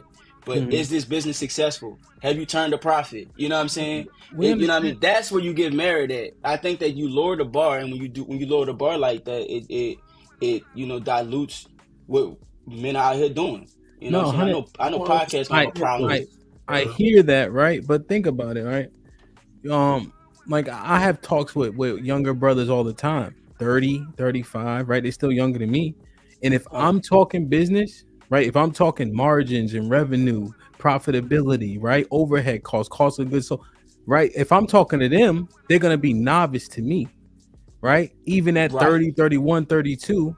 But should I say in my head, because I've been doing that since I was 24, that you old, my nigga, you 31 years old. You don't know this shit already? You see what I'm saying? I've been operating like that for a long time. I'm not saying that. I'm not saying that. You can empathize with somebody. I agree with empathizing with everybody's situation totally. Okay. But I don't give anybody any sympathy. So when you look at that and the way that y'all are like, bigging it up is as if he's doing something extraordinary, and it's like there's a time and a place for, if you have a business and you turn a profit on your business, that's something that I would look at as a group of men and say, hey, that's some extraordinary shit, bro. Good shit. To say that you started an LLC is just like, that's really basic shit. Anybody on this panel can go and start an LLC easily. I mean, it's not hard. Seriously. Well, so what if you're strong? Well, hold on, B. So in terms of the car, he actually got the car in the road. They tried to revoke his license. He fought for it, got it back. I thought he said that it's over with. That's the last thing I heard. No, he went to the meeting where they're trying to get rid of a lot of vendors, and he was the only hot dog vendor there. Got the license back. Oh, well, that's a win then. Okay, I get that one. That's something I was saying. Yeah, and then when we talk about profitability, when I was looking it up, because I looked it up beforehand about just that business itself, because the overhead is so low, right? He is actually turning a profit just based on what I looked at a very high level. Like I just kind of looked at different, like if I bought 1,000 hot dog buns, right? Because he told me he made $2,000 in a day. I said, shit, I'm about to buy a hot dog cart. I looked at the costs and all, I really vetted it out. I just don't have time to do it. But the margins being 75%. Now, don't get me wrong. That's a lot. You're only selling a hot dog for $2.50, right? So you making, you're making $1. You got to sell a lot of hot dogs 20, for it to make right? a difference. But you profiting. That's a crazy flip. 75% is literally like selling dope. So when I was just looking at that, he probably, if he's buying them from the right places and not just buying fucking Wonder Bread out of the grocery store, he could actually turn a real profit off it. You know what I'm saying? But see, I came in with the misunderstanding that he had started the LLC and then that was it. You know what I mean? And y'all were like, "Hey, good job for starting the LLC." You know what I'm saying? It's like that's some basic ass shit. You know what I'm saying? he out there. But okay, for sure. Yeah. And congrats. Yeah, now 100%. he did highlight that he said he got a lot of complaints. I'm like, but you know, but that come with it. That come with it. Yeah. So that come with hell yeah, man. I with swear. anything, yeah. Anytime you start a business, so it is what it is. Yeah, hell yeah, man. I just had a customer complain another day, man. I be wanting to take people's shit off the truck so bad and just leave it there. Just fucking like, yeah, you come move this shit. This old fuck. No, man, sorry. But yeah, like, you know. What you mean? You know, so man. Can you can I ask something on this point though? Like, hey, so I get what you're saying, what y'all saying about that with JP, but for me, I just expect men to do well. Yes, I have high expectations for everybody on this panel.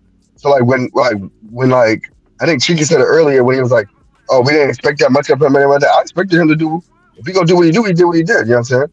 I think that I didn't expect anything less. Yeah, but you cool ain't nerd, ever right? gonna big up nobody. I could have made it to the NBA. That's what I should have did because I've been practicing every day. Yeah, his prescriptions though, Kuno, your prescriptions are members versus men. You know what I mean? So we already had that mind. That mindset is ingrained. You know what I'm saying? Yeah. So you know, but no, I didn't say what you're saying. What's up, Sway? Oh, sorry, Beans. You tried to say something directly with August? I wanted to know. Yeah, I wanted to know if you could hear this. What's good, panel? Say again. I want to play something. I want to know if you can hear it. I don't know if you're gonna be able to hear it or not. Just let me know if you can hear it. You're a millionaire. You're fucking broke. Let's keep it real. What's a millionaire? Nothing. I don't want to offend anybody. Where's my? Oh, I guess I did. If you want to buy a house and pay cash, you're down to $200,000 right now. You have one accident. Your mom has cancer. In 45 days, you will go through $200,000 because you sent your mom to Germany to get alternative health care. You're back to zero again. You got a house paid for that you got to sell now. You don't have any money. $1 million was a lot of money in 1960. You need 10 times that today. So, you non-millionaire niggas need to shut the fuck up because you broke too. You know most millionaires only millionaires because they assets. I don't give a shit why. I'm going off August logic. When somebody is successful, you need to shut the fuck up and listen. Just because this one particular man said that as a million, if you're a millionaire, you're broke. That means that it's law. Not a man matters because that's not your argument. Your argument is that when somebody is more successful, you need to shut the fuck up and listen to them. Well, that's not my argument. That's well, not I'm my trying to argument. figure out why are you the one man to try to punch No, it's a down bad Jay faith argument. Prince? What makes you the one man to have something to say about what Jay Prince or anybody else for that matter got going on? Because I have an opinion on the panel. I have an opinion. I'm not punching down. You perceive it. You perceive it as punching down because you see me as above him. That's how you perceive it. No, I perceive it as punching down because you said the rest of us need to shut up. You put yourself in that.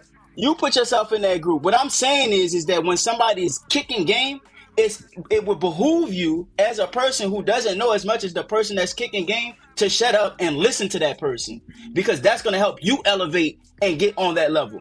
Not everything somebody says, even if they're a millionaire, is law. This motherfucker talking about if you're $1 million, you're broke. That's ridiculous. So I'm not going to sit here and listen to that and take that in and be like, oh, that's something that I need to carry because he's a millionaire. Not every millionaire knows what the fuck they're talking about. I'm talking about somebody that knows more than you. You should shut the fuck up and let that motherfucker talk and listen to him so that you can elevate. That's what I meant by that. Well, so what You about gotta first establish that they know what they're talking about, though, right? That's what I'm saying. But when it's established, I agree with you. August, when it's established, then you gotta listen to him. In the concept of money, he is smarter than you, he is better than you, and he does know more. So, and when you disagree that $1 million don't make you broke, bro, he's better than you in all aspects. You got to think about people's upbringing. More to it than that. It's more to you. Got to think about what he says in terms of money because he's better than you at money. You got to think about people's upgrading. I'm about to explain it to you. For me if I come from a single family home and I have no legacy passed down to me, and I make $1 million, I'm gonna know more about the world than a motherfucker that had an inheritance from his father that loaned him $100,000 to create a business and gave him the acumen on how to run a business early on. So your upbringing, it changes the way that you operate. It changes the way that if a self-made said, if you have $1 million, you broke, then the point would stand. No, it still doesn't stand because that doesn't make just because a self-made person said that. So okay, what you're trying to do is you're trying to make it where it covers all ground and it doesn't. Great. Okay, so the point is that what you did was you use that as an analogy. There isn't a self-made person that said that. You're taking one person's idea and context of what it means to be rich because he has $1 million and said that stands. What I'm saying to you is this. Everybody's experience is different. The guy that we're talking about, you don't know how he made his first million. His perspective on what $1 million is and how $1 million is because of how his upbringing is different from the person who had to grind all his life, build up a real estate portfolio, and get $1 million through assets. Hey, that does not make you hold on, Beans. Hold on, Beans. No, go ahead. No, I just one statement. I just had one statement. I'm done. All I wanted to say was, all that empathy that you have to kind of make it a little bit case by case, have that same empathy for Jay Prince. Bro, I have the empathy. That's what I'm saying. But you're looking for sympathy. He was right. That's what I'm saying. You're looking for sympathy. I can empathize with what this dude is saying. I can look at his perspective and understand where he's coming from, but I give him no sympathy. And that was basically based on them applauding him for having an LLC, and in my understanding, him failing with an LLC. But in reality, he held on to his shit. So I'm giving him congrats on that. As soon as I understood what actually was going on, I'm like, oh well, fuck that, yeah, dude, yeah, he on point with that shit. This is what I'm saying. This is why I said I had to add smart to it, right? Because there is a difference between smart and competency, right? You can work a job and be competent. They can teach you how to operate a machine, and you can operate the machine very competently. That don't make you smart, right? That doesn't give you the ability to be able to process information in real time and be witty and intelligent with it as far as the definition of smart goes, right? So what you're doing right now, it's not, I'm older, Sway is younger, and it's not going over neither one of our heads. You can try to make the argument that it was based on him failing with the LLC, but prior to you believing that he failed with the LLC, you were still punching down on him based on the fact that he was selling hot dogs. You try to make the argument. Yo, I ain't never punched down, bro. August, the reactions out there, bro. Let me know that. Stop it, bro. You're making this shit up. You're right, I'm wrong. You're saying you're making this shit up. Yo, what you did was you took out of context. You're right, I'm wrong. You're right, I'm wrong. You're right, I'm wrong. Okay, good. Got it. What you just said about 30 seconds ago was about his age and how old he was and how he should have been done that. So you can't take that back because you just said it, and this guy. What I was talking about is the fact that you were congratulating a man for having an LLC and then realize when you was talking, we let you talk. You're being feminine. Go ahead. I'm just kidding. I'm not. Man, don't do it. No, hey, you know what though? Stop. I want to say something real quick. Go ahead. Absolutely brought up the fact of his age. Talking about he's 40 years old. He could have been did this and should have been did that. But yet you're the person who just made every person has different experiences argument. Right. You don't get to make that argument. Bro, yes I do. Because you're taking it out of context. The context is in the context of him having an LLC, failing, and them congratulating him about it. Without that context, the argument is mute. It wasn't just coming up on here just to shit on dude. When I found out that he held on to his shit, he went to the fucking county and made sure he's the one that kept it. I congratulate that. He on the right track. I believe that nigga. I want that nigga to fucking win. That's what I'm trying to tell you. So you keep removing the context from it. Just like when I had the context of when someone who knows more than you, and you can identify that person knows more than you, you should probably shut the fuck up and let that motherfucker talk so that you can elevate to another level. That's what I said today. But you pull things out of context. Go ahead. When did you think he failed at it? I thought you guys were talking about, hey, at least he started an LLC. Most people don't start LLCs, and it's like, bro, starting an LLC easy as a motherfucker, bro. So when were you under the assumption that he failed at it? I was on the stream, and he said that he lost the card. Okay, how long ago was that? That's the last thing I heard. I mean, that was like an hour and a half ago. But y'all moved past it. I had a meeting. I had a whole bunch of shit I've been doing all day. That's why I couldn't jump on. I couldn't even attend this shit. But So what I'm saying is this.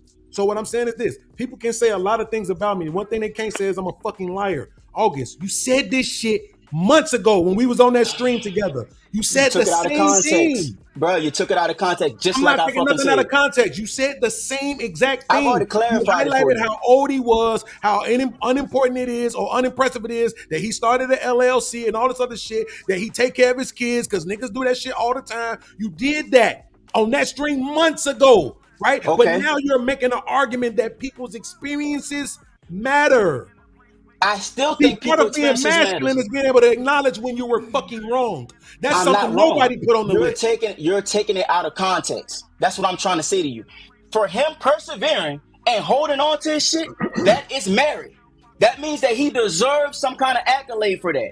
Outside of that, starting an LLC is fucking easy. It's not until you test this man, his perseverance, and him really doing this shit that I'm going to go ahead and give him some accolade. You have to fucking earn it, just like the rest of us. I don't go and start an LLC and come over here and ask y'all to pat me on the fucking back. When I start turning a profit on my shit and I really start making this shit happen, which I'm already doing, but if I start doing that, that's when I want some accolades. I'm saying to you that I can empathize with what JP said, what's going on with JP, but I give him no sympathy. I don't give nobody sympathy. I can always empathize with it, but you get no sympathy until you demonstrate it yourself. August, but here's the thing. Trial and tribulation. That's what a man does. But here's the crazy thing about it, August. Nobody asks for empathy or sympathy. Hamp suggested that we just congratulate the nigga. That was it, right? Not just because Did I not congratulate him? Not Did I not congratulate him? Not just because he fought and won, though, because he doing all of the shit at all. Even back then when he was doing, guess what? He wouldn't have been able to fight and win if he would have never started the shit. That's why you congratulate a motherfucker. You know how many motherfuckers start shit and don't finish? Absolutely. All the motherfucking time. That's what I'm saying. So it doesn't warrant marriage. August, listen, I'm about to do a show about why we congratulate niggas when they come home from jail, more so than it seemed like we congratulate niggas when they graduate from college, right?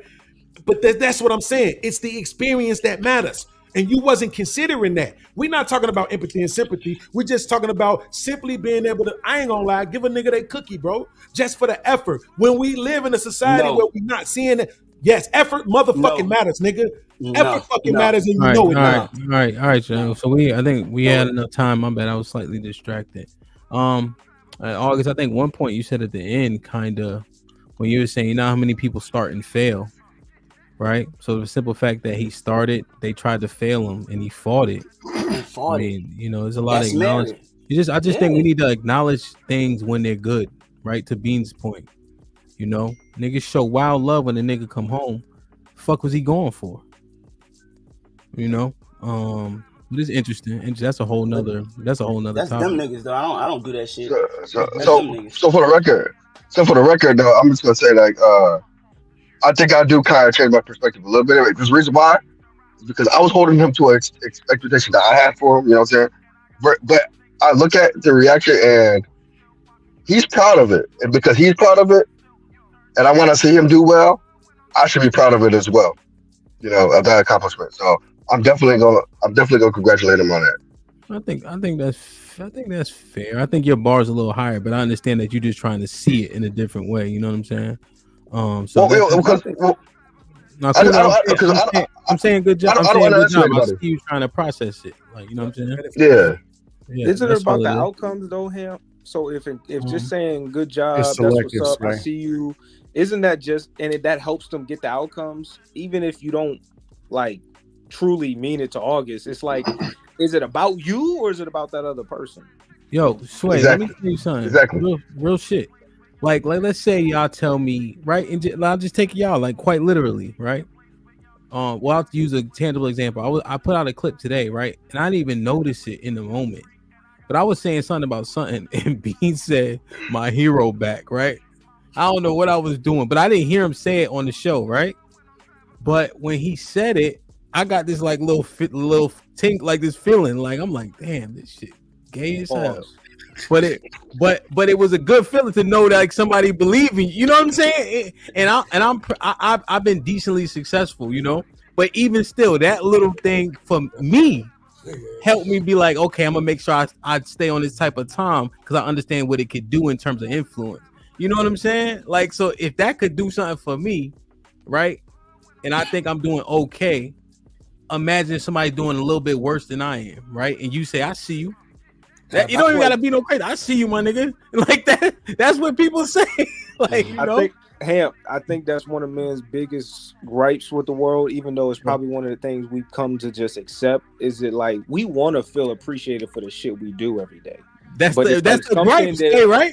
Go ahead. Something though, when we grow up, we just accept the idea that we not, and even if we do, we don't even know how to like process it. So it's like, all right, whatever. And then we also not going to do it to other people. So it's just weird. I really think we want that shit, especially when you're trying new things. You talking about starting a business and say somebody just encourage you, saying that's, you know, you thinking for yourself, good job, start moving like this, start whatever. It's just, it's no reason to not big up them in that moment when you know most people, i.e., don't even start at LLC, let alone try to put effort into it, invest their own money, time, interest, like. I don't know, man. I don't like way, right? The niggas, I agree with you. Here's the thing, right?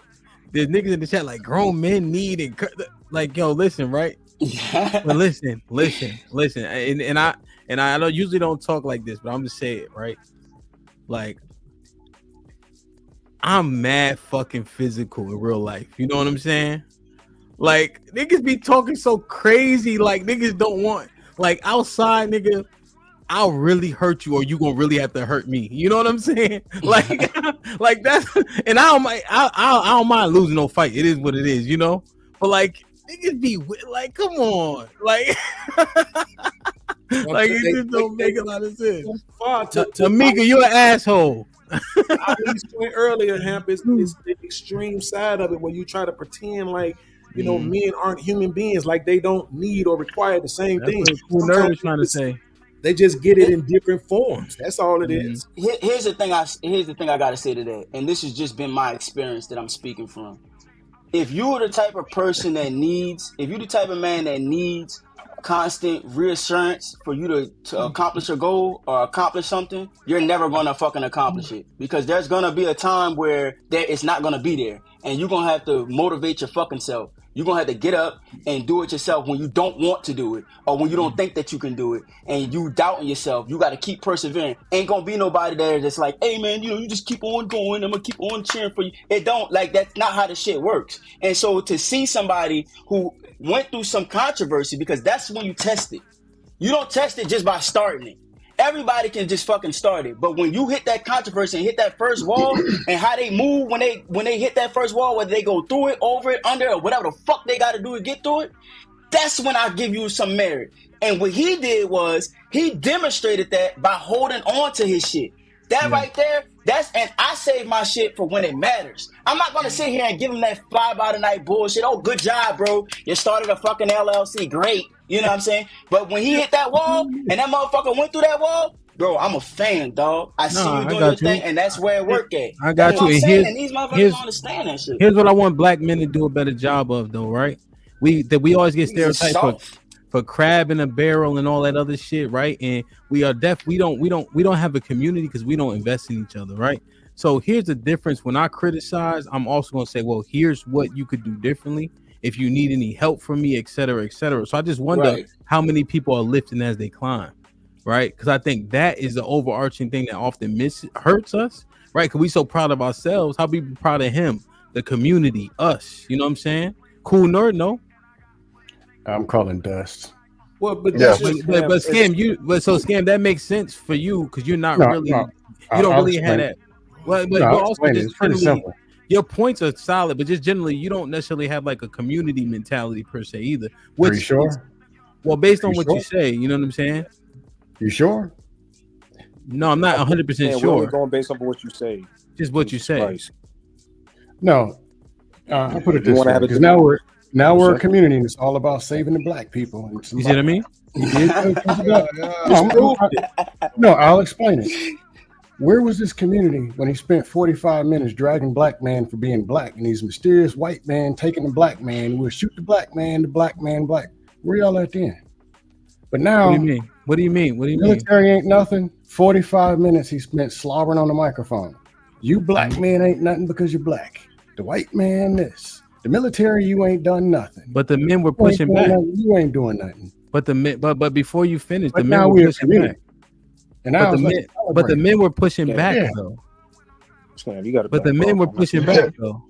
Meaning it's a fight 1 minute. You black people ain't doing nothing. Scam. You're not just gonna filibuster, right? Because you're saying things that are untrue. The men were pushing back. You had military men literally pushing back when he was saying the things he was saying. No, my point being, if we're this community, we're supposed to be going forward. There's a black man climbing on my back telling me I ain't nothing. The military ain't this. This is a black man saying this. You black people ain't doing nothing. Scam, make your point. It seems like you're being passive aggressive about your point. I don't understand what you're doing, Scam. You're not. Well. Then we're instantly saying it was three or four men pushing back on him. We just quite literally gave JP his flowers, right? Cool Nerd didn't agree, and then came to his kitchen like, "Oh, I see what y'all trying to do here." August saying, "I'm giving you flowers when you really prove some shit to me, right?" But there's a point where he'll get it, motherfuckers. And then we all just compiled together, sat here and compiled the list. Even when Rock said, well, here's the thing I questioned, we had a conversation about it to get clarity. Right? So even in this go ahead, Cool Nerd. You cut me off. Go ahead. My bad.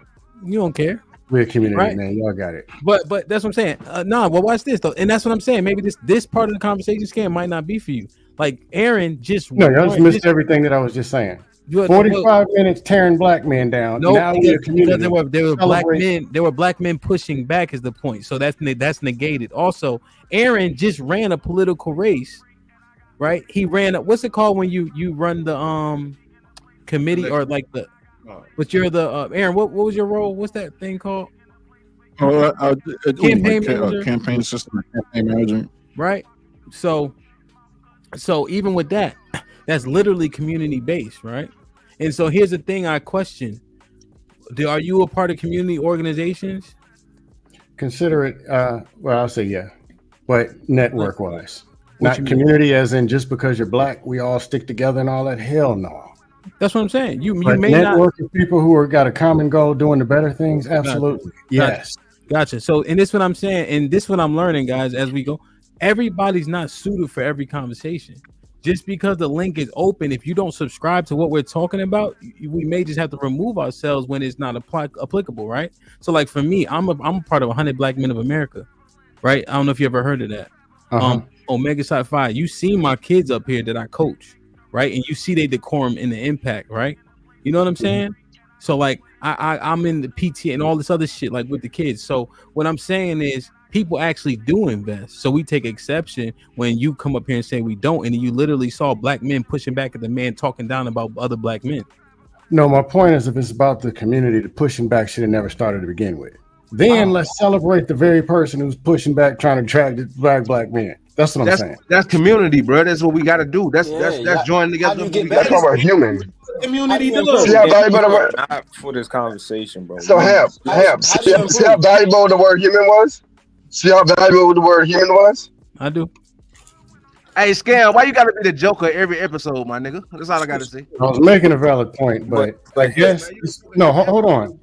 So if I spend 30 minutes dragging people for LLCs, dragging black men, then I can just take 1 minute and say, well, I did eat a sandwich. And y'all gonna celebrate all that? Yes, we gonna come to the conclusion, nigga. What we gonna do? We're gonna come to the conclusion. It's about the end. Sometimes it happens.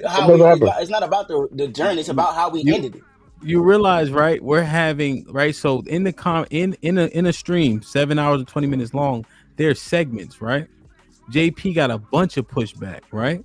We then switch gears talking about accomplishments, right? So just because he has a foolish argument in the last segment doesn't mean it negates everything else he said in the next segment. Because if it did, Scam, we wouldn't listen to shit you say, considering largely you troll 95% of the time. But at the times where you come up and be serious, we consider the information in which you share.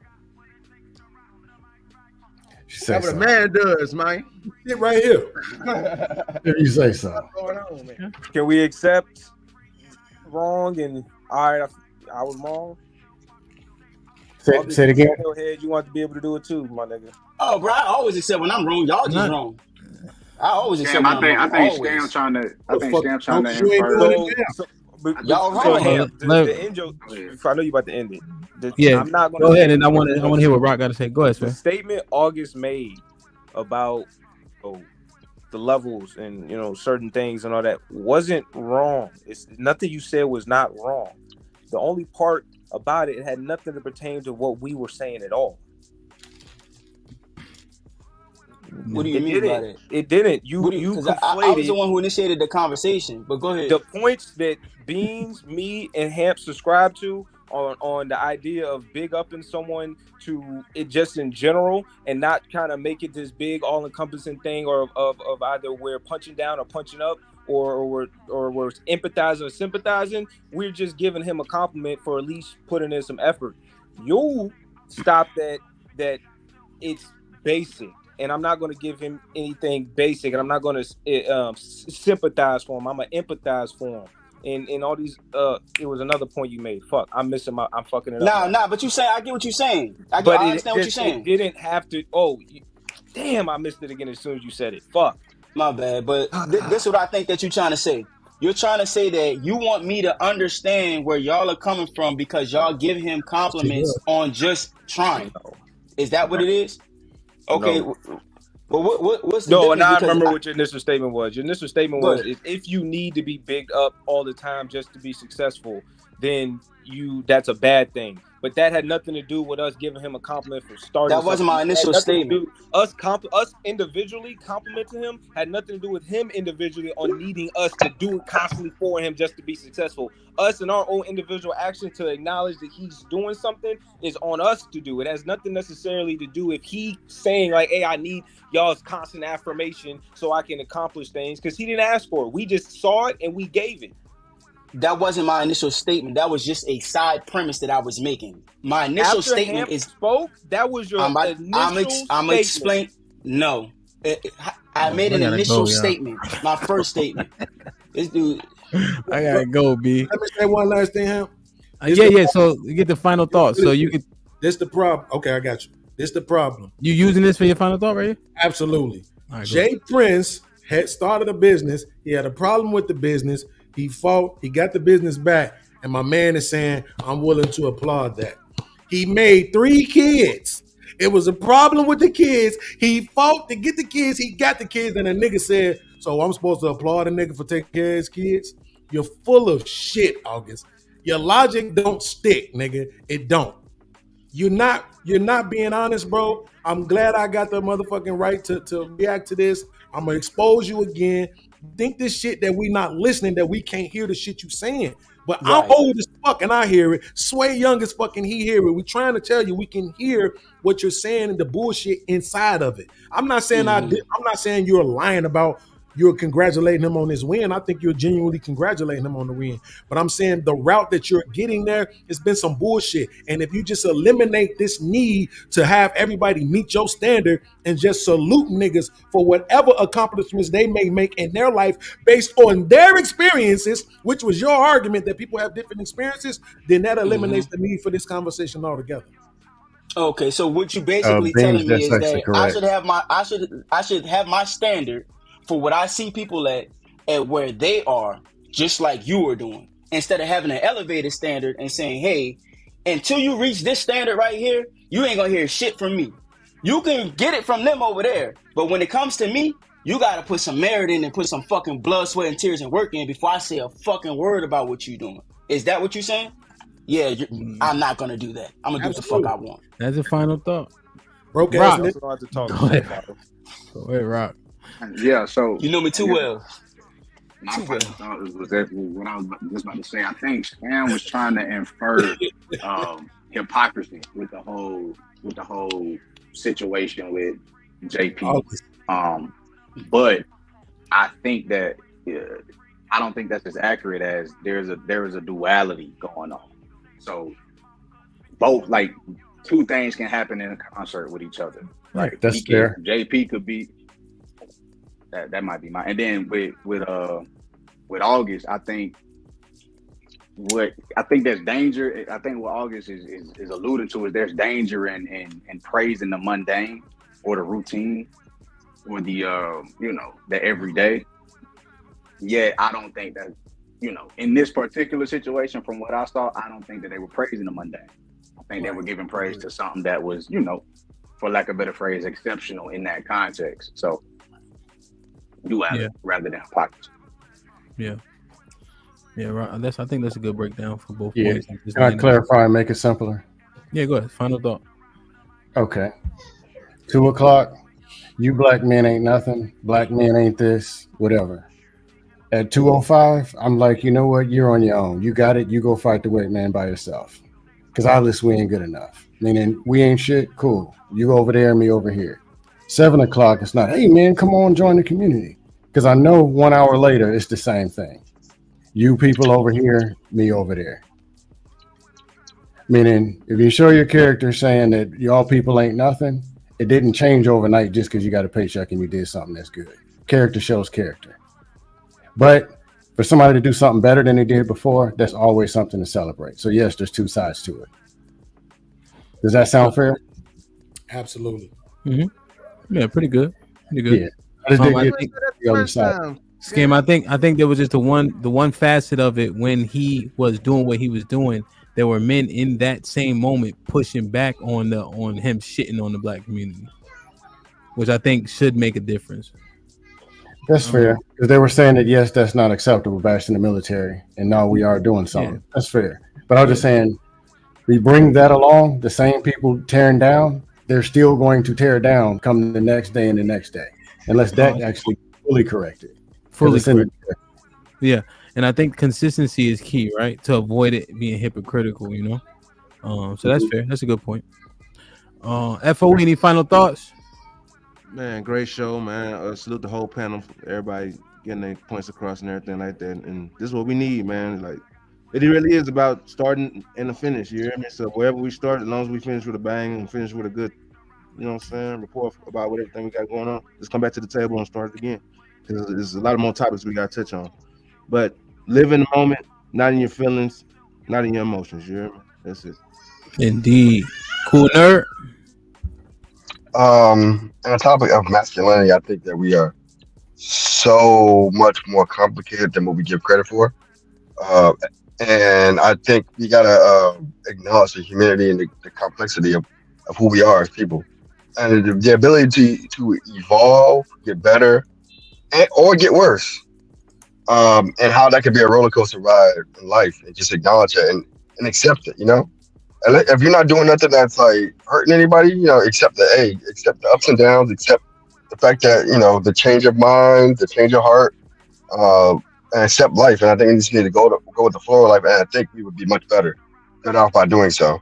Be much more healthy as people, and be much more, therefore, be much more healthy as a community.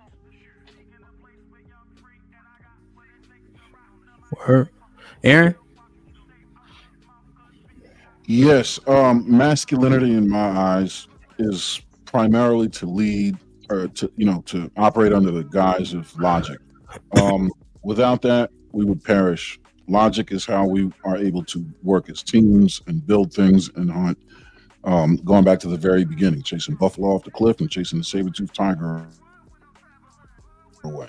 Conversely, that doesn't mean femininity is a bad thing or a useless thing. It is equally as important. Leading with emotion first, because that's what raises us. When you look at women, they're raising babies from birth. These little jokers don't understand language yet, but they have to communicate somehow.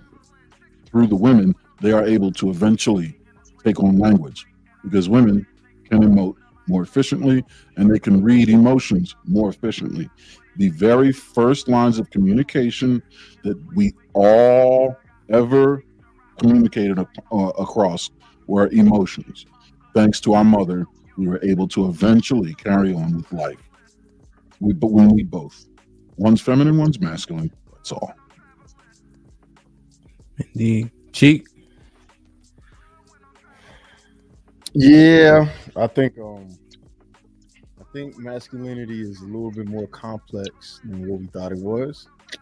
I think if you want to get rid of the one thing that makes a man a man, which is his genitalia, then it leaves it open to interpretation, which is how you get transgenderism and all these other things. So you can't have one without the other, and if you try to take one without the other, then you start seeing what happens. So we're already in that time frame. But yeah, I just think we need to be a little more open-minded, be a little more understanding of the complexities of being a human being, and not everything is just masculine and feminine. That's just not how that works. Yeah, 100%, man. I think that we did a great job having this conversation today. We had a couple tangents, but generally speaking, I think people stayed on par for the most part. And that's what I want to do, continue to do, right? Just assess talking points, assessing verbiage that have been constantly used over and over, and to be frank, incorrectly. Because I think that we will be better for it. You know what I'm saying? John Henry with the 20 ball says, why are Cheeky and Beans dapping and conflating a dude with a gal no one wants, a job teenagers work, an outlook no one supports, and a disposition counter to those with results more like to be emulated? John Henry with this house continue. Just wondering. You want to respond to this? Let me do this very shortly. I'm not going to be long with it. The issue is the context of the conversation showed, or all the men on the panel displayed how they thought of JP. They thought he was below the standard. The expectation is that a man that is below standards or not meeting standards wouldn't have any of the outcomes that JP produced or has said to produce, which means he's exceeding expectations, not only in a way that you all won't give him credit for, but in a way that you never thought he could, which means when he drops something and it's objectively true, I'm going to show credit, regardless of whether or not I think it's supposed to be met by all men universally. If you don't, it'd be different if we all said we think JP is the same as every man on the panel, but it's obvious we all, or a lot of you all don't think that. Let me not speak for everybody.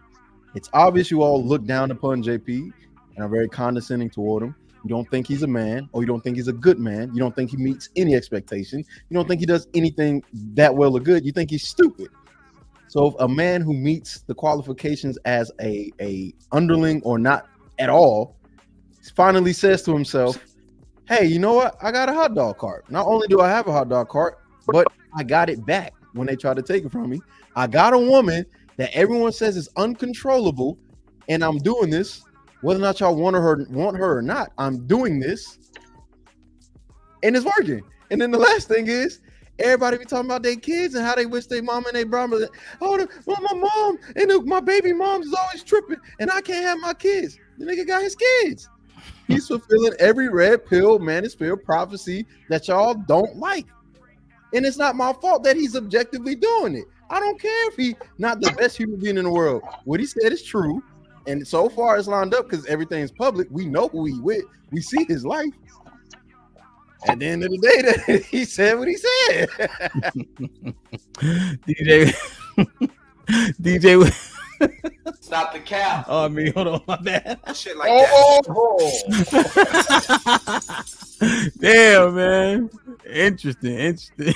DJ Witch Doctor with the $5 says nothing being stated is exclusively masculine except for genitalia. What's up, Trey? Matt Peterson with the $5. Hemp, a married nigga was getting played at the pool. Wife mad as fuck.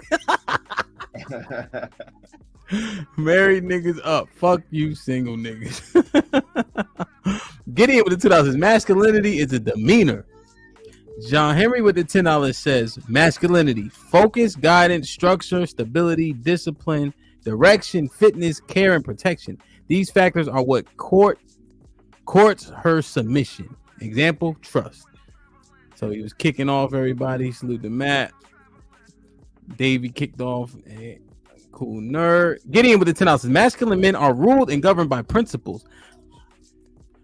When principles are violated, emotions can be employed to establish principles. Masculinity equals demeanor and being principle lead. Okay. Matt P said $5. This is for eat a man if his ass come up there and talking shit. Lauren Mack with the $5 says Beans been tickled all show. Y'all just gonna let it rock? Hey man, you gotta laugh. Miss Parker with the $2. Excellent combo, gentlemen. Thank you. Lauren Mack with the $5 says Hemp got a tingle from Get the fuck out of here. I should have never said that shit, man. Hey, man. Hold on, John. John with the 20 bosses. By giving JP flowers, you've greenlighted his bullshit. Scam is speaking about bullshit. Scam is speaking about even with pushback provided.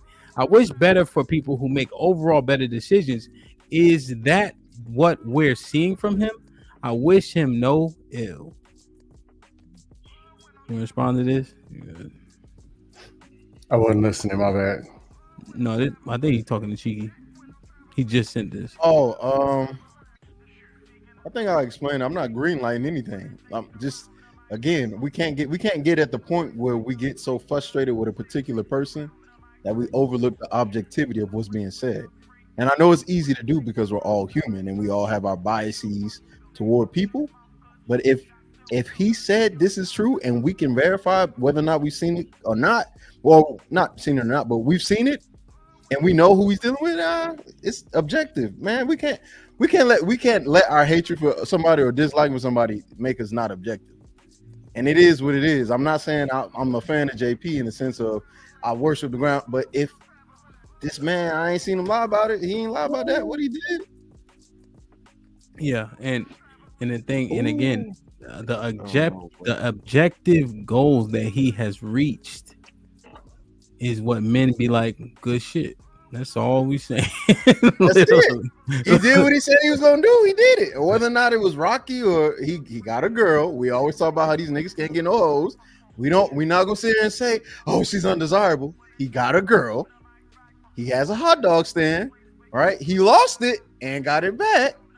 And he got all his kids. Objectively speaking, he's on par to be an average man, even though y'all would like to say he's below average.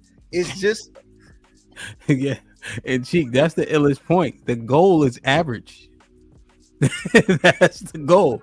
But the problem is when you bring somebody down and you make them below average, then when they talk they shit, what can I say? We should have just been like, you know what, JP is the average guy, but what do? That nigga retarded. That nigga slow. That nigga stupid. That nigga ghetto. That nigga felon. That nigga.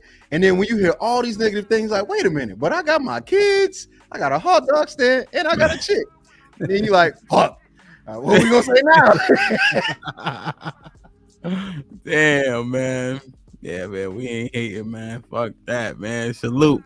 Motherfuckers trying, man. You know, it's hard out here. That's for damn sure, man. Damn, man. Aaron, leave us with one word of the day, man. Adios. Cheeky, one word of the day. Arrivederci. August. Salute. Rock.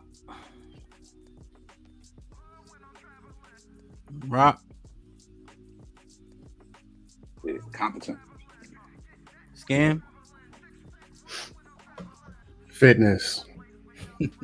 Cool nerd. Farewell. FOE.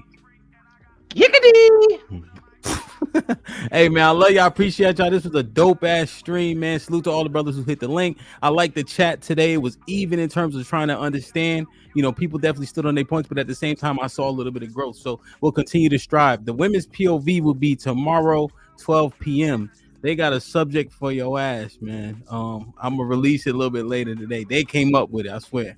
And then tomorrow night, 9 p.m. Eastern, will be with Medium Man for a live stream interview. That should be dope. He is a educated professional statistician. We're going to ask him every fucking number to totally understand what these numbers actually mean. Salute to Mr. Fantastic. Brother. All right, man. Y'all be safe and do the right thing, man. Like, share, subscribe. Tell a friend to tell a friend. And we out.